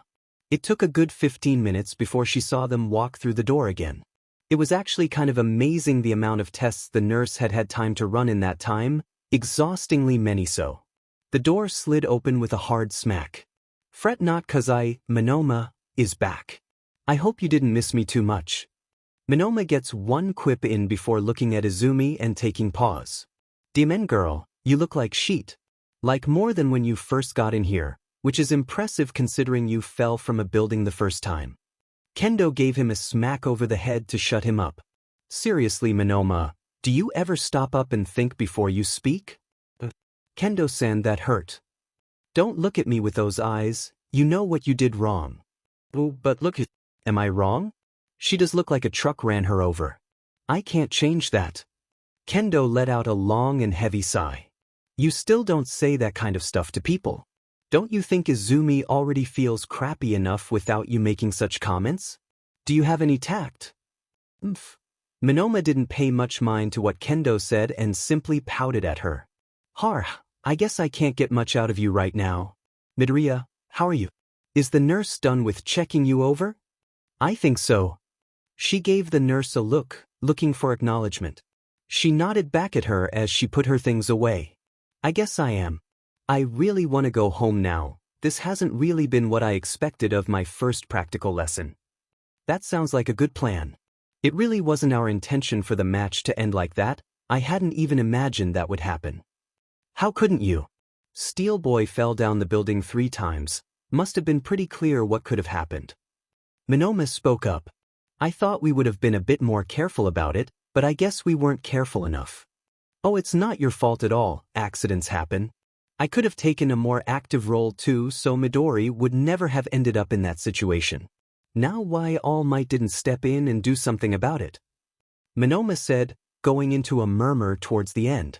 Anyway, let's not talk too much about that match. I got your stuff from the classroom so you didn't have to go get it. Your uniform is still in the changing room so we should probably go over there and so you can get changed. That sounds good, but what about Shishida? Wasn't he hit worse than I? Izumi was interrupted by a loud snore coming from Shishida, as he turned in his bed, soundly asleep. Or I guess he's fine. How is it he's so fine and I'm all messed up? Bone density. Also, he hit the ground in his beast form, which is many times more durable than a normal human body. You have for the most part a human body, but also your bone density is a bit more flexible and a tad bit weaker than a regular human's body because of your quirk. So that's why you're so much worse off. Izumi stared wide-eyed at the nurse as she recited, completely uninterrupted, everything about their quirks like it was nothing. Her mouth was standing agape. Can I go then? Yeah, I don't see a reason why not. You go ahead with your friends so you can get home and rest up a bit more. You should be all good if you just get a good night's sleep when you get home. You don't have to worry about Shishida-san. The school has already contacted his parents and they should be here any moment by now. Izumi nodded softly as she returned her attention to Monoma and Kendo. Well, let's get going so I can get changed out of this sweaty thing. Maybe I should take a shower before I leave. Perfect. Let's get you clean then. Kendo and I will just wait for you outside while you get done. Sure thing. Izumi got out of her bed and took a few steps forward, putting on her shoes and walking together with Kendo and Monoma to the changing rooms. They came to the door, where Izumi quickly ran inside, changed out of her hero costume, and took a quick shower. Just a short one that could remove some of the worst grime and sweat. She could take a better and more comfortable bath at home. This was just so she didn't feel gross. Getting all washed up and getting changed into her uniform. Having time to think now, that lesson could really have gone better. It really was a series of bad decisions she made. She knew she was stronger than average people, but she still hadn't expected it to be enough for the tackle to be so effective. And that they would fall down like that? If Shishida hadn't been there, and he hadn't been tough enough to break the fall. Stupid, she was stupid for trying it out like that. If it had been anyone else, would it have gone as well? She might have ended up really harming someone if this had been any other situation. She has to be more careful in the future. Stepping out of the changing room, she was immediately met with Monoma running over and hiding behind her. Midori! Save me! Ersh, what is going on? Please don't bother Midoriya like this. She got done with her shower, not even to mention all she had to go through today. Do you promise not to hit me anymore? I don't know whether to take your silence as a yes or a no. Kendo shrugged, a smirk forming on her mouth. Guess you gotta figure that out yourself. Monoma leaned slightly near Izumi's ear and talk-whispered at her. Midori, she seems dangerous. I don't think we should associate with her anymore. Izumi let out a laugh as she took a step to the side, leaving Monoma exposed. You can get to him now if you want a Kendo-san. I think I'm good. Wouldn't want to hit him for no reason. Anyway, you all ready, Midoriya? Izumi nodded as they started walking through and out the school. Kendo gave her backpack on the way as they chatted lightly about the exercise otherwise. Kendo going into great detail about what her plan had been for beating them and all the different possible outcomes she had thought might happen.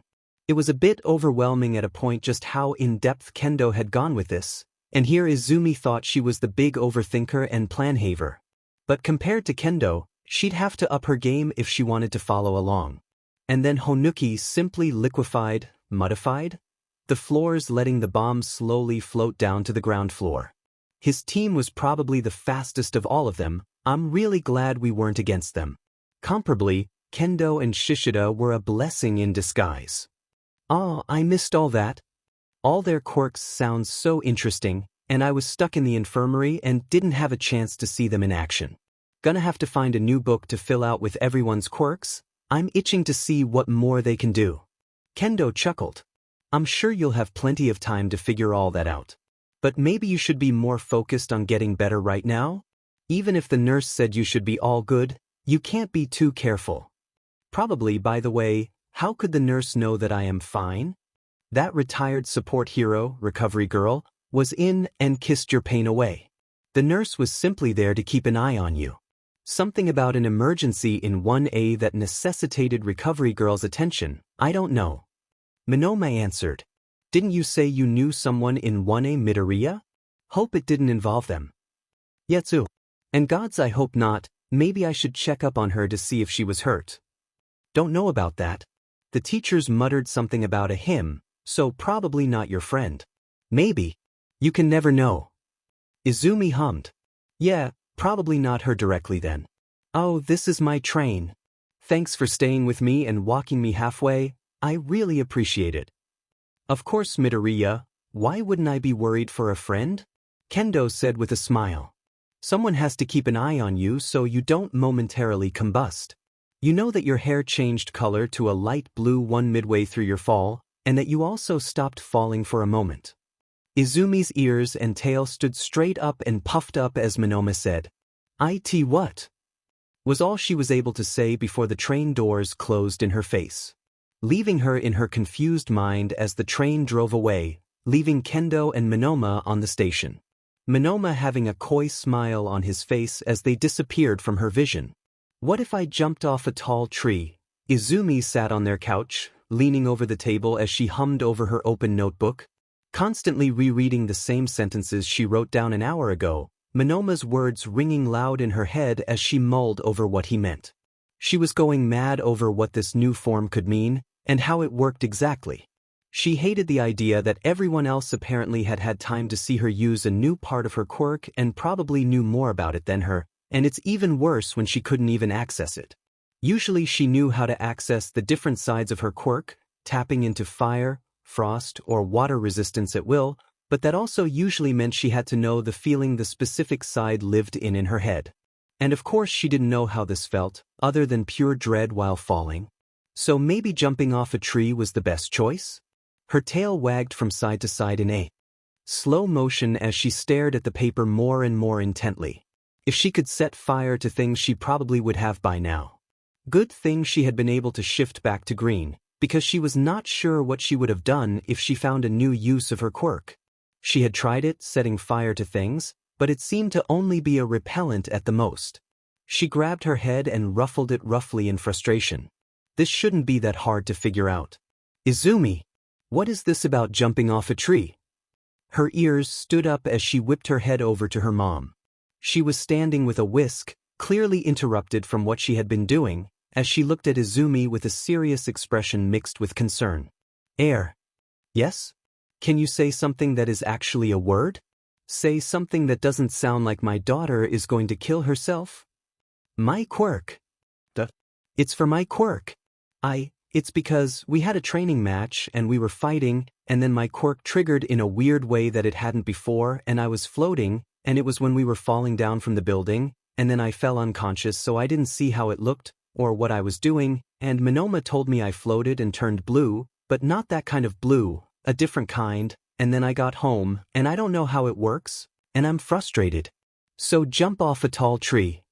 Izumi could barely catch her breath as she ended her rambling, breathing in and out quicker than she felt she had done before, feeling her heartbeat almost breaking out of her chest. You fell out a building? Oh hey, look at that, some homework I forgot to do yesterday, I should probably do those. See you later mom, has to go do school now. Izumi Midoriya. You sit back down right now young lady. Izumi hurried back in her seat, straightening up as she stared dead ahead. What happened exactly? Our opponent was about to win so I jumped on them and we fell out the window. And you couldn't think of anything else other than jumping out a window? That it was the heat of the moment?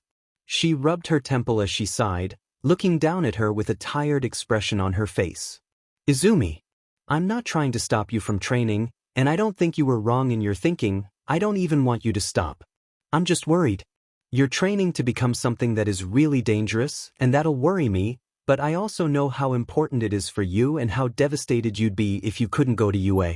But please be careful, please tell me if you do something that could put you in danger, and don't let me find out by you being lost in thought like this again. Can you promise me that? Her ears dropped as her posture faltered and she shrank further into the couch, making herself as small as possible. I'm sorry, Mom. It's not like I didn't mean to tell you, it's just, I didn't want to worry you. I'll always worry, sweetie, you can't really stop that from happening, I just want to be in the know if something bad or noteworthy is going on. I need to be able to protect my baby after all. Yeah, I know, Mom. I'm sorry and thank you. She gave Izumi a tight squeeze on her shoulder as she walked out of the room, returning to what she was doing. Izumi sat a bit by herself afterwards, only really listening to her own thoughts as she mindlessly twiddled her thumbs. That was rather dumb of her. She should have told Mom about it earlier, really should have told her when she came home. It was just scary doing that, and now she feels bad for not doing it. Basically impossible to focus on her quirk now. Maybe she should lay in bed and wallow for a bit, that would definitely make her feel better. Izumi sighed as she closed her notebook and gathered her things up, holding them in one arm as she picked up her phone from the table, checking it just out of habit as she fell on a message from Kendo. Kendo-san, hey, what you up to? Midoriya, MEP. Kendo-san, okay, that is a way to feel. I suppose. Midoriya, I might have done something dumb, said something dumb, same thing really. Kendo-san, well heck. Is it really that bad? Midoriya, might have said in earshot that I should jump off a tall tree. Midoriya, which might have resulted in me getting a talking to. Midoriya, and I might have sought refuge in my bedroom while hiding away from the world. Midoriya, hypothetically. Kendo-san. Kendo-san, okay, got it. She saw the dots appear and disappear again and again a few times, as she waited for Kendo-san to respond. It was kind of nerve-wracking watching her write. Was it really that bad of an idea? Kendo-san, what made you want to jump off a building? Midoriya. Midoriya, I thought it'd trigger my quirk. Kendo-san, you can see or hear me right now, Midoriya. But I am basically face-palming and groaning at what you just wrote. Kendo-san, what made you think of such a stupid idea? Midoriya, I mean that's how it worked during class, right? Midoriya, I just thought it made sense to try it out again. Kendo-san. Not dignifying that with a response. Kendo-san, anyway, I was writing cause I wanted to see if you had time tomorrow. I'm heading into town and I thought it'd be fun to check a few things out together. Midoriya, sure. I'd love to. Kendo-san, you change your tune really quick. Kendo-san, either way, let's do it. After school and everything. Kendo-san, will also give me time to scold you for that idea of yours. Midoriya, yup, 3. She put her head down on her pillow as she smiled a bit to herself, having a short moment of reprieve before thinking back to Mom. She should really apologize. It probably wasn't right to even joke about taking a leap off a building, even if it was for her quirk. She already hadn't been too excited when she had wanted to go UA, what with the slug attack, the dumbbell villain and everything else. So she really shouldn't do anything that would make her feel extra concerned about her situation. Should say something to her. She laid like that for the time being, snuggling into her pillows as she half thought about what to say to her mom and half just dozing off. It wasn't the most comfortable sleep, because she didn't really have the best thoughts in her head, but it did make her less fidgety, if only because she got a bit of rest. After feeling like she had spent enough time ignoring her responsibilities for long enough, she got out of her bed with a small jump and walked out to the living room. She poked her head in from behind the wall, waiting a bit before speaking up. "Mom." "Hey Izumi, what's the matter, sweetie?" "Sorry for worrying you. I didn't actually mean it when I said I would jump off a building. I was just thinking aloud and didn't think about what I was saying." "Oh sweetie, I'm not mad anymore. I was just shocked when I heard it. I know you can be pretty enthusiastic sometimes, but I know you wouldn't do anything that would be overtly dangerous. Just don't say something as horrifying again." "Yeah, I won't." She walked over and joined Mom to talk with her a bit, telling her about her upcoming date, is it right to call it that? With Kendo-san, cuddling up with her as the day turned to evening. It was a rather uneventful school day, especially when you compared it to their training class. They hadn't had another class with All Might yet. Ken-sensei had taken over one of the lessons instead of All Might, something about All Might being indisposed of that day. After the day was over, she and Kendo-san went out to hang out, passing and window shopping through the city. "Hey, you saw how we're going to have a training session at the USJ? I haven't had time to look into that much, but it's gonna focus on rescue training. I wonder how that'll turn out." She felt conflicted about it in some ways. She was all too happy with doing rescue training, but it probably also meant that she had to endure another lesson with All Might. She knew she had to get over this irrational fear. Eventually, with how much of a presence he was probably going to play in her school life, but she still didn't really feel amazing about having to interact with him. Had he already figured out who she was? No, stop thinking about those things, Izumi. Think of a new topic, ask Kendo about her float. Quirk? Yeah, that should be a good diversion. What was it that happened with my quirk? I've been trying to figure out what Monoma meant when he said I turned blue and floated in place. I've been trying to tap into it, but as I don't really know how it feels, I've been at a kind of standstill. I even thought about Jump Dash. I was thinking of different ways of unlocking it. You could try and check out the recordings. The what now? Her ears stood on end, as the visible confusion was plastered across her face. The recordings. UA records everything that happens during our training sessions, both for security reasons and so we can analyze and improve. Huh, that sounds vaguely creepy. But anyway, that means I have an easy way of taking notes and coming up with ways of improving myself. I can test out new moves and see if there's stuff wrong. I can review my training so much easier than usual. Might even be able to catch myself making mistakes. Oh, this opens up so many opportunities. Maybe I should check it out when I get home. Wait, do we have access to it at home? If not, I probably have to take some extra time after school to look it over. What should I look at first? Should I check out everyone else that I didn't get a chance to? Bad Izumi. You have to check out this new aspect of your quirk first, then everyone else. Izumi was shaken out of the mumbling as she heard Kendo snort out a laugh, as she was desperately trying to stifle it. Izumi clammed up as she noticed what she was doing, blushing as grabbed her mouth with her hands. I'm sorry. I started rambling again. It's not a problem at all, I also feel like I've told you that before. Your ramblings just show your excitement about what interests you. It's cute, so you shouldn't feel bad about it. Her face felt a bit warm as she struggled to find the right words for a moment. No one other than Mom had ever called cute, so this was completely out of the ballpark. What do people usually do when they get called cute? Does she need to call her cute back? This is confusing. Just say something. Teach, thank you. I think you're one of the first people who have said something positive about my rambling. Usually people just ignore me or laugh at me. Honesty is good, right? This is the right thing to say, yes? Well, that's just mean. You shouldn't listen to them. It just means you can improve that much faster, at least if your rambling is anything to go by. Izumi smiled softly at the comment. It was nice to hear someone other than her mom say that her incoherent ramblings weren't bad or a burden on other people. Made it almost feel true. But the USJ, what do you think we're gonna do for it? They continued their walk down the street, occasionally looking in and stopping up at a few stores as they talked about class, eventually changing the subject to talk about personal interests, UA, and middle school as they walked around a bit more. So that's how you know that girl? Sue, was it, from 1A?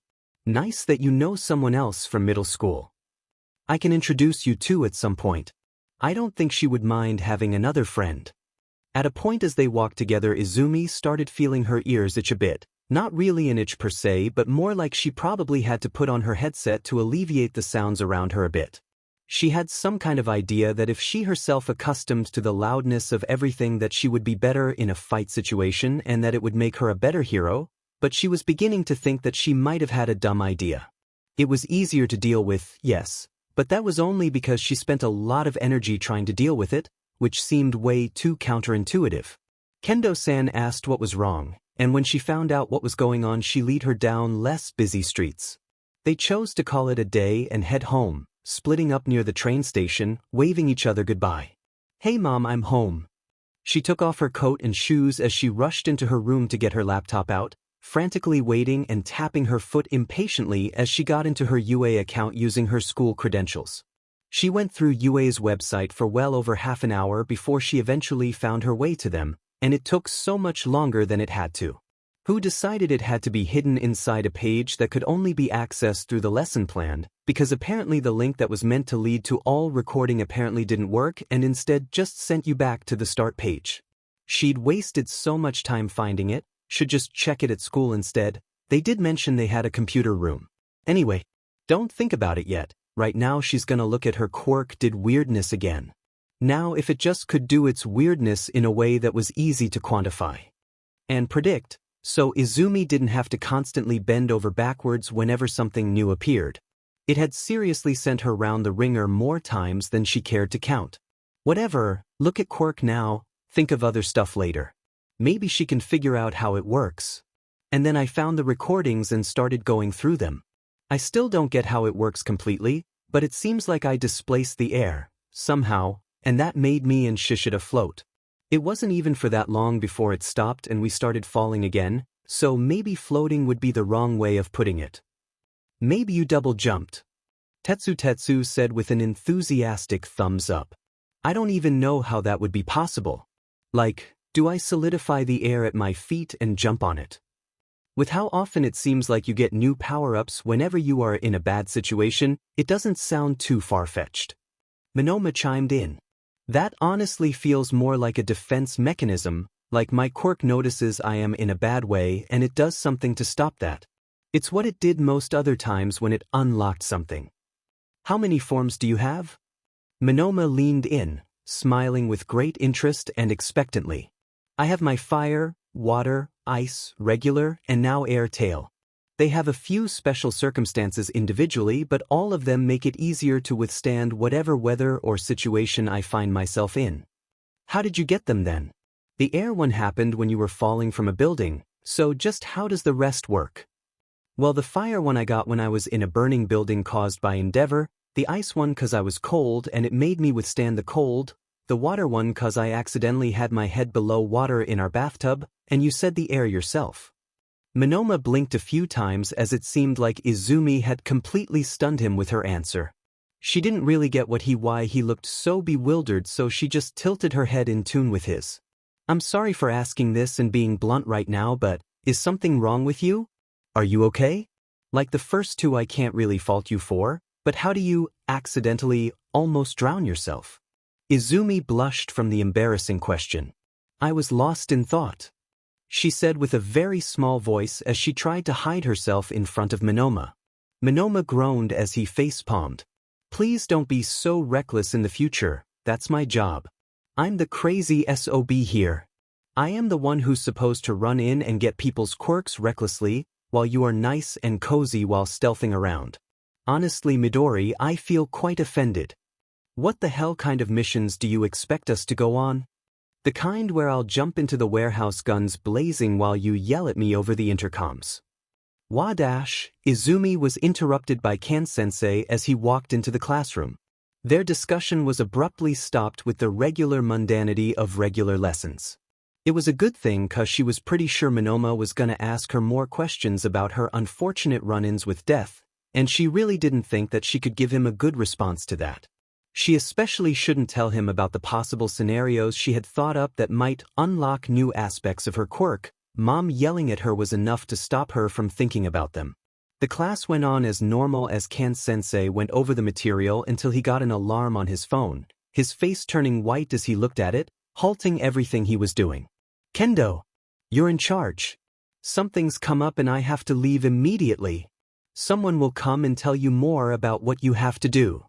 Kendo didn't really have time to react before he was out of the door, his footsteps thundering down the hallway as we were all left alone stunned. Kendo stood up from her chair as she tried to reassure people while simultaneously trying to keep calm herself. At the same time, it didn't take long for Monoma to flip out his phone and look through it, stopping with a wide-eyed blink as he saw something that seemed to have startled him. "Should probably check your phone real quick, 'cause this is pretty unimaginable." Monoma rotated his phone to show Izumi what he was looking at. "Breaking! Explosion at USJ. Further information to come." That's definitely not what she was expecting to read. How is that? Who would attack UA like this? Has it ever even happened before?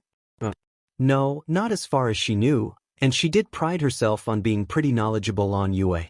Is this the first time it's happened? This happening to them right now, Izumi mumbled on her breath.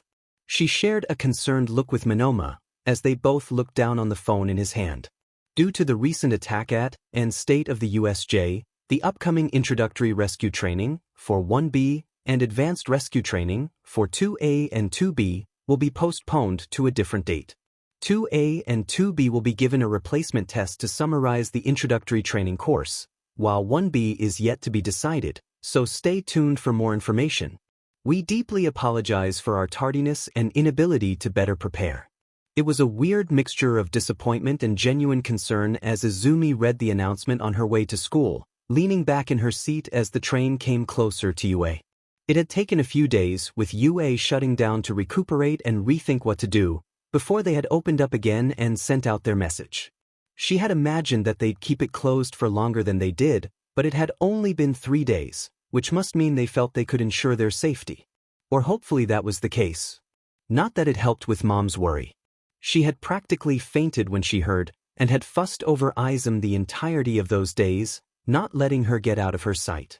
It was also pretty clear that she wasn't too thrilled with sending her back to UA when they opened up, only really letting up when she pointed out how she hadn't actually been in the attack itself. But it still didn't seem to sit right with her. I should figure something out to make her feel more secure. The train called out her stop, shaking Izumi out of her thoughts as she hurried off. Maybe she should have done what Mom said, like, how much could UA really make sure that they weren't in danger? Not that she didn't trust them, but she was a bit worried about how fast the villains were apparently able to overtake them. And she should definitely check up on Tsu sometime today. She had talked to her before, but considering that Tsu had been way too dismissive about her concerns, she wasn't sure how she was actually holding up. Tsu was much more of a, "it's fine, nothing bad happened after all," type of person, and she had been downplaying the entire situation in their messages, so she was kind of forced to check up on her. Yeah, that's what this was. Coming up to the school entrance, she saw a collection of teachers who were ushering students in. It came to her pause for a moment before she continued in. Seeing the shift in the teacher's behavior made it somehow feel more real. Ken-sensei saw her first as he instinctively let her through. Probably because he recognized her, definitely considering he stopped one of the students from another class. It was more of a shake-up than she had honestly expected. Sure, there had been teachers present outside who had led everyone in, but this was like they had tripled it. Wonder how Mom is gonna react when she hears about it? Too many thoughts to think about. Maybe she should just get to class and not think about things outside of her control. Should she head over and talk to Tsu a bit first? Maybe just wait till later today. She came up to her class as she slipped inside where she found her way to her seat. It wasn't really right almost sneaking in like this. She felt like she was moving in a haze, like she had when she was back at Aldra, for no other reason than the whole situation made her feel weird. It all made her feel the same insecure about what everyone around her was thinking about. Everyone should be on high alert, shouldn't they? There was a villain attack after all, a villain attack that was so close in proximity to them, but everyone around her hadn't really seemed to be marked by it, still laughing and chatting with each other like nothing had happened. Shouldn't they at least be a bit concerned about what happened? It felt like they knew something that Izumi didn't. Like she was the only one who was concerned and freaking about it all. It was like she was back at Aldra, where everyone always seemed to know something she didn't or acted in a way that was always weird and unexpected. Like she was again out of the loop while everyone else was just going about their day, and that feeling always was followed with something unpleasant for her. She slapped her face with her hands, shaking it violently. Things weren't like that anymore.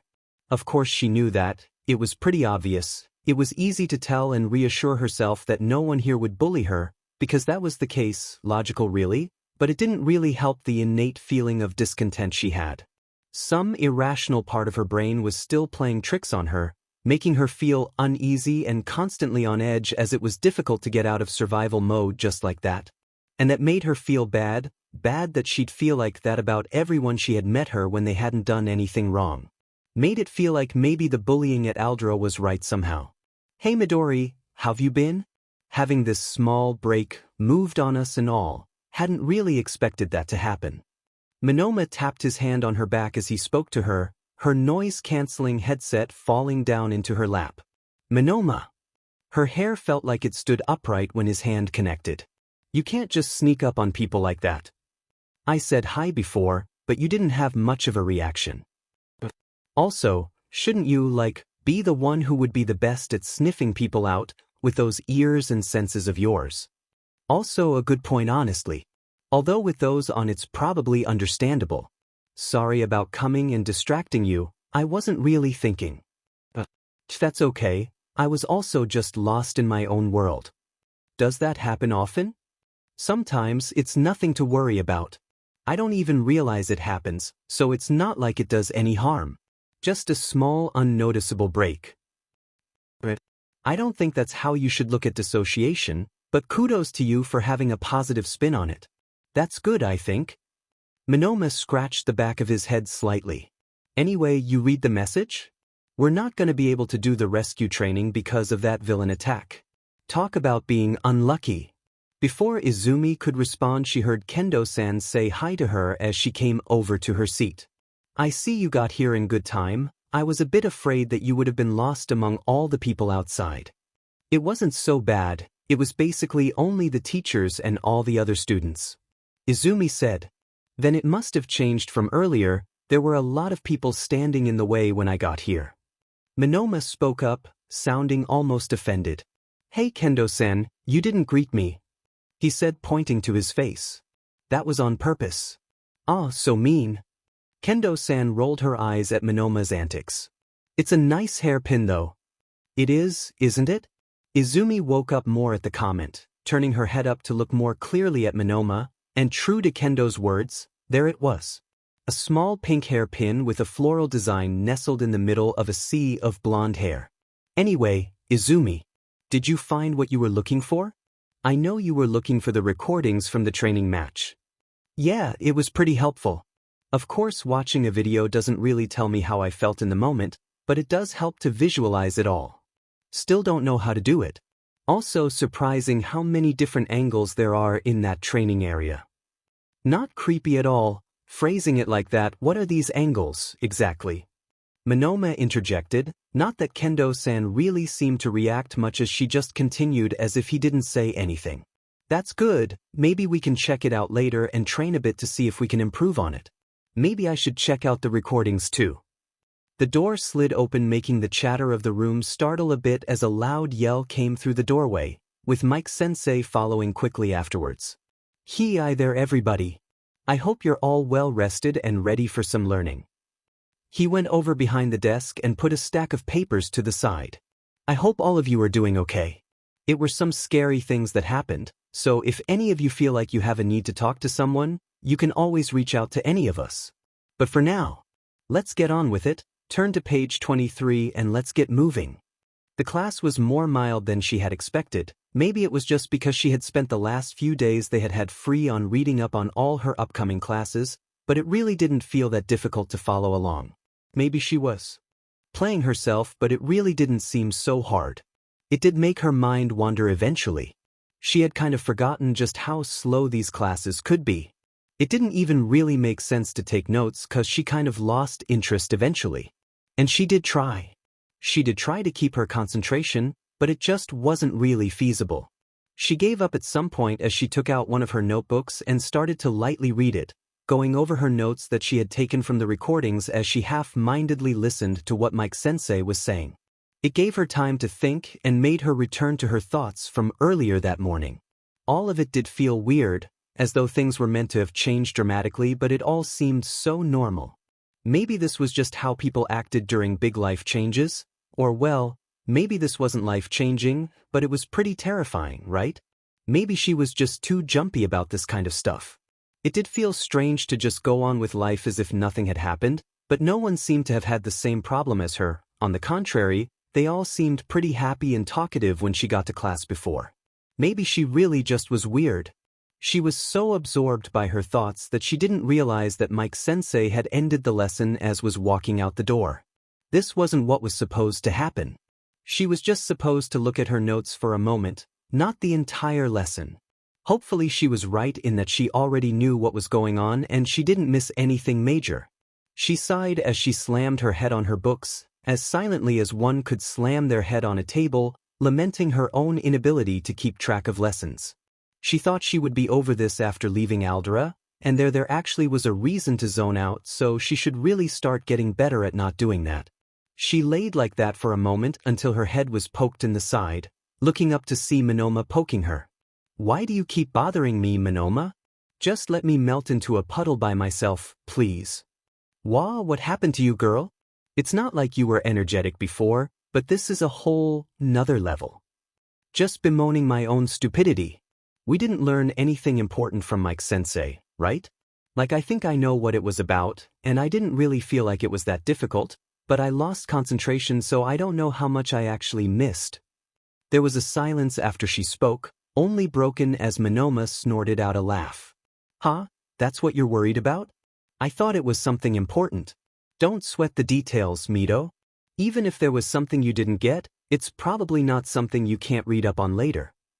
There was other stuff I was thinking about too. She mumbled, sighing towards the end. It's not like she felt that much better, but talking to Monoma was always good at cheering her up. Oh right, hey. She ushered Monoma closer to her as she leaned into his ear. That hair pin, is it a sign of your pronouns? Like it changes based on your hair ornaments? Saying it out loud makes it sound weird.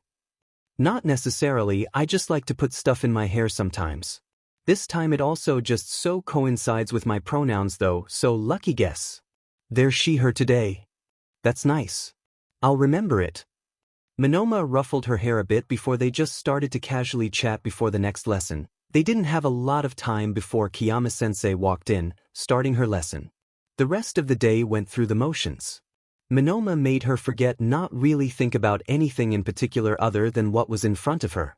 Eventually ending up having Mike-sensei again in the last class again.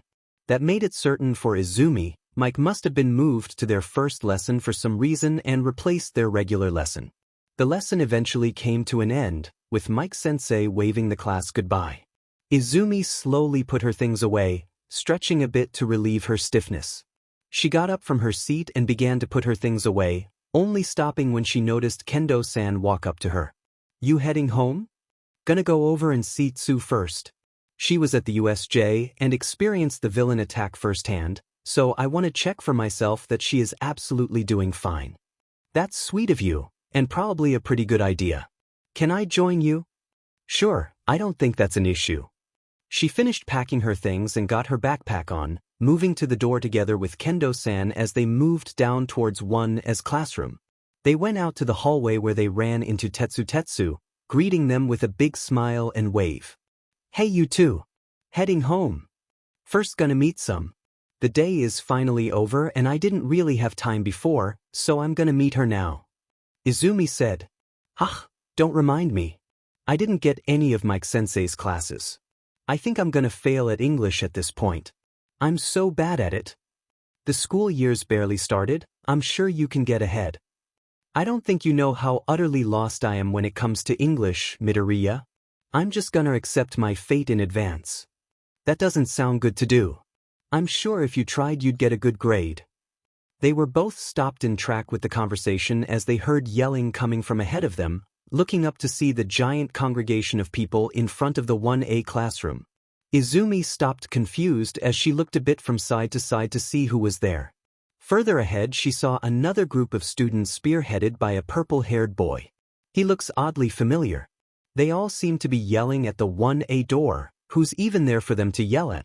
What are they so upset about? Would you shut up, you goddamn extras? Izumi froze up as she felt a shiver go through her spine, starting from the middle and spreading down through her tail and up into her ears. Feeling a familiar rush go through her body as she hitches a breath. It would have been strange, impossible that she wouldn't have recognized that voice before, considering just how many times she had heard it. She cautiously leaned to the side as she hid behind Tetsu and looked over in the direction of the voice, seeing Kaken standing with his backpack slung over his shoulder. "You're in my way, eyebags. I didn't come here so I could be yelled at by a bunch of nobodies right after class. Make yourselves useful and scram back to whatever hole you crawled out from." Izumi internally cringed, getting a momentary feeling of secondhand embarrassment from Kaken's exclamations. It was a brief reprieve before she returned to the uncomfortable feeling in her stomach. If only she could keep feeling embarrassed for Kaken instead of getting an instinctual feeling of fear when she saw him. "Whoa, easy there, Tiger. We're just here to size up the opponents," the purple-haired kid said, standing completely unfazed as he looked down at him lazily. "You should be careful though, you're sounding awfully like a villain right now. That whole spoiled kid stick of yours is showing and is a bit too boring to be honest, a bit too confident if you ask me."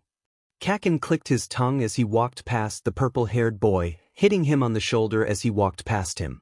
"I don't need to acknowledge that with a response. If you're oh so good as you say you are, prove it during the festival. Should be really easy for you." He turned around down the hallway as he walked in Izumi's direction. Her head started to spin as she began to frantically think of places to hide, stepping completely behind Tetsu in a desperate attempt to not be seen. "Hey! Oh gods, please don't draw attention to yourself like that, Tetsu, or at least do it when I'm not here. Don't forget about us. We're about as likely to win in that competition as you are. Just because you got a bit of a head start doesn't mean anything. Who are you?" I'm Tetsu from 1B. The other hero course. How the hell don't you know about that? Please, Tetsu, don't make it more awkward than it is. Like the F I should know that. It just means you're slightly above the rest of these extras, which really isn't much. Now get out of my way, Steely. He continued walking, passing Tetsu as he disappeared behind the wall, even when Tetsu tried to protest. What a prick. How can he just say something like that? He thinks he's better than us dash. Tetsu stopped mid-sentence as he moved his head around to face Izumi. "Oh hey Midoriya. I didn't know you were there. You really like being red, don't you?" "He. Also what?" She grabbed the top of her head as she scratched and rubbed her ears. "Is it red again?" "About as red as it always is. Are you sure your natural hair color isn't red?" She heard Monoma's voice come up behind her. "Not that it looks bad, all the colors you can take on are cute. You know, if you could mix it up so you had multiple colors at the same time, you'd look like a Christmas tree." "Hi Monoma. I didn't know you were here too. Could you sound a bit more excited to see me? I don't ask for much." Monoma looked over to Tetsu and gave him a small tap on his back. "But what are we doing here? Getting in a fight with 1A? Tetsu sighed as he turned to face Monoma. "Nothing really, just one of them irked me the wrong way. I think I lost my head for a moment though. I just feel like I'm falling behind them." "Well, that just means we have to work harder, doesn't it? We could go over the battle trial recordings together if you want to. I'm sure we can find things and blind spots if we do that." Izumi spoke up. "Maybe, but it doesn't help that 1A got some hands-on experience. I just don't really know how to deal with that. You could always just watch the recordings of 1A if you feel so behind and you want to know more about their abilities," Hananaki-san said from behind Monoma as they came into view. "Wait, we can even watch recordings of other students from UA?" Izumi exclaimed, her ears and tail standing on end. "Yeah, it's one of the folders with all the recordings for 1A. There are even some for the classes above us. That sounds like it'd be abused immediately." Izumi tried to not let the very apparent uncertainty.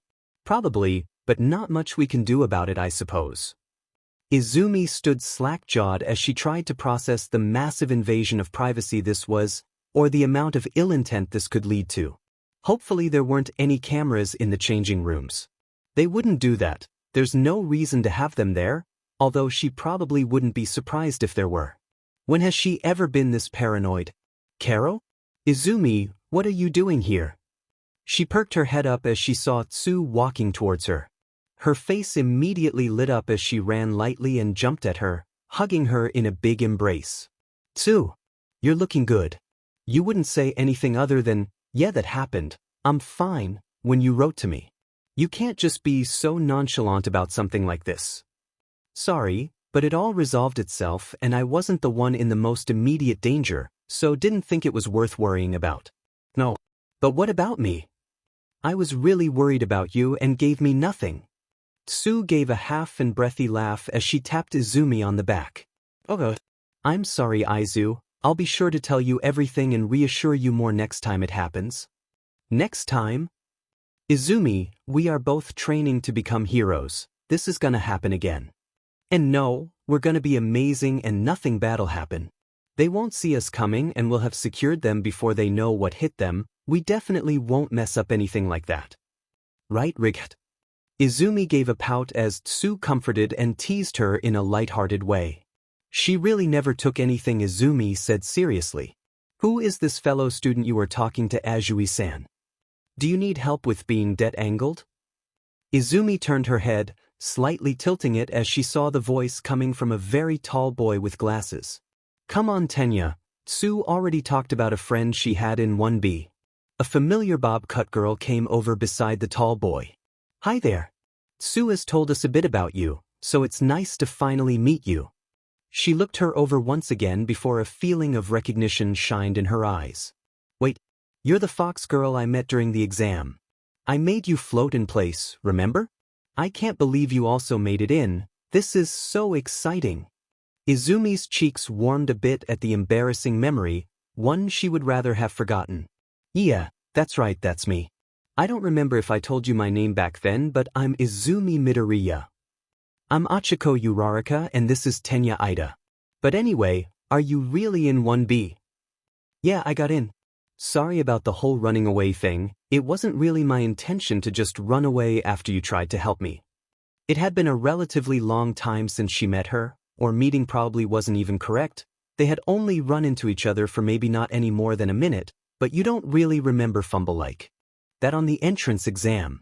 Oh, that's fine. I'm sure you were just nervous. I was too, so it didn't even really cross my mind.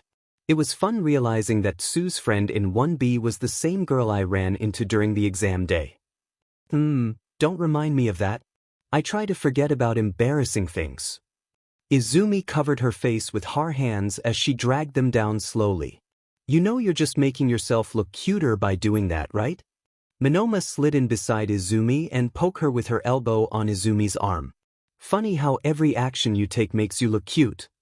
Izumi sighed with a half smile, a retort taking shape in her mouth before she was interrupted by the tall boy. How crude. It's extremely unbecoming to demean a young lady like that. You should be ashamed of your behavior. The F kind of hole did you crawl out of? Minoma said, seeming to struggle for words as she just held a stare and wide smile at Tenya with her head crooked to the side. You're weird, I like you. If the rest in 1A is anything like you, this is going to be a great 3 years. Oh, I have never. You're going to become a hero with that kind of mouth. I am truly scared if this is what the hero course has fallen to. Tenya continued, with no trace of sarcasm on his face. Minoma stood with her hands on her hips as she tapped her foot, thinking of what to respond as she had the most bewildered look that Izumi had seen on her yet. I am restraining myself so much here, there are so many ways that I can leverage that and joke around with you, I hope you get that. I'm gonna ignore the very obvious opening you gave me and instead just nod and smile. Hi there, I'm Tsuyu Azui, but you can just call me Tsu. What's your name? Tsu said, as she stepped over to face Kendo-san. Hey, I'm Itsuka Kendo. It's nice to be able to meet one of Midoriya's friends. I hope we can both improve and become better heroes. Ignoring the tall rule stickler? Smart. Minoma said from behind her. So where do you know Midoriya from?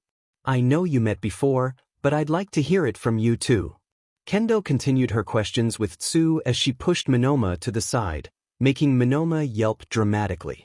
She transferred into my class and it was pretty easy for me to decide. Yup, I'm gonna steal that girl. So I approached and then it just kind of worked out. It might also just be because Aizu had no sense of danger when talking with me, Karo. Izumi looked offended at Tsu, looking over to Kendo for confirmation that that wasn't true. Yeah, I can kind of see that. Oh come on. But I'm not too scared about that to be honest. She has enough sense to not do it at critical times. You seem to have found some fun friends. Izumi's ears perked up a bit involuntarily before she grabbed them to flatten them down again. Yeah, they're pretty nice. We could train like we used to. For the festival. There's nothing that says we can't practice across classes after all, and gives us a bit of time to learn from each other again. Ah, are you abandoning us for someone in 1A? Minoma pouted. You can come too. Having 3 people would help with training, Karo. Yay, I'm invited. You can't take it back now. She said teasingly. Izumi shook her head with a small laugh. Sure we can do that. See you later Tsu, and nice to meet you Tenya and Uraraka. They waved each other goodbye as they separated and walked in opposite directions. What should she do? She wasn't as upset as Tetsu about the whole 1A being ahead of them. It was worse thinking about how a group of villains could so easily attack them. She didn't really have enough room in her head to think about how it could have helped them cause, like, wasn't it worse that the attack had happened at all? Maybe she was just overreacting. Nothing bad had happened as such, and everyone seemed to be in a good mood, so maybe she was just too much of a worrywart. At least if she would listen to what Tsu was saying. Although for now, looking over the recordings did sound kind of interesting. Not that she had any nefarious ideas. It just sounded like an efficient way of learning about everyone's quirks, and maybe fill out a few new entries in her notebooks.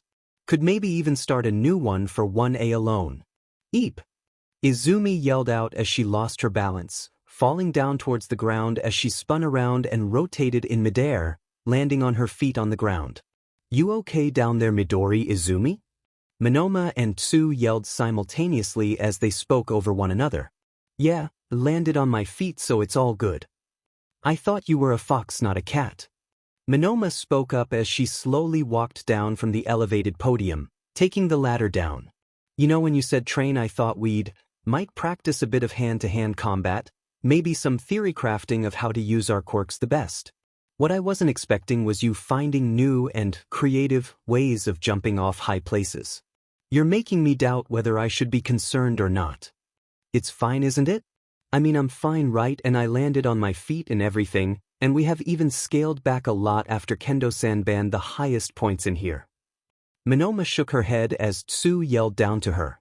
That doesn't really mean you're fine. You could as easily have broken them, Karo. Minoma took a quick look up to the highest point, which had undoubtedly been built for people with flying-type quirks, as she looked back at Izumi with a puzzled look. Yeah. Good thing she had enough sense to tell you not to jump down from that. Midori, you don't make it easy to trust that you won't harm yourself without supervision. You'd probably break your bones if you thought that would make you a better hero. Please don't do that. Tsu said as she had also stepped down from the ladder. I'm already worried enough, please don't start breaking bones. I also don't think Recovery Girl would like that. Well, I'm not doing that. I don't have a reason to do so. No, don't like that. Please phrase that in a way that does not make it sound so reckless, and as if the only thing stopping you from it is us being here. Minoma said with a concerned look.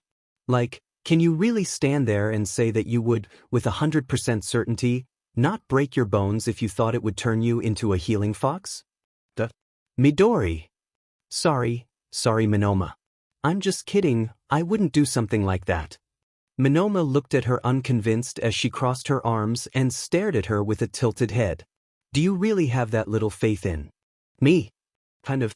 You are smart Midori, but you don't always think about the consequences that often, or at least not in depth. I have no doubt you're gonna do good as a hero, but you really need to deal with your impulsivity.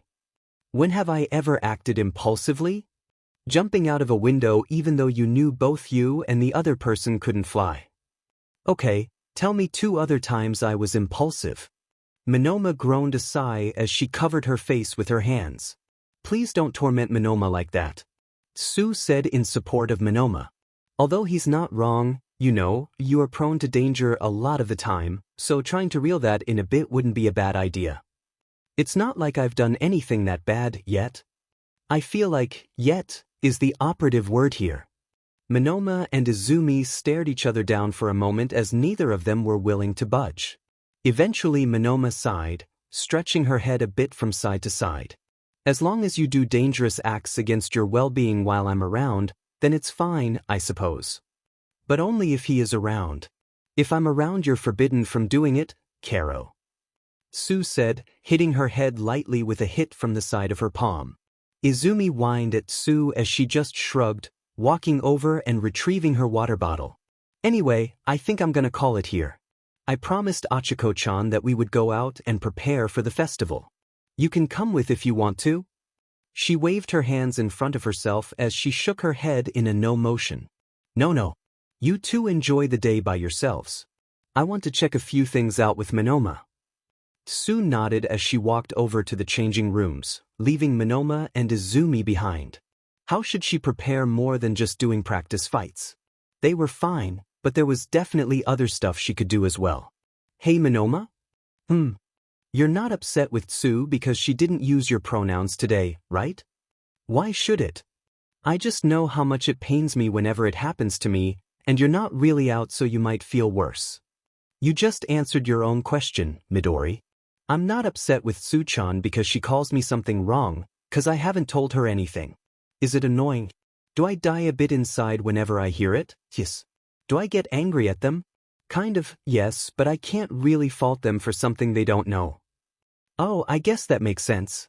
Just thought you might have disliked it. Oh, I do. I just don't get mad at people who are uninformed. Also, I usually get my own kind of vengeance by annoying people to death. Izumi sighed with a crooked smile as she saw Monoma's self-satisfied expression. I'm gonna allow it this one time. Mostly because I know how much it essex.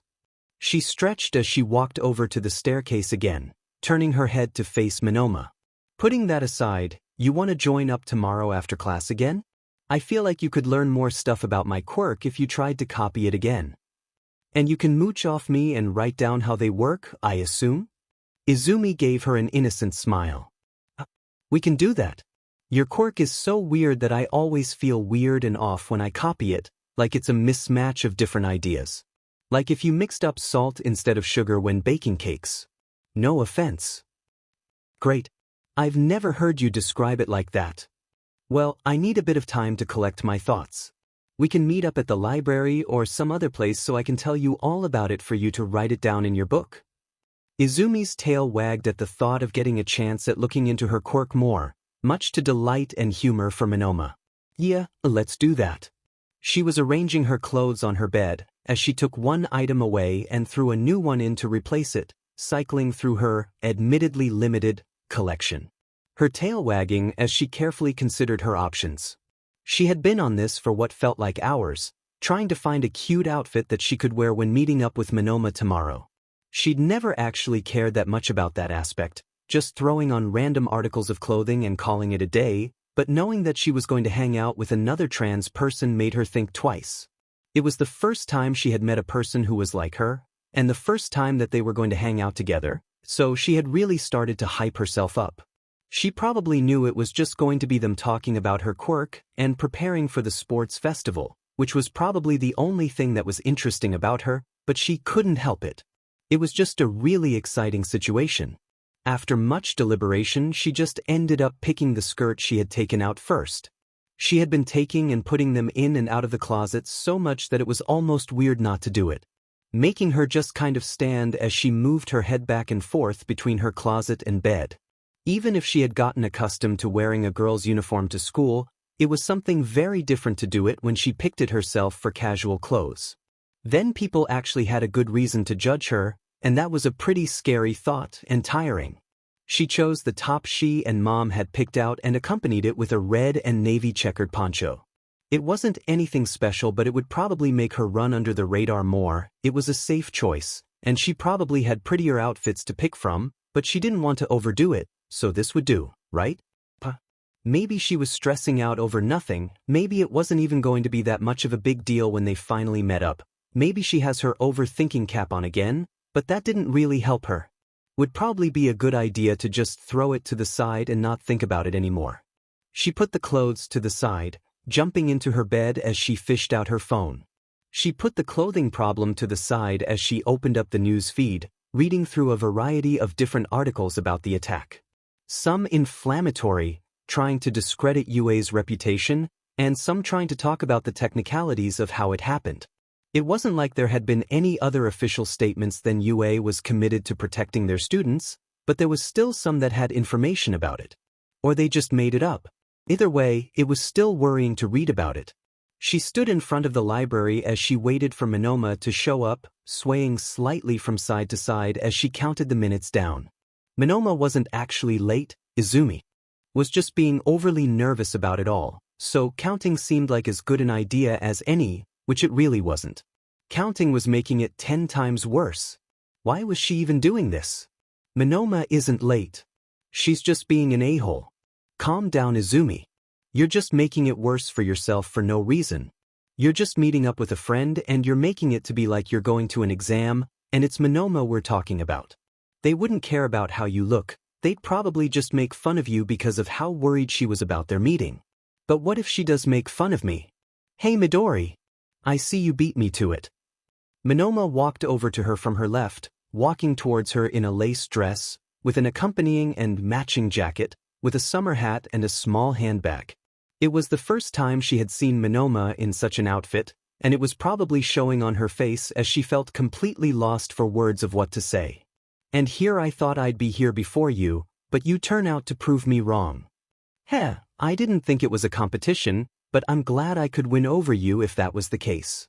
She glanced over to the library door before turning it back to Monoma again, getting a chance to look at their outfit over one more time, amazed with how well it fit her. You look really good. Your outfit is really nice, and fits really well. I didn't expect to see you in that. Monoma shot her a wide smile as she poked Izumi's cheek.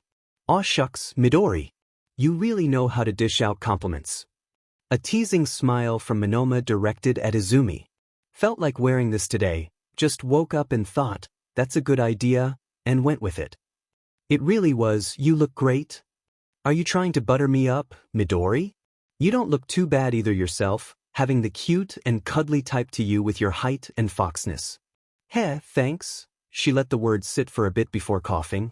Let's just go inside.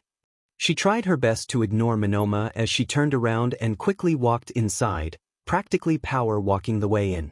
Walking inside, they found a spot sequestered a bit out of the way and sat down. Izumi began to pull out the notebook she had used for her own quirk and the one she had for her class, flipping to where she had written about Monoma. When you said notebooks, I initially thought you misspoke, but guess I was wrong on that. How many of these do you have? She asked as she lifted up one of the books to look at it. A few. Like 7 or 13 maybe. She laughed, kind of embarrassed when saying it, shifting through her things in her backpack. And you started writing these when you were, what, 8? More like 4, I think. Monoma looked at her as she tried to comprehend how that worked, lightly looking her own page over. Raigat, I'd love to see some of the first ones you wrote, because I cannot imagine that they would make a lot of sense. Could also be fun to see what Tiny Mito thought about heroes.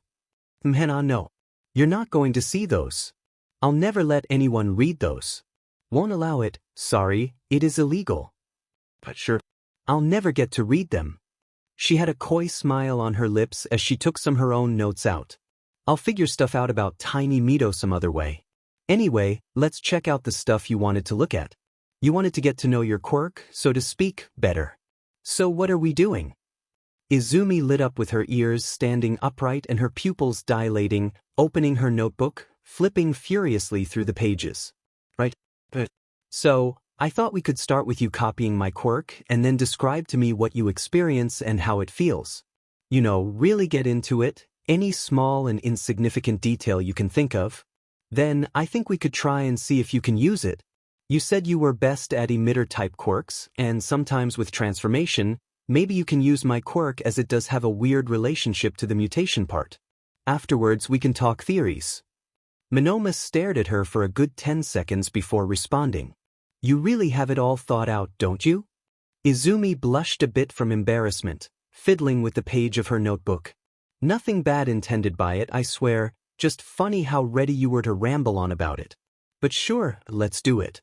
Monoma stretched her hand out, palm open upwards, as she looked at Izumi to take it. Well, ready when you are. She blinked a few times before it really registered. Oh. Quickly taking her hand. Feels about the same as before. Oh? There's something new that's fun. It's like a new itch on my back. You know, the kind that you just can't reach. Your quirk is so fun, Mito. I don't know if you're being sarcastic or not. How could I ever be sarcastic towards you? Duh. So anyway, it does feel different, kind of. I can definitely access them, but it also feels like I'm equally as much missing something that makes the quirk kind of useless. I don't know if that means I need your mutation, or I just need to practice more, but it does feel different when I unlock one of your forms. Oh, you are doing it already? How does it feel? Like my skin is all prickly and weird. It also feels hot and cold when activating the respective areas of your quirk, so that probably means something. Other than that, not much I can say. I do think if I copied it more times I'd find something more interesting, but right now it's kind of nothing. Her ears slagged slightly at Monoma's words. Oh, so, we need to do more testing, I guess. We can't learn about it today? Not without giving me quirk exhaustion, no. But I can still describe how it feels. Izumi lit up again, her ear shooting up again, as she scooted closer over the table, waiting patiently for Monoma to start talking. Monoma shook her head as she started to describe how it felt with Izumi writing down notes after notes, getting completely lost in it. Why are there so many people? Like, not seriously, she understood why they were all stuffed inside here like sardines, but it didn't help her feel better or rationalize it, that they were all here. What did Yue even think? Taking all the first years and putting them all inside this narrow corridor? Not that it was particularly narrow to begin with, but the multitude of people made it feel so. It was all too cramped and loud and smelly and everything. She wished she would have taken her headset with her, but she had decided against it because she was afraid she might lose it, or worse, it could have been completely broken. But now she just has to endure all of this noise and annoyingness going around. Hopefully it will get better as the match starts. Getting the chance to get out in the open air and having people disperse a bit more, instead of being all cooped up in here. Maybe she should just think of something else, make her mind wander so she wasn't thinking about the state that her physical body was in. It was so mentally exhausting no matter what she did, so I could at least try.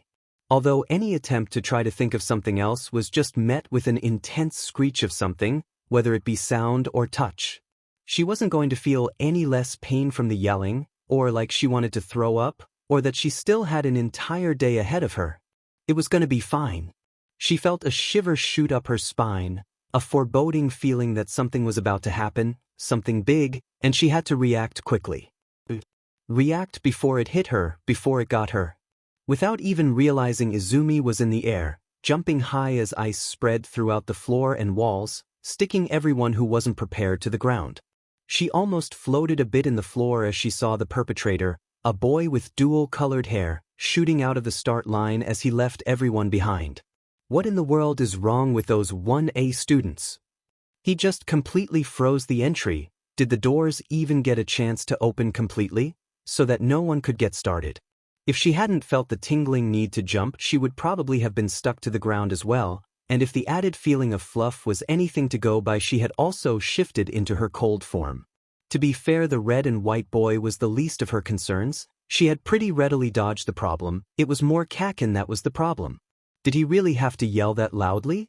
Wasn't his quirk loud enough for him? He just had to find a way of being louder than it whenever he wasn't using it. If she hadn't already gotten hearing loss during middle school, She was definitely gonna get it this time around. Really didn't help with the enhanced hearing. She repositioned herself as stretched out her fingers and toes as much as she could, scratching and grabbing onto the ice so she didn't slip, digging them down into it as she sprinted forward with all her speed. The ice cracked a bit where she stepped as she ran over ice-covered ground, jumping and weaving between the students who were stuck, getting out of the opening to the obstacle course. Immediately after coming outside, she was met with the sight of a dozen or so mini-mechas, difficult in and of itself, if they hadn't been completely dwarfed by the apartment-sized mech towering over them further ahead. Izumi stopped up for a short moment, staring stunned at the giant machine. This is ridiculous. How do they expect them to beat that? She would have been stuck staring at it if it hadn't been because of a loud sound of explosions from behind, shaking her out of her stupor, as her ears started ringing as a familiar screech sounded behind her. "Out of my way, Whitey! Unless you want to be blown up, move." She heard him before she saw him, as Kaken flew past her as his explosions sounded louder and louder before moving past her. She shook her head as she lowered her ears slightly to shelter the loudness that was Kaken, shaking her head violently as she willed herself forward. She was not about to let something like this at the very start line mess her up. She was gonna do well in the sports festival no matter what, and she definitely wouldn't let Kaken be the reason for her to stay behind. She sprinted forward, running past the robots as she jumped off their arms onto their faces all the way the giant robot, which was easier to get past with just how much space it gave, getting over on the overside as she tried and make as much space between herself and the kaiju-sized bot. Although technically it probably wasn't Kaken's fault, but the large fuck-off robot that made her stop, but blaming Kaken felt more satisfying. Maybe a tad bit unfair, but it's not like he can say anything against her if she does it in her head. She let the frost guy lead the way, seeing him completely decimate the largest robot with ease, as if it was nothing. It was enough to give Izumi pause for a moment, a breath hitching in her throat before she composed herself again. She knew UA would have some of the best hero students, but it was something entirely different from believing it to seeing it with her own eyes. It was exciting to see something like this, terrifying in a way because it felt like there was a large chasm between their skills, but not so much that it paralyzed her. It was exciting in a way to see someone so competent with their quirk. A lot of the ones in her class could probably beat it too, but it was still grand to see it be done on that level. She jumped backwards as the pieces of the broken mech fell to the ground all around them, as the fighting intensified behind her, with everyone tearing apart the rest of the robot villains. With pieces falling all around them with loud crashes and thuds, as they all sank into the soft muddy ground below them, leaving behind a jagged mess of scrapped metal that could cut deep if not careful and mud that seemed more like sinkholes than actual mud. Getting a good way away from the robots as she came to a mud field of destroyed robot parts and sinkholes. She followed the long ice trail that had been left behind in the mud, using her claws to not lose her footing as she ran along the icy path before it disappeared. It was probably more potent an idea to use the ice, as she could probably just sink too easily through the mud with her paws if she wasn't careful, and she was pretty much built for winter in this form, so it worked out a lot better. It was getting rather hot. Being in such thick fur that was meant for winter, while in the middle of such a warm day, this couldn't go on forever. But if she could hold for a little longer until her cold form wasn't useful anymore, or she fell over because of heatstroke. Hopefully that the second one wouldn't happen first. She eventually came to a halt as the peppermint boy stopped up in front of a large chasm, with ropes suspended between rocky pillars. She peered down the chasm as it seemed to be going on forever. It must have been a hell of a work permit to get this made. Before she could even start to think of a solution of what to do, she felt the refreshing rush of cold air as the boy just continued onwards, freezing. A path forward. She couldn't very well use the same method again, as it seemed like the ice that was connected to the robes didn't seem entirely safe. Instead, she decided in a split second to shift into her green animal tail, as she shaped into her fox form, gingerly running along on ropes with little difficulty. She was kind of sad about how she couldn't pay more attention to the other students. She had to focus on completing the obstacle course herself first and foremost, but it was really painful that she couldn't take notes of what everyone else was doing. Well, not watching all the students. Kakin was still as loud as ever with his explosions as he flew up in the air, completely ignoring every obstacle. She had seen more of the students catch up with her and the two boys, not to the point that it would be concerning, but enough to be noticeable and worth taking note of. But it really wasn't too much of a problem for her, considering just how easily she got across the ropes. Nimbly running and tiptoeing across as if there wasn't a competition going on. Her surface level worked perfectly for this part of the race. It could give her some time to think about what to do next. She obviously didn't know what was coming up in the obstacle course itself, but she could probably prep herself for what was to come afterwards. Well, maybe not in any meaningful way, but definitely mentally. Because, holy shit, there was a good possibility she was going to go up against the Peppermint Kid, which didn't sound great. Watching one, as videos had been helpful, but it was really something else seeing it in real life. Get back here, you half and half bee. Even with all the explosions going off, and the fighting with the remaining robots, and the yelling of everyone around her, Kakin still found a way to be louder than all of that. What in the world did he have against the Peppermint Boy? He has just put his sight on him for no reason? Kakin probably has a reason for what he is doing. He used to have reasons at least. It was probably a stupid reason, but a reason nonetheless. Hopefully the other boy understood that Kakin probably didn't mean all the hurtful things he was saying, maybe? She kept running along the ropes, jumping on the platform as she quickly scurried forward on the next rope. It was going well, the only real problem being hearing Kakin's explosions, which did seem to get a bit further ahead of her, and he somehow found more creative ways to yell at the other guy. There were times she did wish that she didn't have this good hearing, not only because of the very persistent ringing in her ears that she had had since the start line, but also because she was still able to hear Kakin's yelling. Could the Peppermint even hear him at this point? Was the explosions so loud that he couldn't hear Kakin, and Izumi was the one who had to hear it all instead? Probably not worth thinking about. It didn't take long before she had come to the other side of the rope obstacle, hearing the yelling of everyone else being just on her tail as she looked ahead to see the ice reaching a large open space before an explosions from the ground shaking her to stop up slightly while the boy jumped back to compose himself. He almost didn't flinch when he looked out over the surrounding area of landmines before his resolution was back on his face. As quickly as he had been shaken by the explosions, he was on his feet and propelled himself forward to get his lead back. So they actually went with a landmine field? She remembers they did it once 9 years ago, but there was so much backlash about the clearly dangerous landmines that they decided to go with something else and never return to it again. Guess they thought it was prudent this time around. Or they just ignored their working permits, which now when she had had experience with a few of the teachers at UA herself, it wasn't unlikely that that could have happened. She looked ahead of herself as she saw both the Peppermint Boy and Kakin, the latter having lost a lot of height at this point, triggering a lot of the bombs as they both tried to get the first place. It was clear that it did shake them up and halt their speed pretty significantly. It did seem like she was going to be careful going forward, although, was she even heavy enough to trigger any of the landmines? Izumi looked down at her paw, tilting her head as she looked up again, running ahead, completely ignoring any kind of strategy going forward. It was just like running in the forest, running across the ground and avoiding the more muddy-looking areas, as she quickly gained on the two boys. She was right about it. Her weight and the pressure she put on the ground was nowhere near enough to even tickle the triggers, and her speed, coupled with the two boys' slower approach, meant that she could quickly gain on them. It was enough for her to get close to them, but not enough before they had crossed the entire field.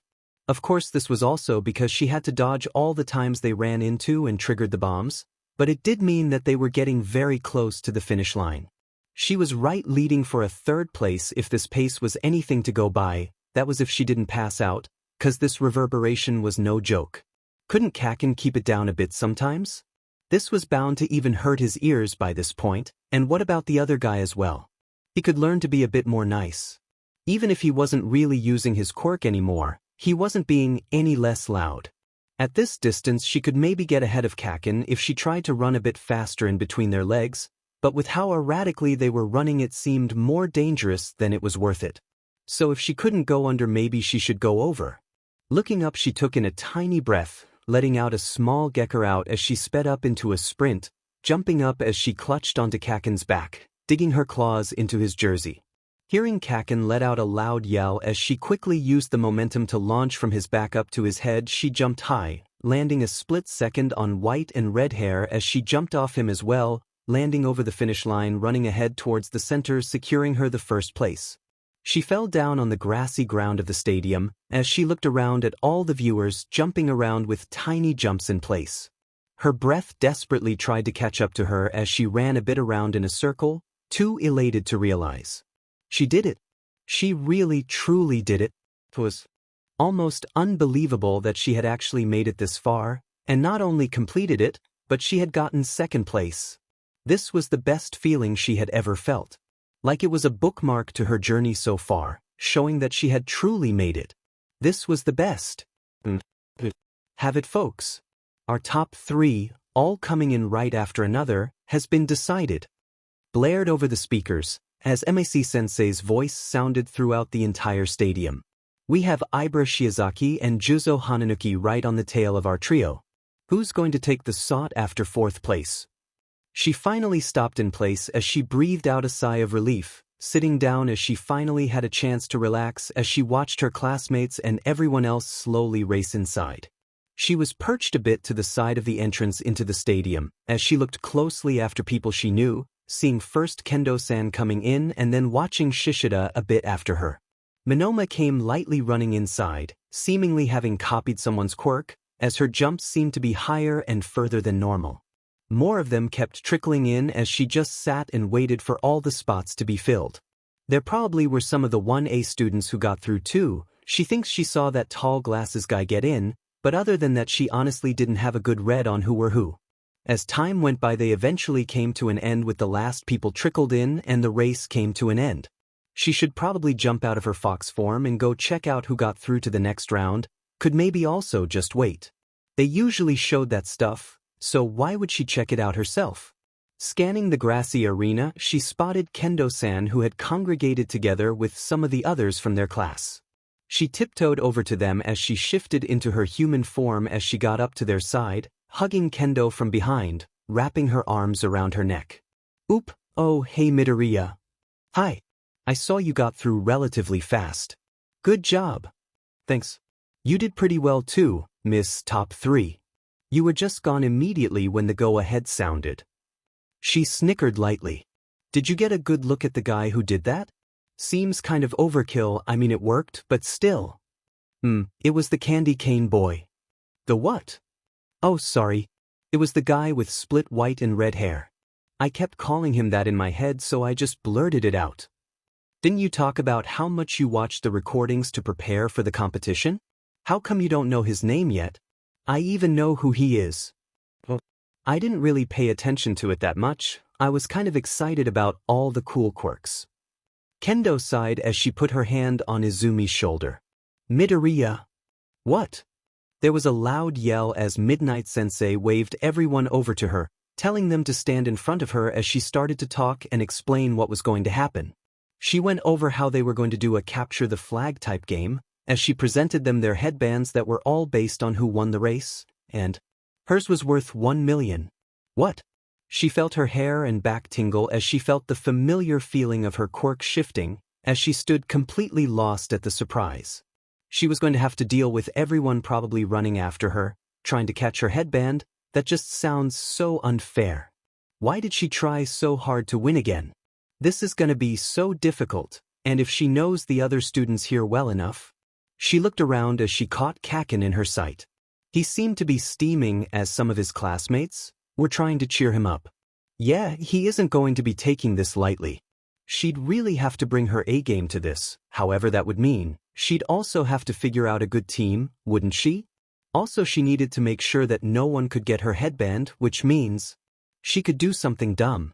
She rushed over to grab Monoma at the arm as she pulled her to the side. Oh dear. Goodbye everyone, I'm being kidnapped. She got him over to the side as she jumped in front of him with an excited expression. Monoma, do you want to do something dumb that'll probably work, but also might not, but will definitely catch everyone off guard? I mean, when you put it like that. Her tail was wagging from side to side as she waited for her to give her answer. I mean, you haven't done me wrong yet, so why not? Great. Go get Pony-sen, I'll get our fourth friend.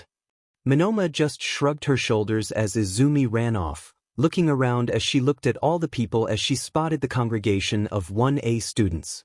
She rushed over to their side as she looked around at the different people, finally spotting the one she was looking for, running over to grab her. Hey, Uraraka. Wanna be on my team? Oh, Fox girl. Midoriya, right? She nodded. You want me on your team? Why? I have a plan for not getting caught, and you're a crucial part of that plan. Oh, why do you want me? I mean, I already asked, but it's just very out of the blue and I just didn't expect it. It's surprising is all. Oh, I watched how good you were during the battle trials, and I can see how your quirk would work well with what I have thought. You were really good. She blushed for a moment before her face contorted into a question mark. How did you see my battle trial? Oh, the recordings. The what? Recordings. UA records all the training situations we're in, and we're able to look them over at our own leisure. Uraraka stood still as she just seemed to take that bomb of information in. She shook her head as she seemed to compose herself. Putting that aside, I am definitely going to ask Aizawa-sensei about it later. I think I'd like to try it out. I was already looking for someone to group up with, so why not with you? Amazing! Let's go over to our teammates. She grabbed Uraraka and ran over to where 1B had somewhat congregated. A few of them had already moved together in groups, and some had even teamed up with some of the Gen students. Out to the side she saw Pony and Monoma standing, changing directions to go over there. Hi, you're both here. Energetic Midori is something new. Monoma chuckled. I don't really know why. I have the most points, and am super scared and anxious and nervous about that. So I'm trying to think about anything other than that. So hyper, I guess. Oh, hi, Pony-san. Hey, Midoriya-san. Pardon me for asking, but why did you want me on your team? Monoma-san didn't really explain what my role would be. Hey, don't look at me. I'm simply Midori's lackey, and do whatever she says to do. Izumi jumped up a bit as she calmed herself down for a moment. So my thought was, probably need to not be caught when I have the highest point total out of everyone. So I thought of a way by flying and not get caught that way. So Uraraka and Pony could make us float and fly around, and Monoma could assist where necessary. I mean, yeah, I can make us float, but doesn't really help with flying. Uraraka spoke up.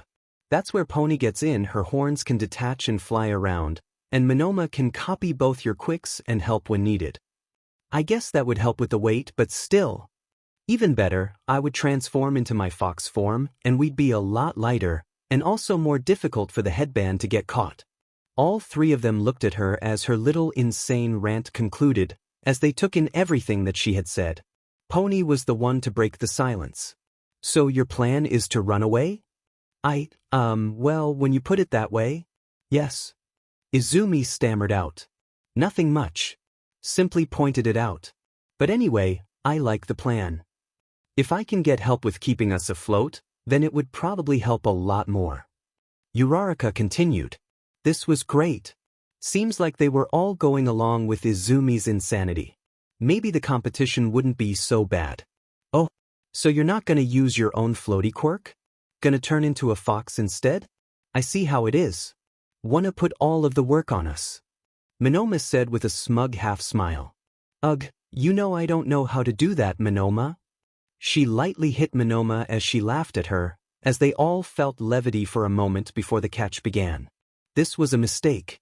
She had made a huge mistake by ever thinking that winning this would be easy. Everyone had this weird murderous glare trained straight at her, as if they were sizing her up ready to pounce the second they were allowed to. It made somewhat sense, I guess, that they would act like that, wanting to catch the most points and all that. She had even expected as much, but looking at just how many people were fixated on her and actually experiencing it was something else from thinking it. The hushed tones and looks as they spoke among themselves. It was more than she could have imagined in her wildest dreams. Or well, as hushed as their voices could go. She was still able to pick up on what they were saying, somewhat. She was getting slightly nervous about it all. It was getting scary thinking about if she had bitten off too much.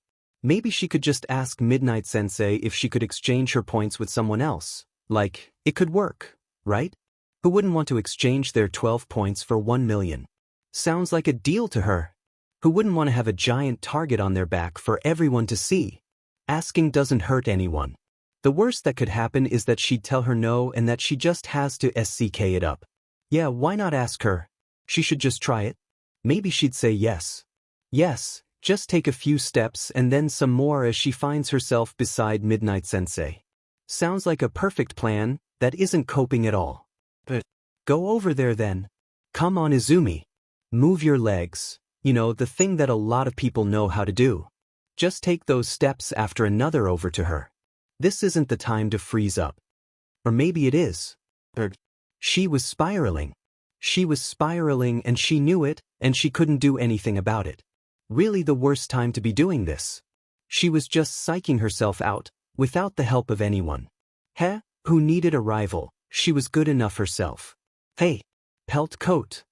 She stopped in her metaphorical tracks as her hair stood on end as the familiar voice shook her out of her spiraling. She slowly turned around as Kaken stood glaring down at her. She really wanted to run away in the opposite direction, her entire body yelled at her to do it, but it just wouldn't listen as she had no choice but to wait for what Kaken wanted. What the hell was that? You scratched up my back and head, and completely stole my first place. Or not. Why was he talking to her like he didn't know who she was? Why aren't you saying anything? Speak up, Diamenet. Do you think you being a girl or keeping quiet is going to make me go easier on you? Like I'd feel sympathy? No shot. You were the one who declared war the moment you scratched up my back and took my first place, and I'm definitely going to win.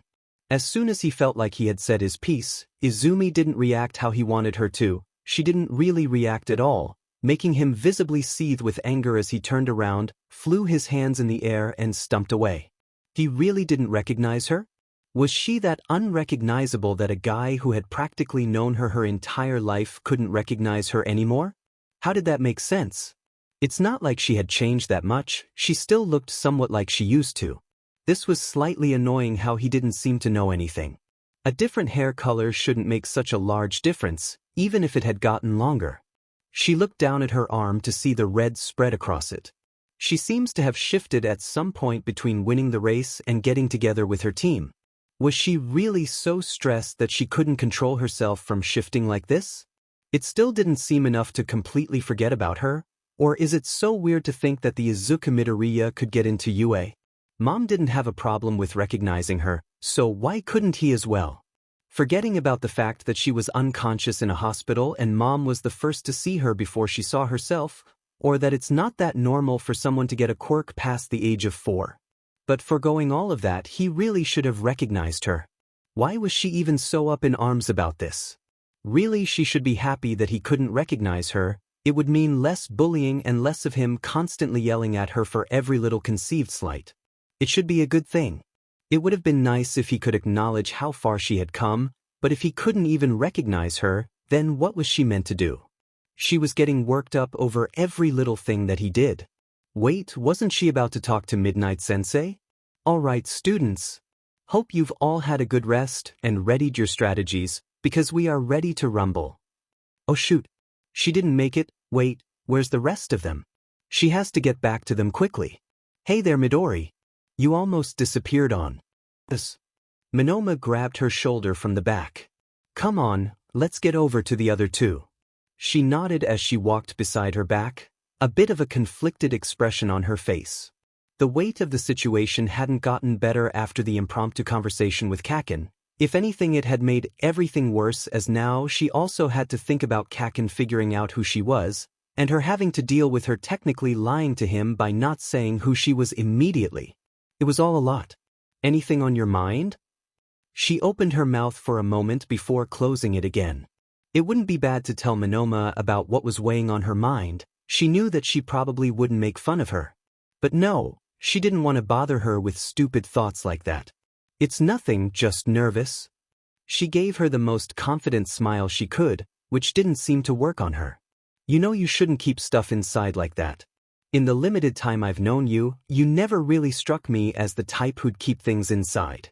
You can tell me what's going on. I've been told I'm quite a good listener.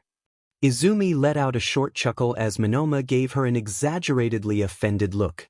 It's just, do you think I'm in over my head? Like I know I came up with this plan to win the next event, but will it really work out as well as I hope? I don't know, it just feels like it won't go so well. What do you even mean, Midroy? Of course we're going to do well, we have me on our team, that's like an instant win right there. Izumi let out a long groan at Monoma's statement as she just grinned at her. And we also happen to have the winner of the obstacle race, and one of the best students in our class. And I suppose the brown-haired one is gonna do well too. Yeah, it'll probably work out fine. She tried to conceal her true feelings behind a light smile, trying more to convince herself than Monoma. Better than fine. We're gonna win this. Monoma put her arm around Izumi as gestured victoriously. Just you wait, you won, as we're gonna show you just what we're made of. And then she started rambling about beating one. Monoma was good at giving support when needed, but she was definitely also her own person. Is that something I should be worried about? Uraraka interrupted Monoma's manic house streak as they had gotten back to where their team was. No, don't worry about that. Monoma laughed her off as she walked over to join Uraraka and Pony. I was simply jesting a bit with Midori. You're on our team, obviously I don't mean you. Izumi walked up to her side and gave her a light punch, making Monoma yelp. Sorry about Monoma. Let's get ready. Monoma in front, and Pony-san and Uraraka-san to the sides. If we just try to evade them, I'm sure it'll be fine. They all began to group up, with Izumi as the bearer, standing ready for Mike-sensei to start the match. She was trying really hard to just focus ahead of herself and make sure that she wouldn't get lost in her own mind and nerves.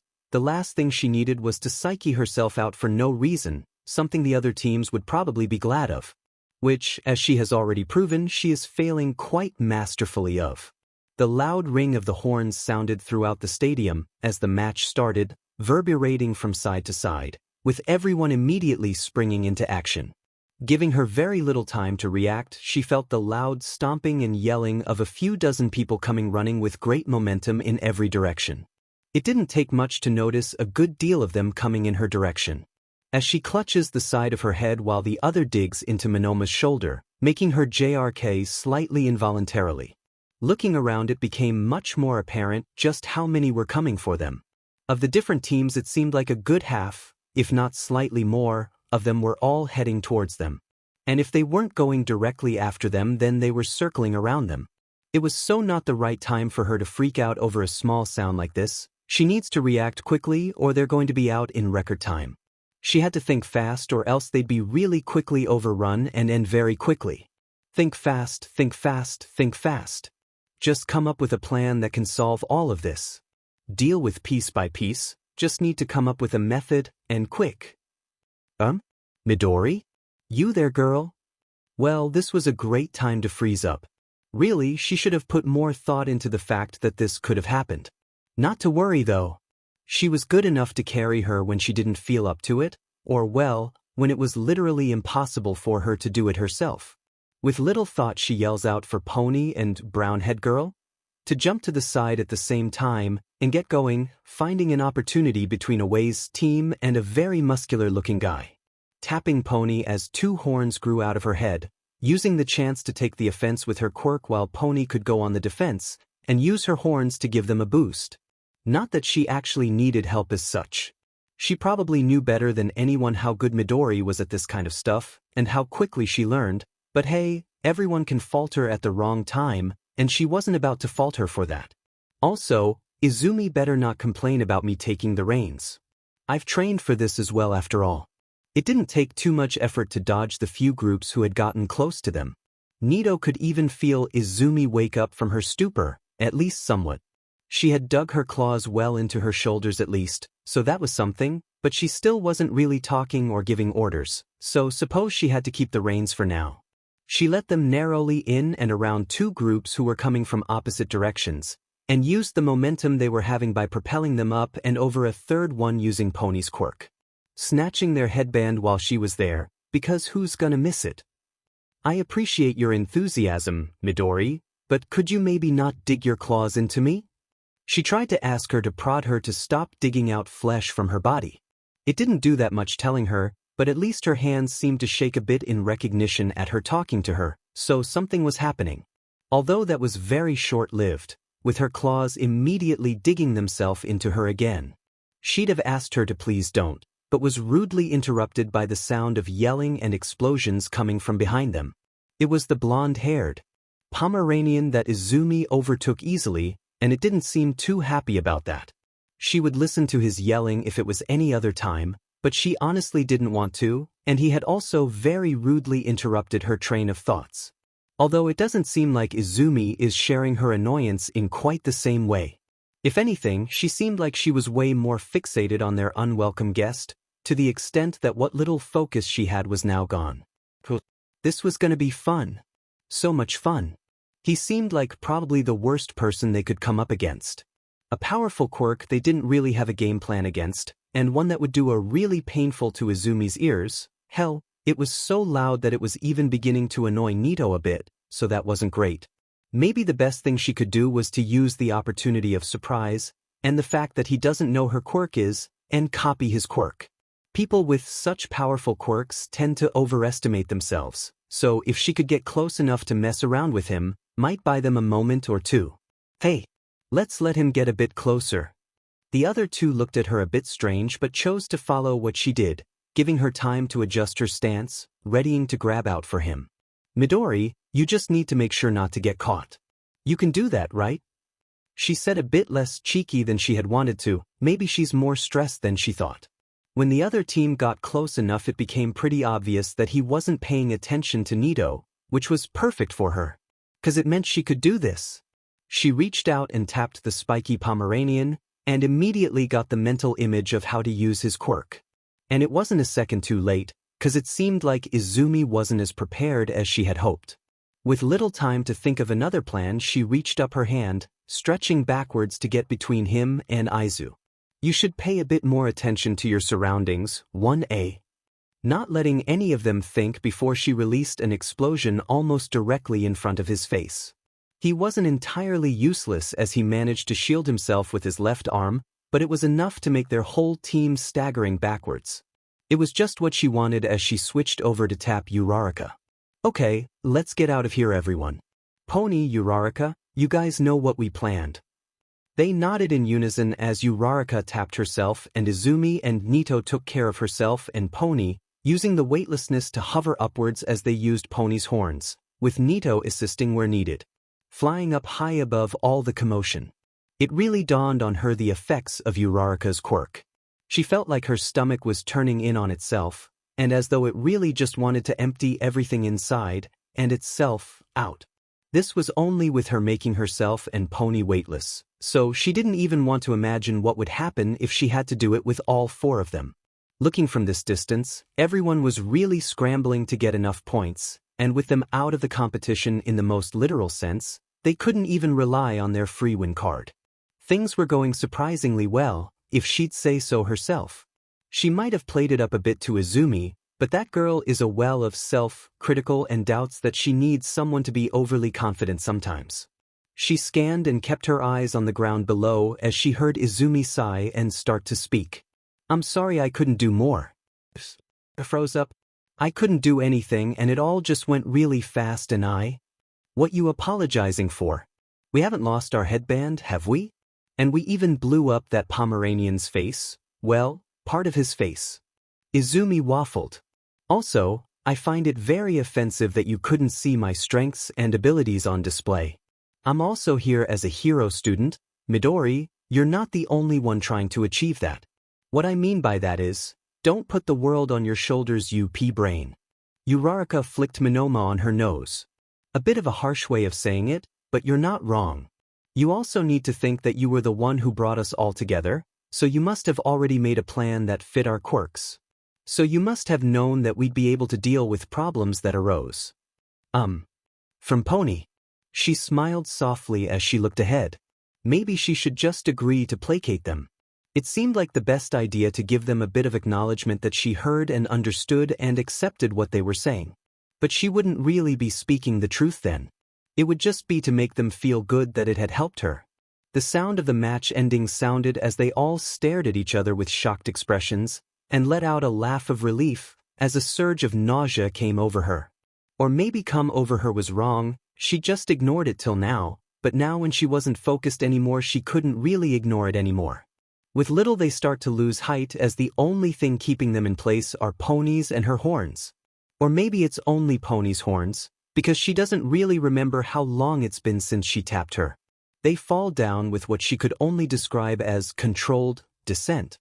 Controlled being a very generous way of describing it, as they fall and land with a pretty hard hit, laying on the grass in a cluster of people. She laid kind of limp on the ground as she felt the remains of the copied quirks disappear, with only a small part of the drawbacks remaining. Maybe I overdid it a bit too much. She closed her eyes knowing she didn't have to worry anymore. They got fixed up a bit at the infirmary, as falling 4 meters might not be deadly, but it certainly hurts and bruises a bit. It was weird that her quirk didn't react and turned all floaty, but her quirk had been everything but consistent ever since it came in, so what is she actually expecting from it? Just her little incomplete quirk, just like her. The nurse seemed very excited about Izumi, as she fuzzed around her, constantly running back and forth as she grabbed new things and tossed them aside, seemingly looking at nothing at all and everything at the same time, eventually coming over with something that she didn't know what was called and had a difficult time believing actually was a medical tool. Walking her way through the hallway to clear her mind a bit. After such a hectic and loud match, she'd like nothing more than a bit of quiet for herself, or as much quiet as she could get. There was still the residual ringing from the stadium's echo effect, and it wasn't like walking around inside the hallways of a stadium would actually help massively. She walked out on the stadium grounds and saw the opponent she was going to face in her first match. A purple-headed boy that she could swear looked really familiar from somewhere. Reaching the top of the arena as they stared each other down. She narrowed her eyes as she almost lost in thought stared at the boy in front of her. She could have sworn she'd seen him before somewhere, but the blocks weren't falling into place the way she wanted them to. If she kept this up she'd just start imagining things that didn't make sense. She was already starting to connect dots that didn't really seem relevant for figuring out who he was, which is an absolutely stupid thing to do right now considering where she is standing. But she's so curious about who he is. They stood there staring each other down as Mike-sensei counted down the match. If she wasn't currently in the thick of it, she'd probably have some thoughts about them basically having to fight in an arena as entertainment till one was rendered not capable anymore. It definitely didn't feel that right, and there were probably some implications to think about. As Mike yelled go and she shifted into a battle stance, one hand on the ground and the other ready to pounce at her opponent's move, she noticed something. He wasn't doing anything. He was just standing there looking at her. Not moving a muscle as his lazy gaze was locked on her. It was weird.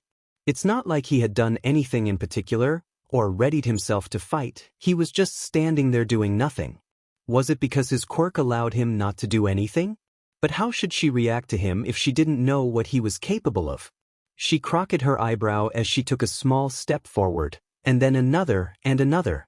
She walked circles around him, jumping from side to another, even turning around with her back turned at him. She sighed as she stood upright and walked closer to him till she was close enough to talk with him, but enough if she had to jump backwards. She looked for a moment again before breaking the silence. Hey, are you going to do anything, or should I just pick you up and throw you out of bounds? You know you have to actually do something to win, right? Or maybe I'm just eyeing you up. She looked confused from side to side, trying to seek out if he spoke to someone else. But you're not doing anything. How does it help if I hadn't decided to dash? Was the last thing she remembered before her world went blank and oddly silent. It was like she was underwater with how muted and weird everything around her felt, as she felt the odd sensation of not really feeling her body and feeling it at the same time. I'd say it was easy, but I know better. No way you'd have known what my quirk did, so this is just how it's meant to be. Don't get me wrong, this isn't personal. Out of all the hero students I've met, you seem like the best of them. Just, you had no reason to help me during the entrance exam, but you still did even if it was just a bit. It was more than anyone else did. It felt like she was floating in place as the muffled voices of the audience around swam in and out of her ears. Was this what it was like to have normal ears? It had been so long, and the sensation of having enhanced hearing for so long had made her kind of forget about what it felt like to have normal hearing. It was kind of nice actually. Like it was the first time in a long while that she didn't have to constantly cover her ears or deal with all the noise. Sorry about this. She blinked slowly as her head bobbed from side to side, waiting patiently. It's unfortunate that you're the one I have to beat, but it's just how it turned out. I just want to show that I can actually be a hero, and this festival is my best chance. You're already in a hero class, so I'm sure you'll be fine even with a loss under your belt. And this is a competition, so I guess I'm not actually doing anything wrong by utilizing my quirk. Well, I don't want to drag this out more than I have to. He stretched his head from side to side a bit and then looked ahead. Walk out of bounds. Maybe it wasn't the best time to reminisce and feel so at peace, considering what the purple boy was doing. He was saying things to her, but he did it without opening his mouth. Instead they reverberated through her head as he compelled her to walk away, and she was listening to it. Might not have been the best idea to play with her food like this. But how could anyone blame her? Throwing someone out of the arena and beating someone when they did nothing, then just standing still? No, that doesn't sound right. She can't let this overtake her. Letting something like this make her lose so quickly and anticlimactically. Her body shivered for a moment, as her hairs stood on end, giving herself a cold rush ending in her head. And as if with the snap of her fingers, the world was clear, loud, and as normal as she remembered. She looked around confused as she felt and saw how she wasn't under his control anymore. Her body stopped moving as the familiar sensation of her senses came rushing back. It took a bit of a moment before she realized she had control of her body back. Not quite sure how that worked, but she wasn't about to let this opportunity slide. Wait, what did you do? The purple boy yelled in surprise as he scrambled to take a fighting stance. Stop! It didn't take her long to realize before she spinned around and sprinted towards the boy, closing the distance in a matter of seconds as he didn't have time to mount an offense or defense. She jumped over to him, grabbed him by the shirt and spinned around as she threw him out of bounds, landing him on the grass on his back. There was an eruption of unsure cheers as the match was over, undoubtedly strange to look at from the outside. She felt her head spinning up a storm, as it hurt to look up at the sun, it being too bright, but couldn't focus on looking down either, which made her want to throw up. It was like her head was completely tapped out, and had no way of focusing on anything anymore. With a small physical spin, she thinks, she tries to walk off the arena, but ends up falling down on the concrete as everything went out of focus. Midnight Sensei is the first to appear, where it's clear she is saying something, but the words don't really sound like words when they come out of her mouth. Eventually she musters enough focus to hear what is being said to her. You okay there, bud? She tries to focus, but to avail simply staring at everything and nothing at the same time. Nothing wanted to fall in place. It was all either a blurry mess with nothing to focus on, or black spots that tethering just on the edge of her eyes, with a nagging feeling of a headache coming on. Her head didn't feel like it could form any coherent sentence that would appease Midnight Sensei, but she tried anyway. Ground cold. Gonna go in I now. Emphasis on tried. Yeah, you need to see recovery girl, like, right now. She seems to recall someone motioning above her and then beginning to float as she disappeared from the arena one moment, and the next was with recovery girl. It took a few moments, or maybe it just felt like a few, of recovery girl and her assistant walking around rustling with things before, and a bit of having her eyes closed, before she opened them again and felt fine. She stretched a bit as she saw the assistant giving her an orange juice, with recovery girl standing and observing as she took a small sip. Thanks, recovery girl. I don't know what happened, but I feel way better now. The strained expression on her face did nothing to convince the retired hero, as traces of the headache and throbbing pain were too apparent on her face. She gave her a disappointed shake of her head as she pushed her down in the bed again and gave her a light flick of the finger on her temple. Ah! Don't you try and put on a brave face. Gods know the last thing we need is another All Might. No, I'm fine, I just fell down a 7-story building. This is just a flesh wound. That chainsaw didn't even cut me that deep.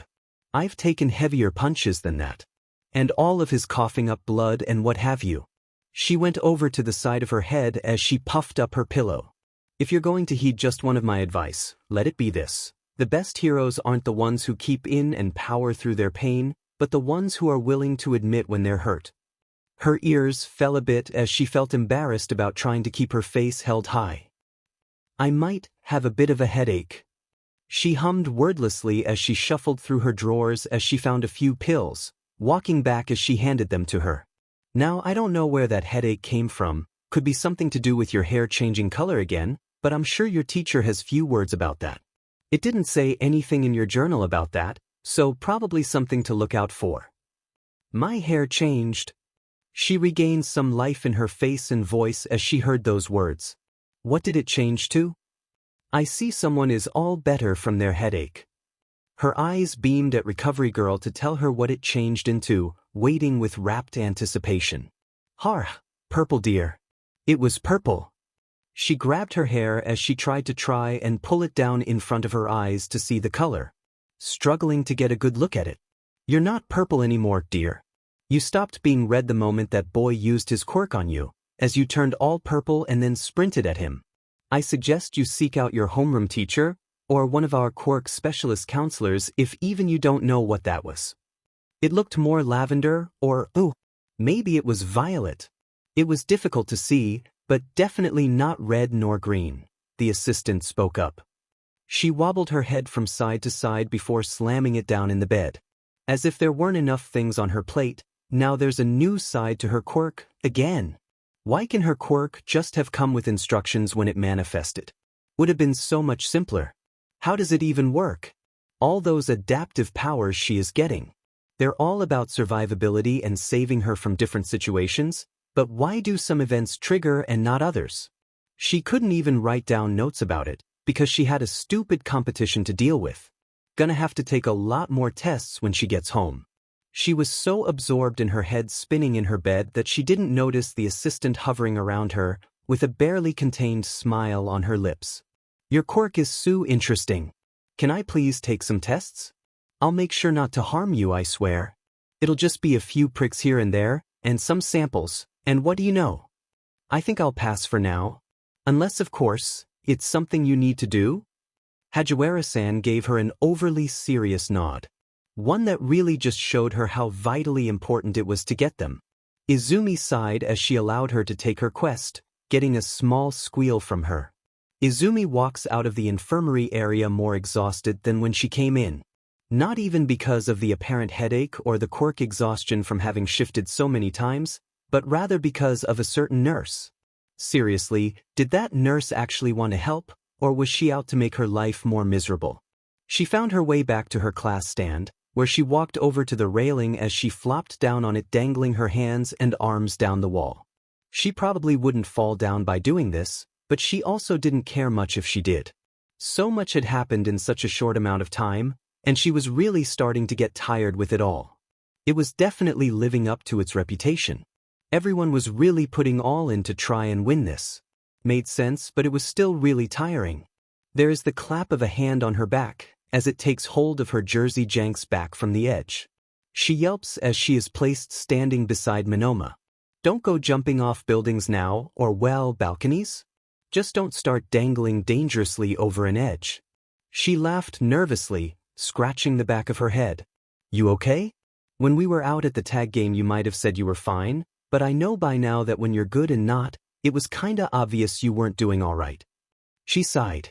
I just lost my head, I think. Knowing that everyone was after us, and that I was the one who had put our team together, and was also the one who won all those points. It just made me really scared that I might screw up, and thinking about me screwing up made me even more scared of screwing up, and then. You get the idea. She motioned with her hand in a circular movement for emphasis. Well, that's stupid.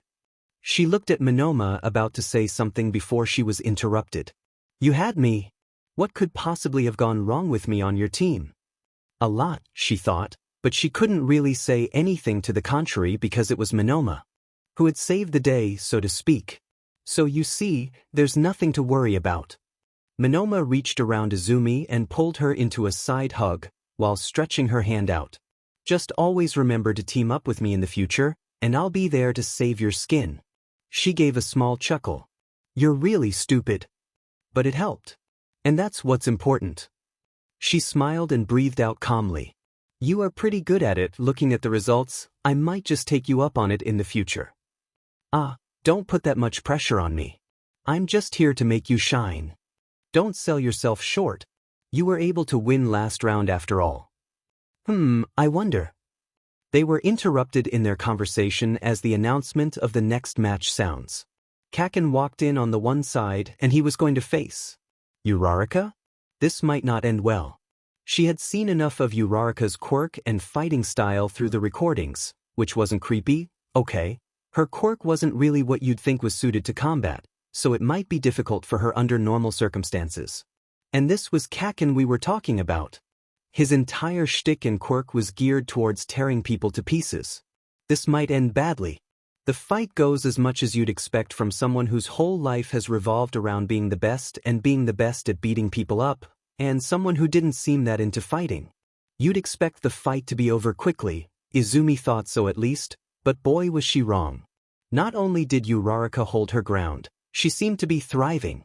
Kaken didn't do his usual posturing and yelling, and instead was actually focused for once. This was really unlike him. He would usually have yelled to compensate for himself at this point, but he hadn't. He was just focused on getting Uraraka, and Uraraka was focused on getting him. Something she almost achieved. But it was to no avail. Kaken was pretty formidable, even if it was a bit annoying to admit it, and him losing to her was always unlikely. It ended with a victory for Kaken, but probably not the way he had wanted, because he hadn't beaten Uraraka. Instead, she had passed out, and Kaken had won by default, something he probably didn't like. Well, that was fun. The loosest definition of fun, but still fun. Monoma said with Uraraka laying on the grassy ground, having lost the match. And now I have to say, goodbye, Midori. Gonna go get ready for my match. So that's probably gonna be over with quickly. Come on, don't sell yourself short. I've seen what you're capable of so you could win. Could is the operative word. In FING Narnia, Midori. Have you seen who I'm going up against? She actually hadn't. In reality she hadn't really paid much attention to who was going against who.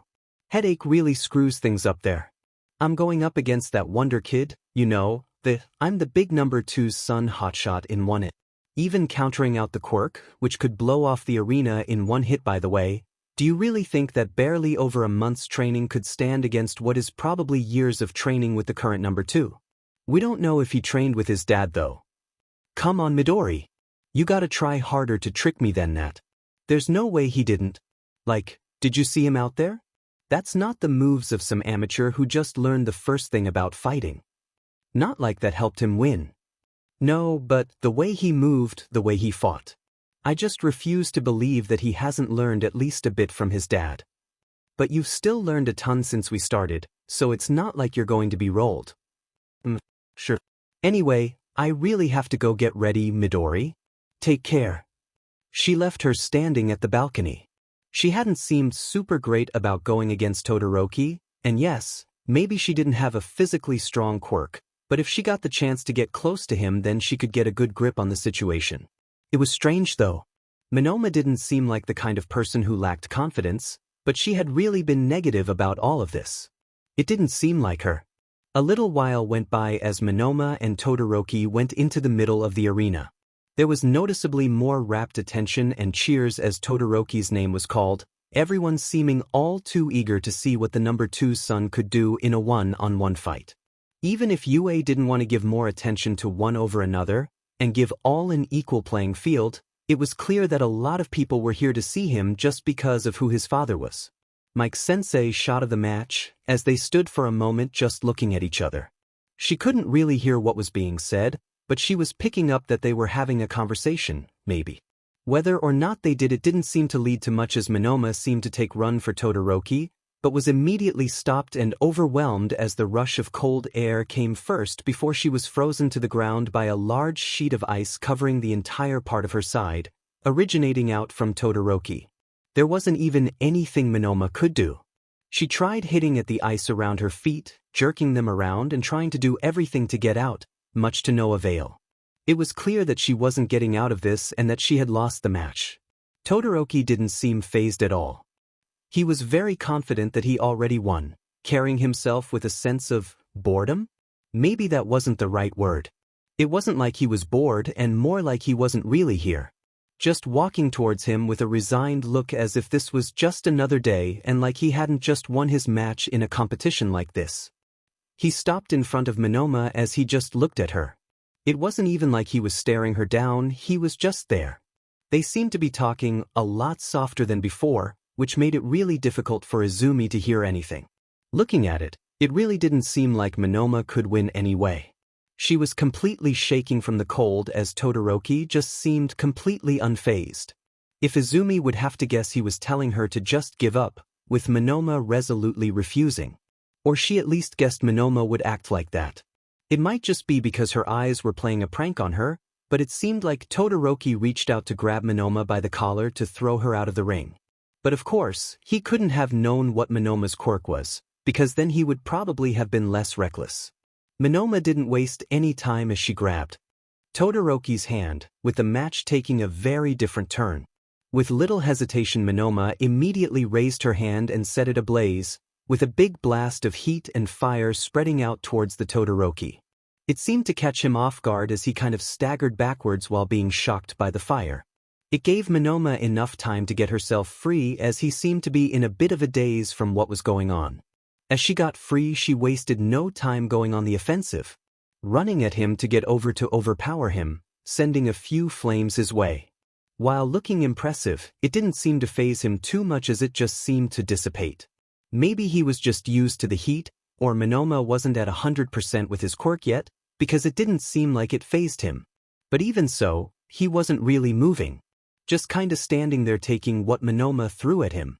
It should have spilled doom for Todoroki, but it didn't do much, something that Monoma picked up on as she ran over to grab him, pulling at him to get him over to the grass. He held his ground better than Izumi had expected, showing that he wasn't entirely lost in his own thoughts as she first thought, but he wasn't really trying to fight that hard against it. If Monoma and Todoroki were still speaking with each other, it was down to such a whisper of a volume that it was impossible to hear them. It had been practically impossible for a while, but now it was cemented that it really was. The chance that it seemed Monoma had was short-lived though, as Todoroki seemed to wake up and broke Monoma's hold on him easily, pushing him backwards and taking charge of the opportunity. Something had definitely changed between the two, as Todoroki threw his hand down on the ground to make a giant pillar of ice that punched Monoma out of the arena, landing her in the grass. It all happened so fast that not even Mike-sensei noticed it immediately, as it took a few seconds for him to announce the winner. For a moment there was a bit of silence until Monoma gave a thumbs up, reaching her arm up while laying down. They quickly got to her and got her out of the arena, as they cleaned everything up. The last remaining matches went by quickly as it came close to her second match. If she had, she'd probably have prepared herself mentally a bit more. 'Cause the moment she walked out on arena, taking out the small earplugs, to be met with what was probably the worst thing imaginable. Kaken was her match. She was going to face Kaken. Of all the people who knew her on a personal level, and who had the perfect counter to her ears, it had to be him. What in the world is she supposed to do now? She really gave him more of a handful than he had expected. Where the F did she get the gumption? She was not this determined during the training matches. Always kind of holding back or seeming concerned with other stuff. And then she just pulls this stunt out of nowhere and starts dropping rocks everywhere?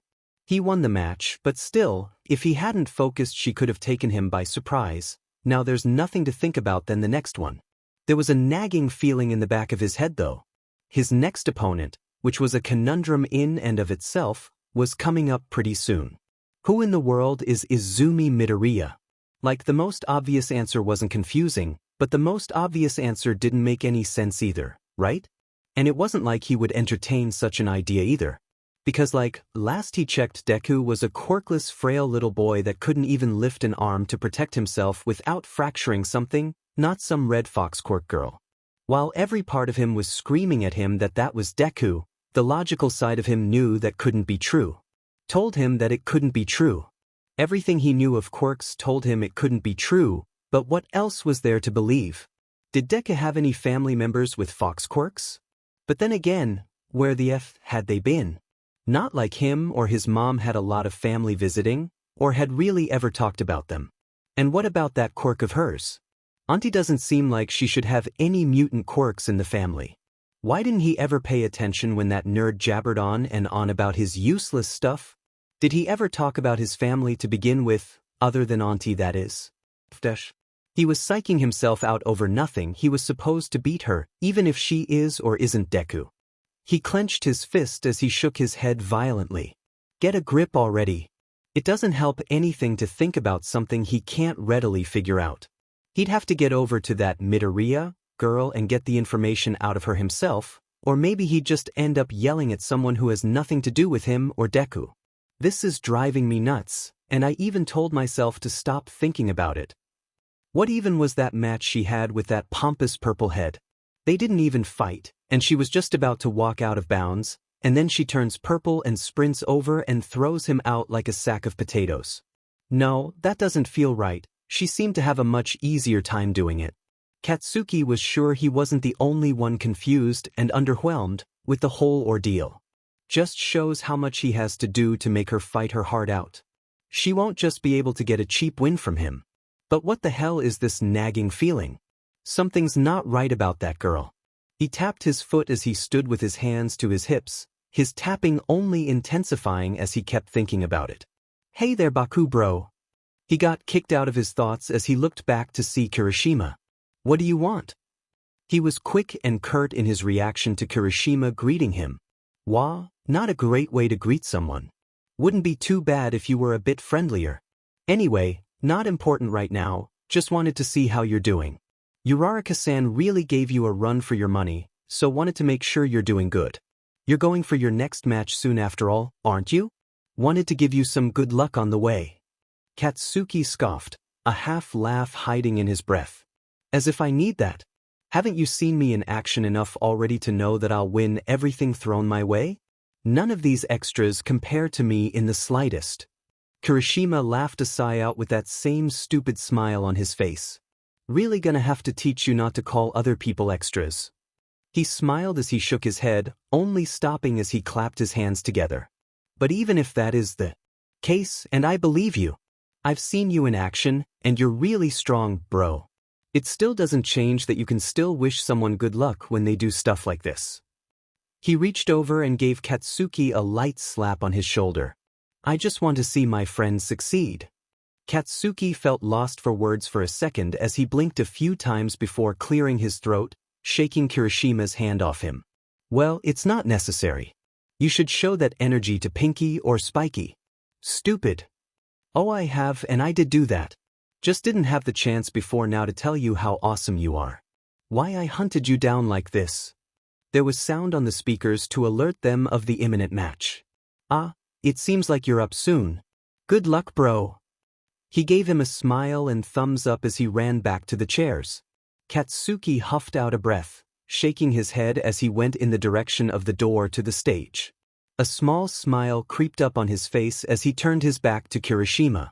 God, he's so stupid. He whispers to himself, the smile not fading before reaching the exit to the tournament grounds. As he walked up to the arena with loud cheers filling his ears, he couldn't stop thinking about what that girl's deal was. It annoyed him that he could figure anything out about her before them matching up against one another, but that's how it was, he supposed. And now he could see her for himself up close, and when their eyes met, she froze. She definitely froze in place. Her hair, fur, stood on end, and it seemed like the fur was shifting between colors, at least for a second. Or maybe he was seeing things, but it definitely felt like it quickly went from one color to another, and then went back to red. This is definitely Deku. Why is Kaken here? Wait, why is she asking that? Of course he would be here. Because 1, he's Kaken, so why wouldn't he be here, and 2, he's in 1A, so why wouldn't he have qualified? It is obvious why he's here. He was the one who held the opening speech, so why wouldn't he be here? She also literally saw him during the obstacle course, and even jumped on him. But no, why is he specifically facing her? What is this sick joke? Phew. No non. She really wasn't ready for something like this. She had already gone to great lengths, at least for her standards, to not run into him. And not because she was actively trying to avoid him or anything, she just wanted to find the right time to greet him. That makes sense, right? But now instead of her taking her time to take the initiative, fate had had its grubby little fingers over it all, and now she was being forced to face him with now planning or thought of what to do. Making something up on the way and figuring out how to best deal with this situation, while keeping herself from getting beat up, was not in her itinerary for today. This is going to be so painful. As she looked over at Kaken, like really looking at him, her left arm twitched slightly as it led into a small shaking of her body. There was a small echo of the time when Kaken had placed his hand on her arm and activated his quirk. A small explosion, but an explosion nonetheless. It had left a mark, but it had been completely covered up by the fur patches of fur, or at least enough to not be noticeable anymore. It wasn't all uniform there, but enough for people not to notice. She scoffed at herself. It didn't even hurt anymore and she was still reacting like this? She should just get over it already. This also wasn't the time to be feeling like this. There is a way bigger fish to fry. But how she was supposed to do that? This is going to be impossible, isn't it? It's not like they're the same as they were back then. That she was still the lost boy with aspirations of becoming a hero, and him trying his hardest to discourage her from doing so. She changed enough to not feel so insecure about it all. But it had still been a long time since she'd faced him like this. And she wasn't feeling great about it? But who knows? Maybe Kaken had changed as well. Could be that he had time to mature a bit. Make some friends who helped him become a better hero? Who knows? He might even not get so angry seeing her here. Right? Alright folks. Let's get re-eddy-addy. What is he doing here? That's a stupid and rhetorical question. Of course he would be here. 3. She hadn't mentally prepared herself for this. I mean, it was always a possibility that they would face off, but that was like a distant thought of a possibility that she hadn't wanted to entertain. Something that shouldn't have happened, and instead of just being a fringe thought in the far reaches of her head, it was now becoming reality. 2. What if he notices she's her? What if he's already noticed it? Is that why he looked so angry? Because she didn't tell him, and now he's upset that she went behind his back? Or is that just regular Kaken angry? And things are going too fast. Can't the countdown halt for a moment? It's difficult to breathe. 1. Erg.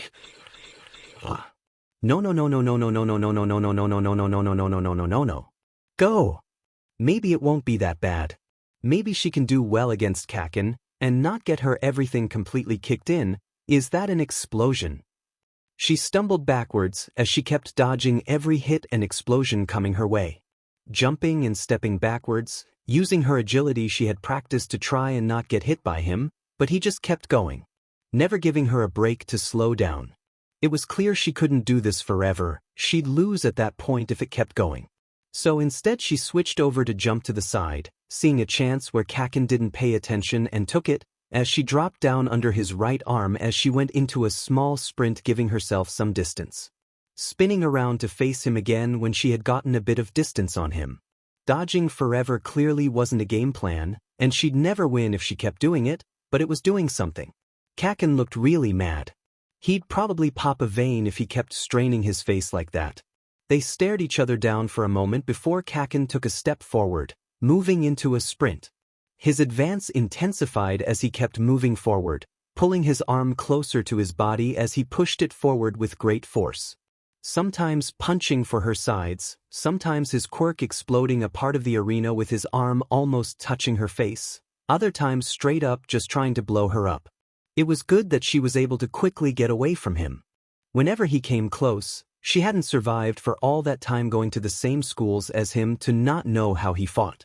It was also just significantly easier as she had tried to focus more on the agile part of her quirk and her heightened senses.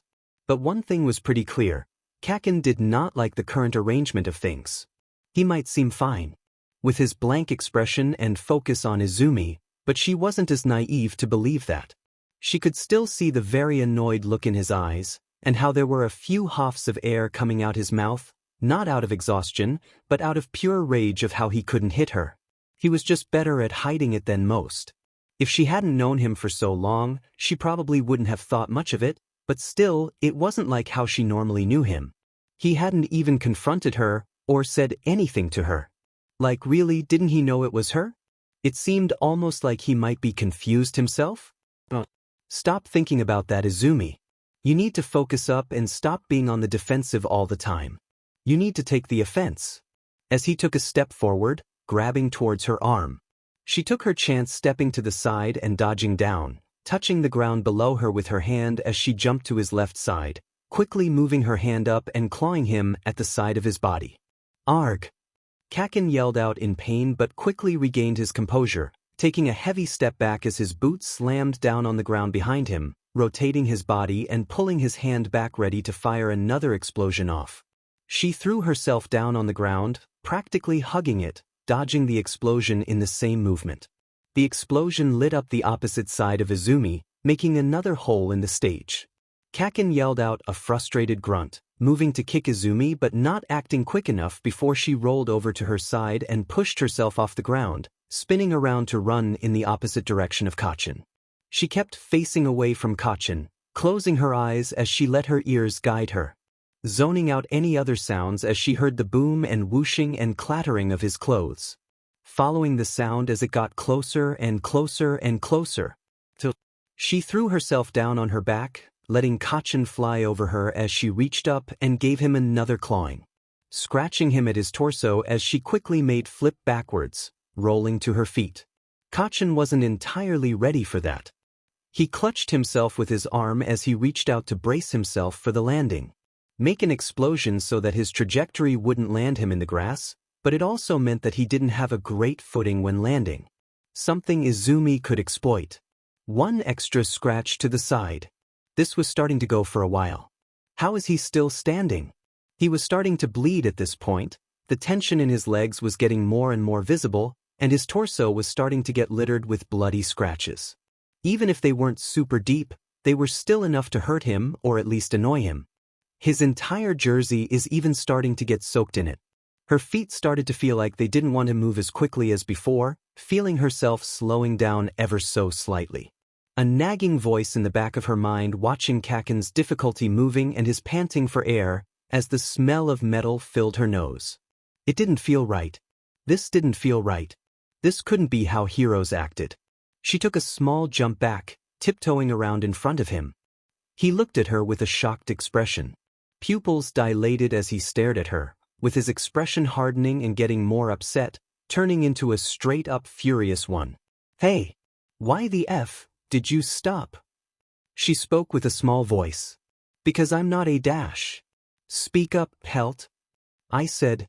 You can barely stand as is, and I'm not such a monster that I'd keep beating and slashing someone repeatedly for no reason. She started loud but her voice got progressively lighter and silent as she went on. The F you mean? She could have sworn that she saw a vein pop on his throat, really exploding in anger. What do you think this is? This isn't time for you to play around.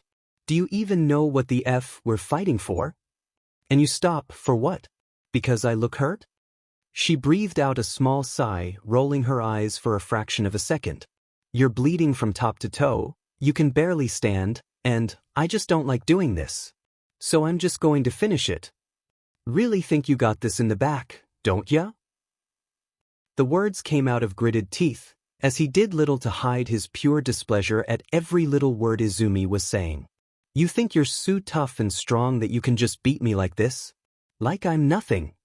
No, that's what hi. You're not gonna listen to whatever I say.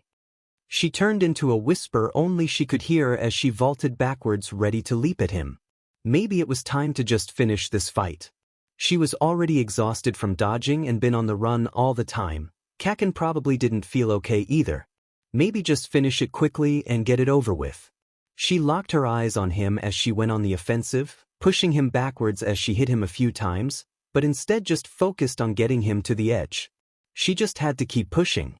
Kaken wasn't really used to being on the defensive, so as long as she was just going for the kill, she might have a chance. There were only a bit of her clothes that were singed, as her quirk was working its magic and stopping the fire from really doing anything. This might actually work out in her favor. Lighting sprouts from around his left arm and torso, what looks like energy, courses through his body. She looked confused on his entire body, lighting up with sparkling energy, as the lightning intensified. She was completely mesmerized and lost in her thoughts of something so weird and new that she noticed too late that the punch had gotten terrifyingly close to her. She tried to react and shield herself from the punch, but she wasn't quick enough and only got one arm up before it connected and she was sent flying, going across the arena in a matter of seconds as she noticed that she was on the opposite side, flying over the grassy out of bounds. She stared at it as she was lost in bewilderment at what had just happened. Wasn't she just about to kick Kaken out of bounds, and now she is about to go out of bounds? How? Why lightning? What? Staring at the grass as it plus the wall seemed to get closer and closer ever so. Quickly, a deep panic started spreading in her. One that didn't want to hit the wall at such a massive velocity. One that dreaded the trip to the hospital it would probably give her. One that didn't want to lose. With a rush she felt the similar airy feeling she had at the villain training, as she almost felt the air stop around her as everything slowed down. Without thinking much she tried to flip around to stand somewhat upright, seeing the long distance between herself and the arena, as she pushed down with her feet, connecting a solid that wasn't the ground as she jumped towards the arena. Hovering over to the concrete as she landed on it, breaking her fall with arm as she rolled over on the ground, landing safely on the arena. She breathed in and out heavily, as she realized just how out of breath she felt, how much the punch had ripped out all of the air in her lunges. She clutched her chest as she coughed violently, heaving for each breath, making a great effort out of staggering to her feet again, as every part of her body was aching. It felt like she had run a marathon with how exhausted and shaky her body felt. As she came to her feet, wobbling in place as she tried to get a good stare down Kaken, reaching her hands up in a fighting position. What in the world did he just do? Teeth. He kicked at the gravel and sand-covered walkway as he walked down the promenade along the beach, seething under the morning sun. It had already been a week and that goddamn nerd still hadn't gotten back to school, and there hadn't been a peep from him or auntie about anything. If what Mom heard is true, then the nerd has been in a coma since that sludge villain fought them. Which just made the whole situation just so freaking great. The hell did he think? Going up against someone 4 times his size, with nothing more than a stupid school bag and an over-inflated hero complex. What?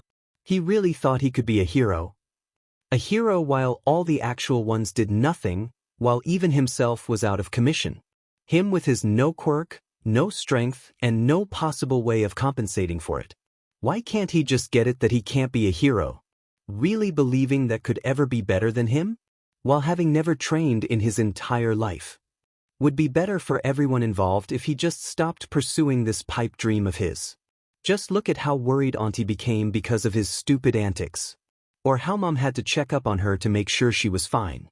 He should just give up and stop worrying everyone who cares about him. Gorg. He should just stop before it's too late. Why even go out of your way to try and save me, idiot? Like it'd change anything. Ah, there you are. He heard the loud yelling before he saw him flying down to the ground. The ground shook, as the loud and shaking slam of the ground sounded and everything shook around him all at once.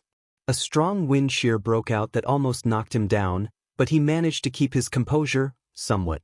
As he looked up from the dust flying around with it beginning to settle, he saw All Might standing in front of him with parting of the dust. I finally found you. You're quite the slippery little whippersnapper, young boy. I've been trying to look for you for days. Ha ha. He stared bewildered at the tall man, trying to ignore the nagging feeling about him having looked for him for days apparently, as his brain tried to catch up with him.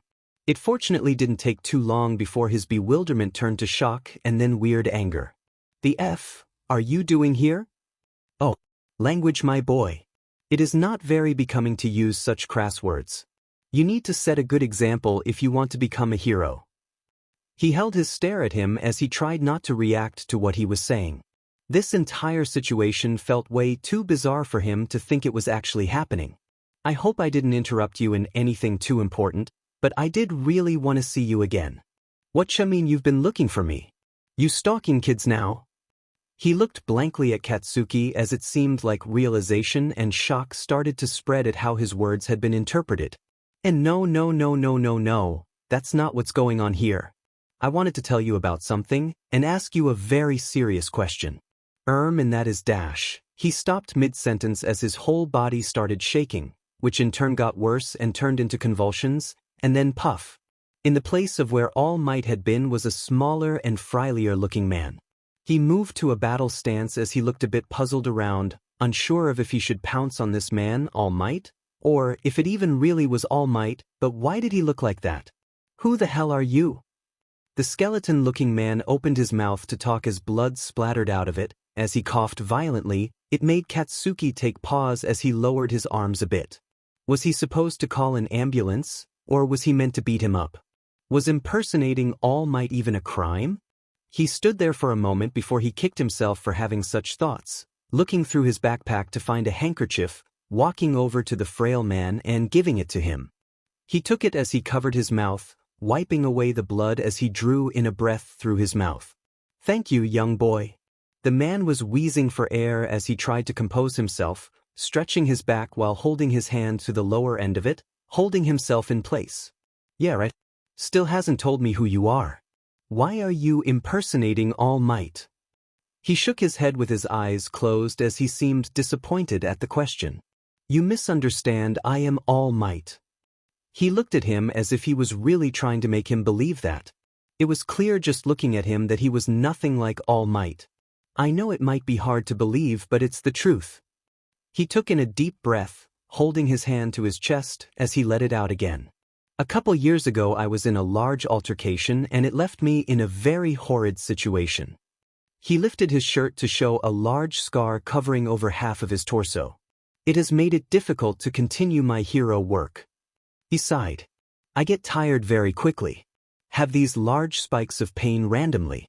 And I can't do my work for much longer than 3 hours a day. And it's just completely infeasible to continue like this. Katsuki stood stunned, not really knowing what to say. It was a lot to just immediately take in. Was he supposed to say sorry about his wound? Or check if he was okay? Or wasn't it his place to do any of that? What did he expect of him? This was just a lot. Oh. Me looking for you is because I've been looking for someone to pick up the mantle after me. And that is when I noticed you, when that villain grabbed you. He gave him a really confused look at him. Seemed very strange that that would be the incident that made him come to that realization. You seem to have the wrong idea, my boy. Even after the villain had been dealt with and everyone was winding down, no one could have predicted that he would reform again on the spot. And even though you had been through such an ordeal, and probably wasn't faring well, you were still able to immediately as he came back to jump into action. All Might coughed up some more, holding the handkerchief to his mouth as he cleared his mouth. Katsuki felt like he shouldn't really entertain this conversation anymore, considering how close it was starting to sound like a scam, or some very weird and roundabout way of kidnapping. But he still wanted to see where this was going. After a moment of the skeleton clearing his throat as he continued speaking. But that's not all. If it was only a matter of acting in the face of one's own fears, I'd think there are quite a few heroes who could achieve that. What truly sealed the deal for me was how you didn't stop even when it was clear you were in pain, as you helped that small child who was in the blast zone. It showed a great deal of promise in you that I just couldn't let go of. He wouldn't have explained it or seen it like that himself. It was barely a thought in his head when he did it, and it wasn't like it was a positive thought at that. It was just kind of frustrating to see that brat not doing anything, so he just grabbed him and threw him out of the way. Hardly done out of a sense or need to protect him. Made him feel like a fraud in the eyes of All Might. I know I'm springing a lot on you, but I truly believe there are no better option than you. He showed a very conflicted look on his face, as he had a hard time explaining what he was asking of him. What the heck do you mean by taking up the mantle? Wouldn't everyone just work? Like just what? It's not simply because I want to train someone to take my place as a great hero, but because I need someone to be my successor. How is that any different from picking up the mantle? My quirk is a rather peculiar existence. He breathed in a very shaky and nervous inhale as he tried to get the willpower to say what he wanted to say. My quirk is transferable. My mentor gave it to me, as hers gave it to her, and so on and so on. It has changed hands many times, and gained more and more power with each holder. I have long been pushing it back, refusing to find one and instead resign myself as being the last, but maybe I'm just a bit too selfish or scared about being the last. And maybe I just want to see my master's legacy continue forward even after I'm gone. Maybe it's a bit selfish. He chuckled to himself a bit at his own words. He didn't like saying it, but this was kind of confusing him. Who would be stupid enough to believe this stunt? A quirk that can be transferred, yeah, as if this was some practical joke, it wasn't working. Definitely not. He does seem earnest. And All Might doesn't usually lie. So even if I'd agree to this, and I'm definitely not saying I'll accept this, how the F does one even transfer a quirk? How would any of this make sense? A moment went by as he seemed to weigh his words. What would be best to say? He took in a deep breath before looking straight ahead, and in a poof he was his recognizable buff self. I just have a feeling that it should be you. His eyes unwavering as he looked ahead. Not looking down at Katsuki or through him, but just straight at him. At what he could become. For some reason it felt unnerving. The fact that he would have such unwavering faith in him for no apparent reason. Feels like it shouldn't be like it. Fine. The hell do you mean, old man? As he stared slack-jawed out over the dirty, trash-filed beach, with an expression that could probably kill a man. You seem pretty strong already, even without any additional training, but that doesn't mean that you'll be fine when I give you my quirk. I'd rather be safe than having you die from too much exertion. Don't worry too much though. I can't imagine it's going to take too long for you. He laughed his stupid laugh as he patted his back a bit too hard, as he stumbled a bit forward, catching his footing before he fell down. Can you repeat what you just told me? Well, isn't it obvious? You're going to clean up everything and organize them, ha ha h. No, it wasn't. Thought I'd gone deaf for a moment. Come now, my boy. I believe in you. He stared down the beach with an increasing feeling of annoyance growing. A tic and headache growing in his head. Whatever. Let's do this. He walked forward with purpose and grabbed the first thing he saw, and threw it over on the other side of the space. This is gonna make me so mad, I just know it. Izumi present. She grabbed her chest with one hand as she held her leg in the other, trying desperately not to fall over as they shook under her weight. It was difficult to breathe and stand upright, as her legs felt like they could buckle at any moment with her probably passing out immediately afterwards. Her ribs were definitely broken at this point, and her legs exhausted, adding on top what was probably quirk exhaustion, and she was not doing well. And this was only after one punch, and she was almost completely knocked out. He hadn't even been able to hit her most of the match, and she had been pretty good at dodging his explosions, so the fact that he only had to land one on her made her a way more concerned about the whole thing. How was she supposed to beat him when she could barely stand up herself? Breathing in broken and shallow breaths, she tried to assess the situation, while not overexerting her body too much. The entire stage had craters littered everywhere, with debris obscuring her view, and then there was the place that Kaken had punched, which seemed almost like it had caved in. She knew he was good at his quirk, but is this really how his quirk works? Gods know she has a lot of experience with it, but this doesn't feel like something she has felt before. There was a subtle feeling of dread, as it was dawning on her that she probably wouldn't win this match. What with her barely being able to keep herself upright, let alone running, this wouldn't end well. It was then that she realized something. Kaken hadn't moved either. He was just standing on the other side, clutching his arm as he was winching in pain, and his arm didn't look good. That was not a color a human arm was meant to have, and looking at how slacked and completely unmoving it was, not how it was meant to move either. Is this why he never showed her that before? Because he knew it would hurt him so much that it became unusable afterwards. But it still kinda bugs her. He would have bragged about something this powerful, so is it really something he's already been able to do? She shook her head as her eyes narrowed. This wasn't the time wonder. If she didn't move now, she might not have another chance. overwhelm him and throw him out of bounds before he could compose himself. This was her only chance.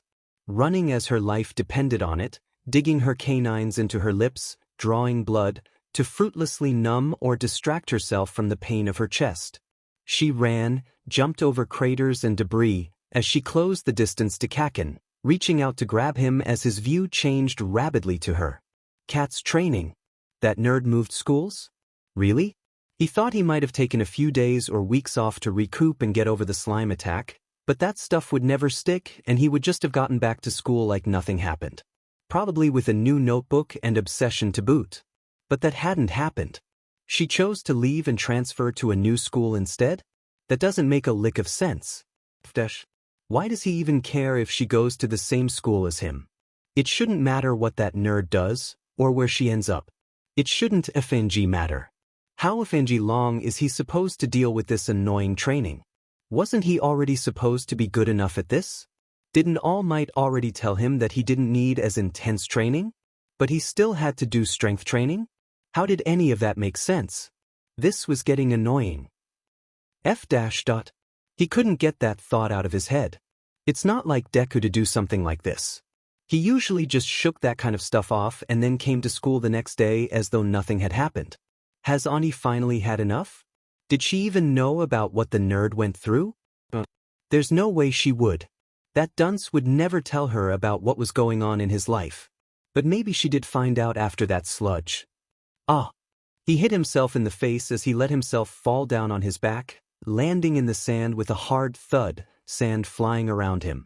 This wasn't like him. He didn't care what happened to the nerd. Why would he? This was all too dumb. Cat's present time. He grimaced as he clutched his arm, his nails digging into it trying to wake something, anything in it. He didn't need his arm to be this effed up right now. If only that stupid fox hadn't provoked him like that, he wouldn't be in this predicament. And now she's coming at him too, just perfect. Or maybe it actually is. She was struggling to keep a steady pace as she ran towards him, and she definitely was feeling the pain from his punch, if her swaying body was anything to go by. He wasn't in as much peril as he had been in, and it definitely seemed more easily winnable now. He smirked to himself. This was getting a bit exciting. He could see her trying out a similar move she had done before. Trying to distract him by quickly changing direction and going for the other side. Too bad for her, he wasn't one to make a mistake twice. With quite a bit of effort he read her movements and reacted as fast as his body allowed him. She tried to, predictably, do the same thing again. He faked a dodge and took the advantage. Bringing his hand close to her body and giving it a concussive blast that made her fly backwards, making some distance between them. The pelt seemed taken aback by the sudden blast. He should be able to take the advantage if it wasn't because of the pulsating pain in his arm and just how exhausted he already was from their former confrontations. The thing is, it had to be now or he'd fall too much behind. He stepped forward to run through the pain, that is until she made a mistake, leaving her completely open to Katsuki. He was finally getting the foot back in this fight. Aldra flashback, cats. Deku flew in the opposite direction of one of the nameless extras. There wasn't really anything out of the ordinary about it, but it still happened. He didn't really get it.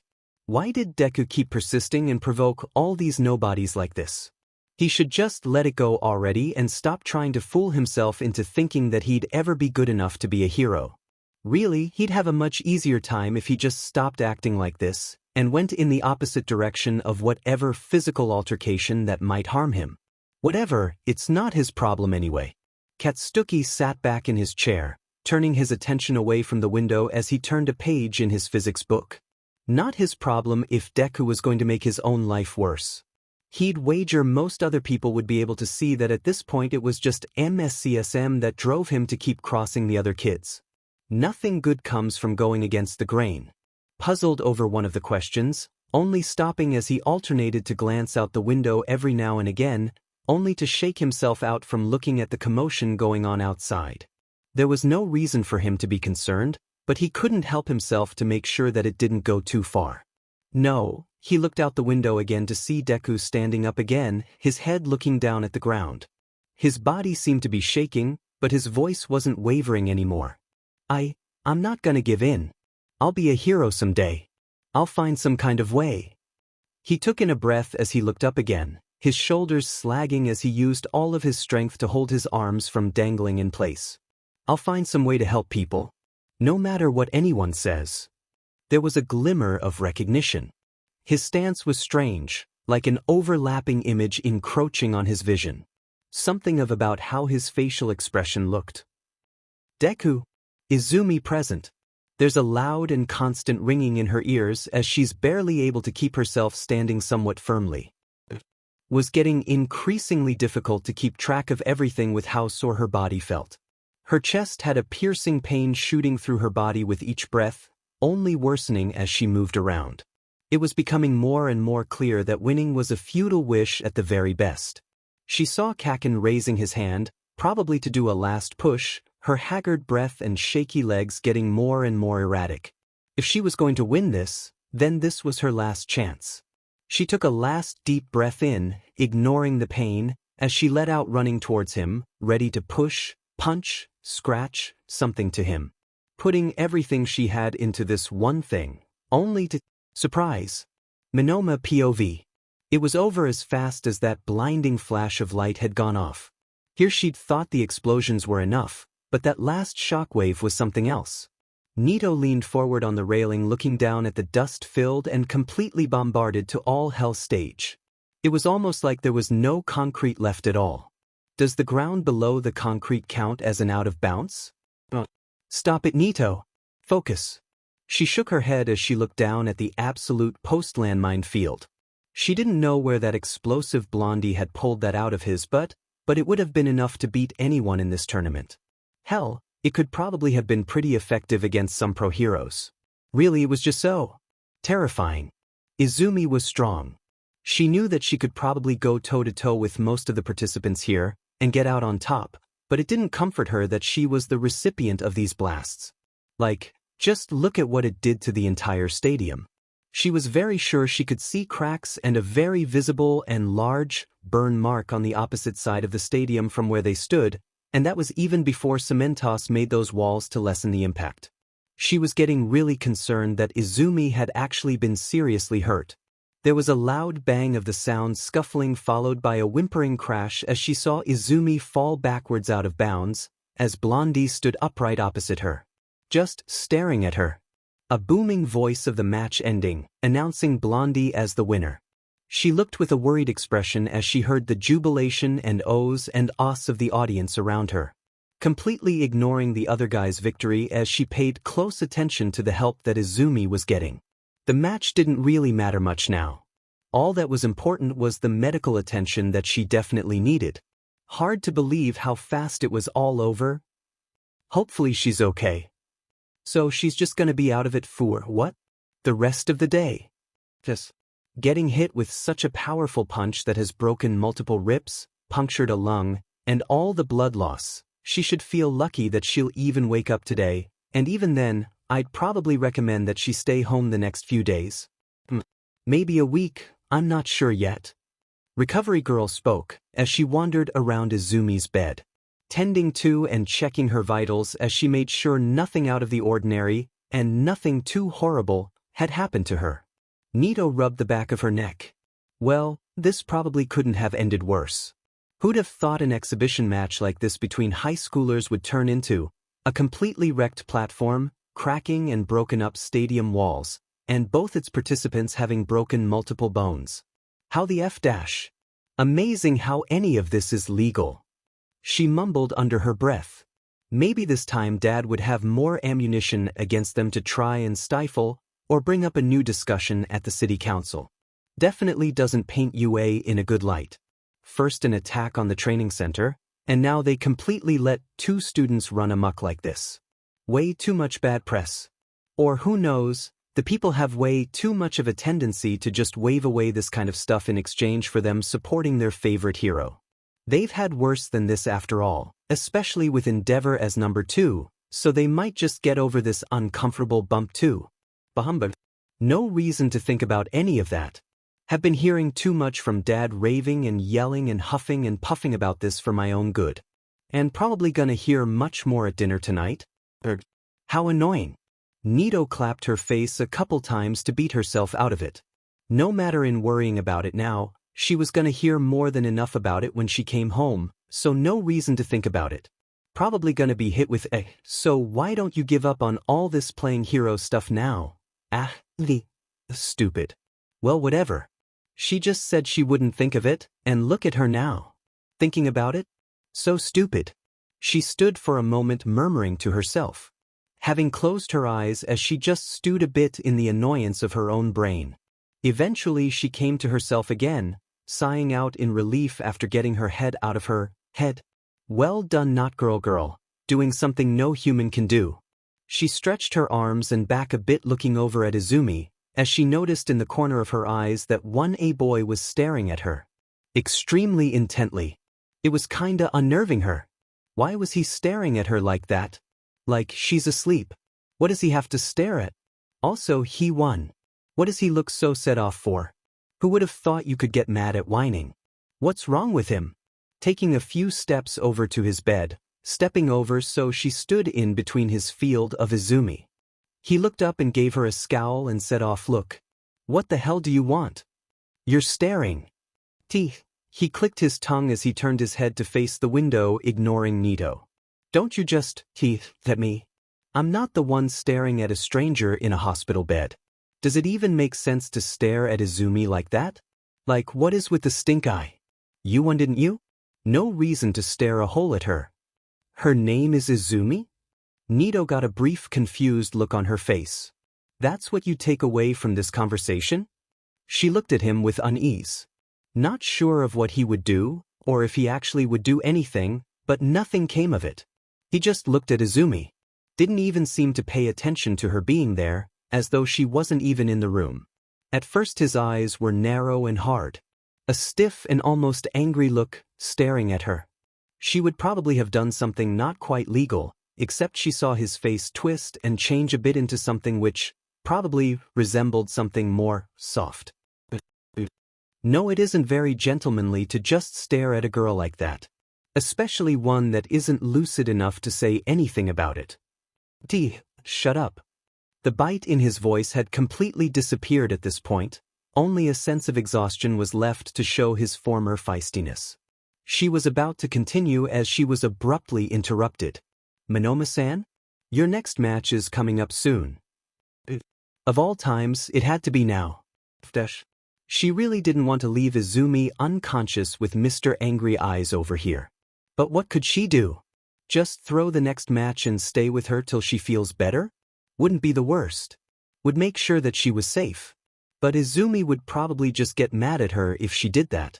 Probably pout and give her a spiel about how disappointed she was with her. Or worse. She'd probably find a way to blame herself if I threw the match. She wiped her head over and searched the room quickly, finding Recovery Girl sitting and looking through a few papers. Whipping her head equally as fast back to the spiky blonde, she a pointed stare at him, before leaving for Recovery Girl. Hey, Recovery Girl, can you do me a favor? Oh, but of course. Unless if you're asking like that, unless it is because it's something I shouldn't help you with, She gave her a small smirk at the end. No, it shouldn't be anything bad. Can you keep an eye on Izumi for me? Why, of course. It's my job to make sure that she's taken well care of. That really isn't something to worry about.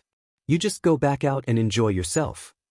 She grabbed onto her arm and started to push her towards the door to leave. Wait, that's not what I meant. She paused for a moment, looking at her scrupulous. Nito turned around, turning her head a bit around before leaning down to Recovery Girl's ear, whispering to her. I don't trust that guy in the other bed. She looked over slightly before returning to Nito. His being staring at Izumi way too much for comfort, and I don't know why that is. So can you, make sure he doesn't do anything bad? Dear, this is my infirmary, I can assure you that nothing will happen under my watch. Okawe-. So just get going. You have an important match to attend to. You don't have to worry about nothing. Now go. You're gonna miss your match. She resumed, pushing her out the door as she barely had a chance to respond, ending up outside the medical area. Putting her hands on her hips and sighing. She wasn't really sure if this was gonna work. But Recovery Girl was technically speaking a teacher, so she wouldn't let anything bad happen to her students. Well, she can't do much about it. She wouldn't want to make Izumi upset over her staying back for her sake. So, off to the match we go. Ha, wasn't it Kendo that was her opponent? I'm effing screwed. You really think that's enough to be a hero? Naya, no. You need to be tough. And strong. You can't just rely on kindness. How's that gonna beat any villains? Kaken was speaking completely assured of himself, like always. But Kaken, don't we have to make people feel safe too? Isn't that as important as being strong and beating villains? Stupid Deku. If you're strong enough and beat the villain quickly, then there's nothing to be scared of. HMHP. How can you be so stupid that you can't even figure that out? I guess. But couldn't they get scared of you instead then? He grabbed her by her collar as he threw her across the playground. Sparks dancing at his fingertips. Stop acting stupid, Deku. If there aren't any threats, then there's nothing to be scared of. What don't you get about that? She held her head to her knees, hugging herself to a ball. There's no reason to be scared when the other person doesn't mean you actual harm. That's just simple logic. Stupid Deku.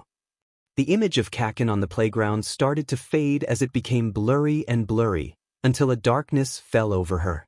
She felt weightless in the dark as the faint sounds and echoes of Kaken's words swam through her head, taunting her about the importance of having a quirk. A heavy feeling in her head as she floated in the dark, until spots of light came into view. A muffled, unintelligible voice spoke, getting clear with each flickering of the light. This simple procedure, nothing to worry, your mom's, hard to tell when, just go living your best, quirk. The voice fell in and out of focus, as the sound felt distant and hard to follow. Eventually, she returned to the floating feeling of the dark, with the heaviness of her head getting larger and larger and larger. Light sputtering to life as she, with a start she woke up to the white ceiling and curtains of an infirmary bed. She quickly raised her head and body from the bed as she blinked several times to get the fog out of her eyes and focus them. It felt like she dreamt about something strange. Something that felt old. It was something to do with Kaken, right? Or maybe not Kaken. It felt like it was at the tip of her tongue. A faint memory that almost didn't even feel like a memory. It felt like a dream, and yet so real. She pinched the bridge of her nose, rubbing her eyes and getting the sleep out of them, as it morphed into her nursing the headache that was coming on. It probably wasn't something worth thinking about now. Was probably just some weird dream from her brain soup. Probably not something important. Definitely not. Stupid Izumi. Forget Kaken's words. They're not relevant anymore. We have a quirk now, so not important. So don't think. Do what you're oh so good at. This is gonna go well. The curtain to her right opened up with a strong swing. She let out a yelp as she moved to the left, being met with the nurse's smiling face. Their sleepy head. You awake? It took a few seconds for Izumi to get out of her stunned mood before answering. Yeah. How long were you there? Enough to hear sounds coming from your bed, I suppose. Izumi groaned at her own involuntary yapping. But anyway, that's not important right now. I gotta check if you're feeling alright. Recovery Girl is currently out on the ground, treating one of the contestants who got hurt, so you got me all to yourself. She said with a wide, toothy smile on her face. You do what you need to. Great use of your words, Izumi. Yes. Let's get going. Her eyes were shining as she held Izumi's stare.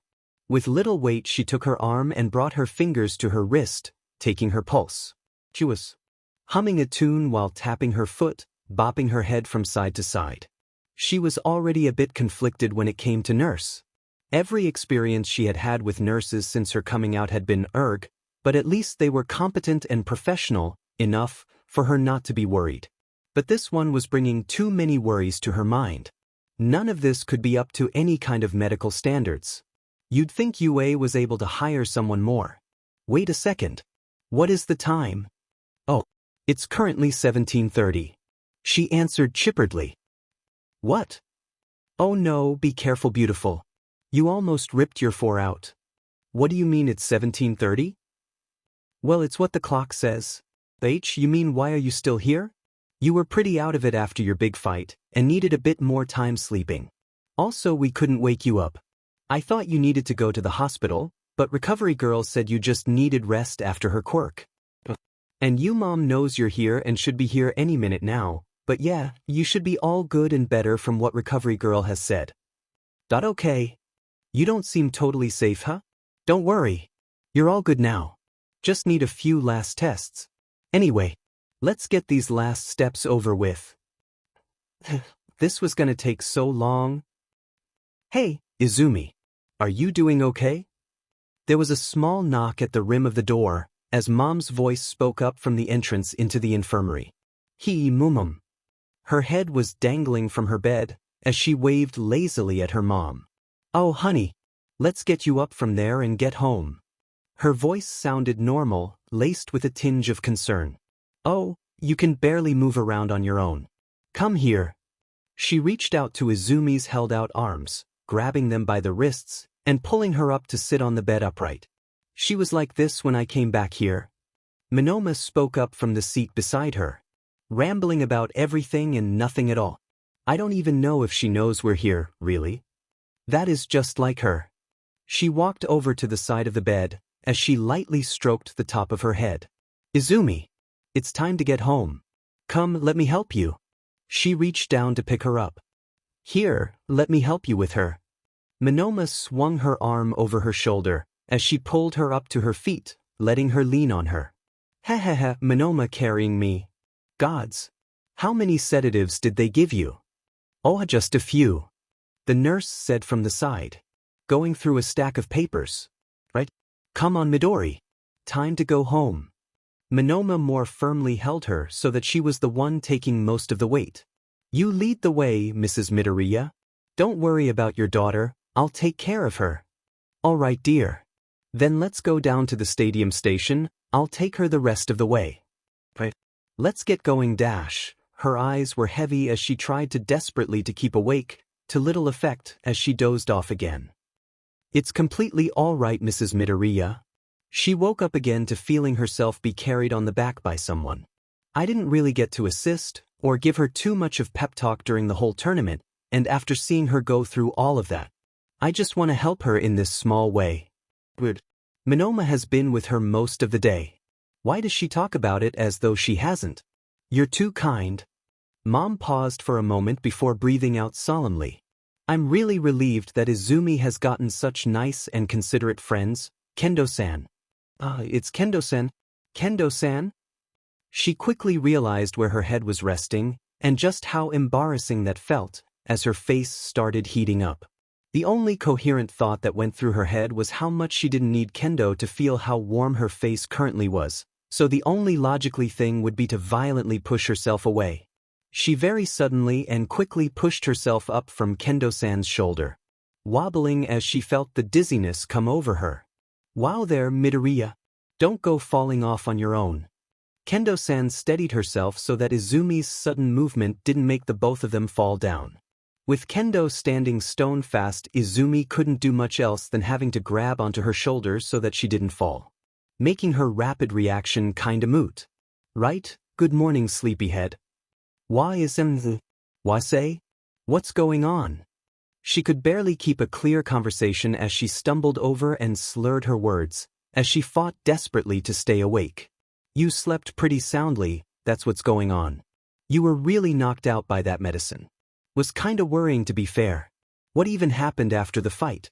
The other guy you fought got out way quicker than you did. I did. Didn't? Think it isn't right asking you that right now. Also, please just grab around my neck again. You pushing yourself away like this is worse for my balance. Sorry. Her body was about to just instinctively fall down and hug her again, but it still felt embarrassing, and she wasn't really that sure if Kendo-san was actually speaking the truth about it being better. But heavy. Midoriya. I have been carrying you since the train station. If you were heavy, it would have been a problem a long time ago. Just get down and hold on again. Okay. She did as she was told and went back to hold onto Kendo-san, See? Much better. You're also pretty much don't wayless. I have no idea if you're on a diet or something, but you should really eat something. Maybe she will, now that one of her friends has pointed it out. Mom chimed in. Mum. I keep telling you, you need to eat more, but you don't seem to listen to your poor mom. You know that you're missing out on a lot of good nutrients, right? Izumi could feel Kendo-san's head nodding in agreement with her mom's comment. A very good idea. Don't make me make a pact with Monoma to make you eat more. Knowing him, he'd probably be an absolute menace about it. No, Monoma would never betray me, her words slurring through her mouth. They kept walking and presumably talking as well, but it was honestly hard to keep track of who was speaking and what was being said, so at some point she just let herself doze off a bit.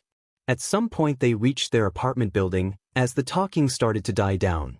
Thank you so much for the help, Kendo-san. I'm sure if Izumi was awake she'd be thankful again. I am awake, she slurred her speech as she tried to keep a clear mind. Slumping into her mom's arms when she tried to walk into the apartment and failing spectacularly. I don't mind at all. I wouldn't have slept well if I knew you had to carry her home on your own. Kendo-san in a chipper voice. You can stay the night if you want. It has gotten pretty late, and I don't like the thought of sending you home alone. That's not a problem. Mom and Dad really want to see me at home and hear all about the festival. I appreciate the offer though. She gave her a small bow, turning to face Izumi. See you at school, Midoriya. Hope you're more awake next time we see each other. Bye-bye. Her head felt heavy as she tried to move to wave at Kendo-san. Probably not succeeding at waving her goodbye, but at least she tried. Come on, Izumi. Let's get you to your bed. She followed her into the apartment, almost hitting multiple objects as she sluggishly followed her mom, holding onto her arm while following her. Struggling to walk straight as she eventually came to her room, falling over into her bed face first. You okay, Izumi? She could hear the murmur of Mom sighing behind her somewhere. What followed was the feeling of a blanket being dragged over her body, with her limbs being tucked in. You know, this whole festival made me pretty scared. It made me second-guess a few things, I suppose. But that doesn't matter right now. I'm not even sure you'll remember most of this, but just keep safe out there, okay? She slowly started feeling her eyelids close shut, as the voice of Mom worked as background noise, with her head falling deeper and deeper asleep.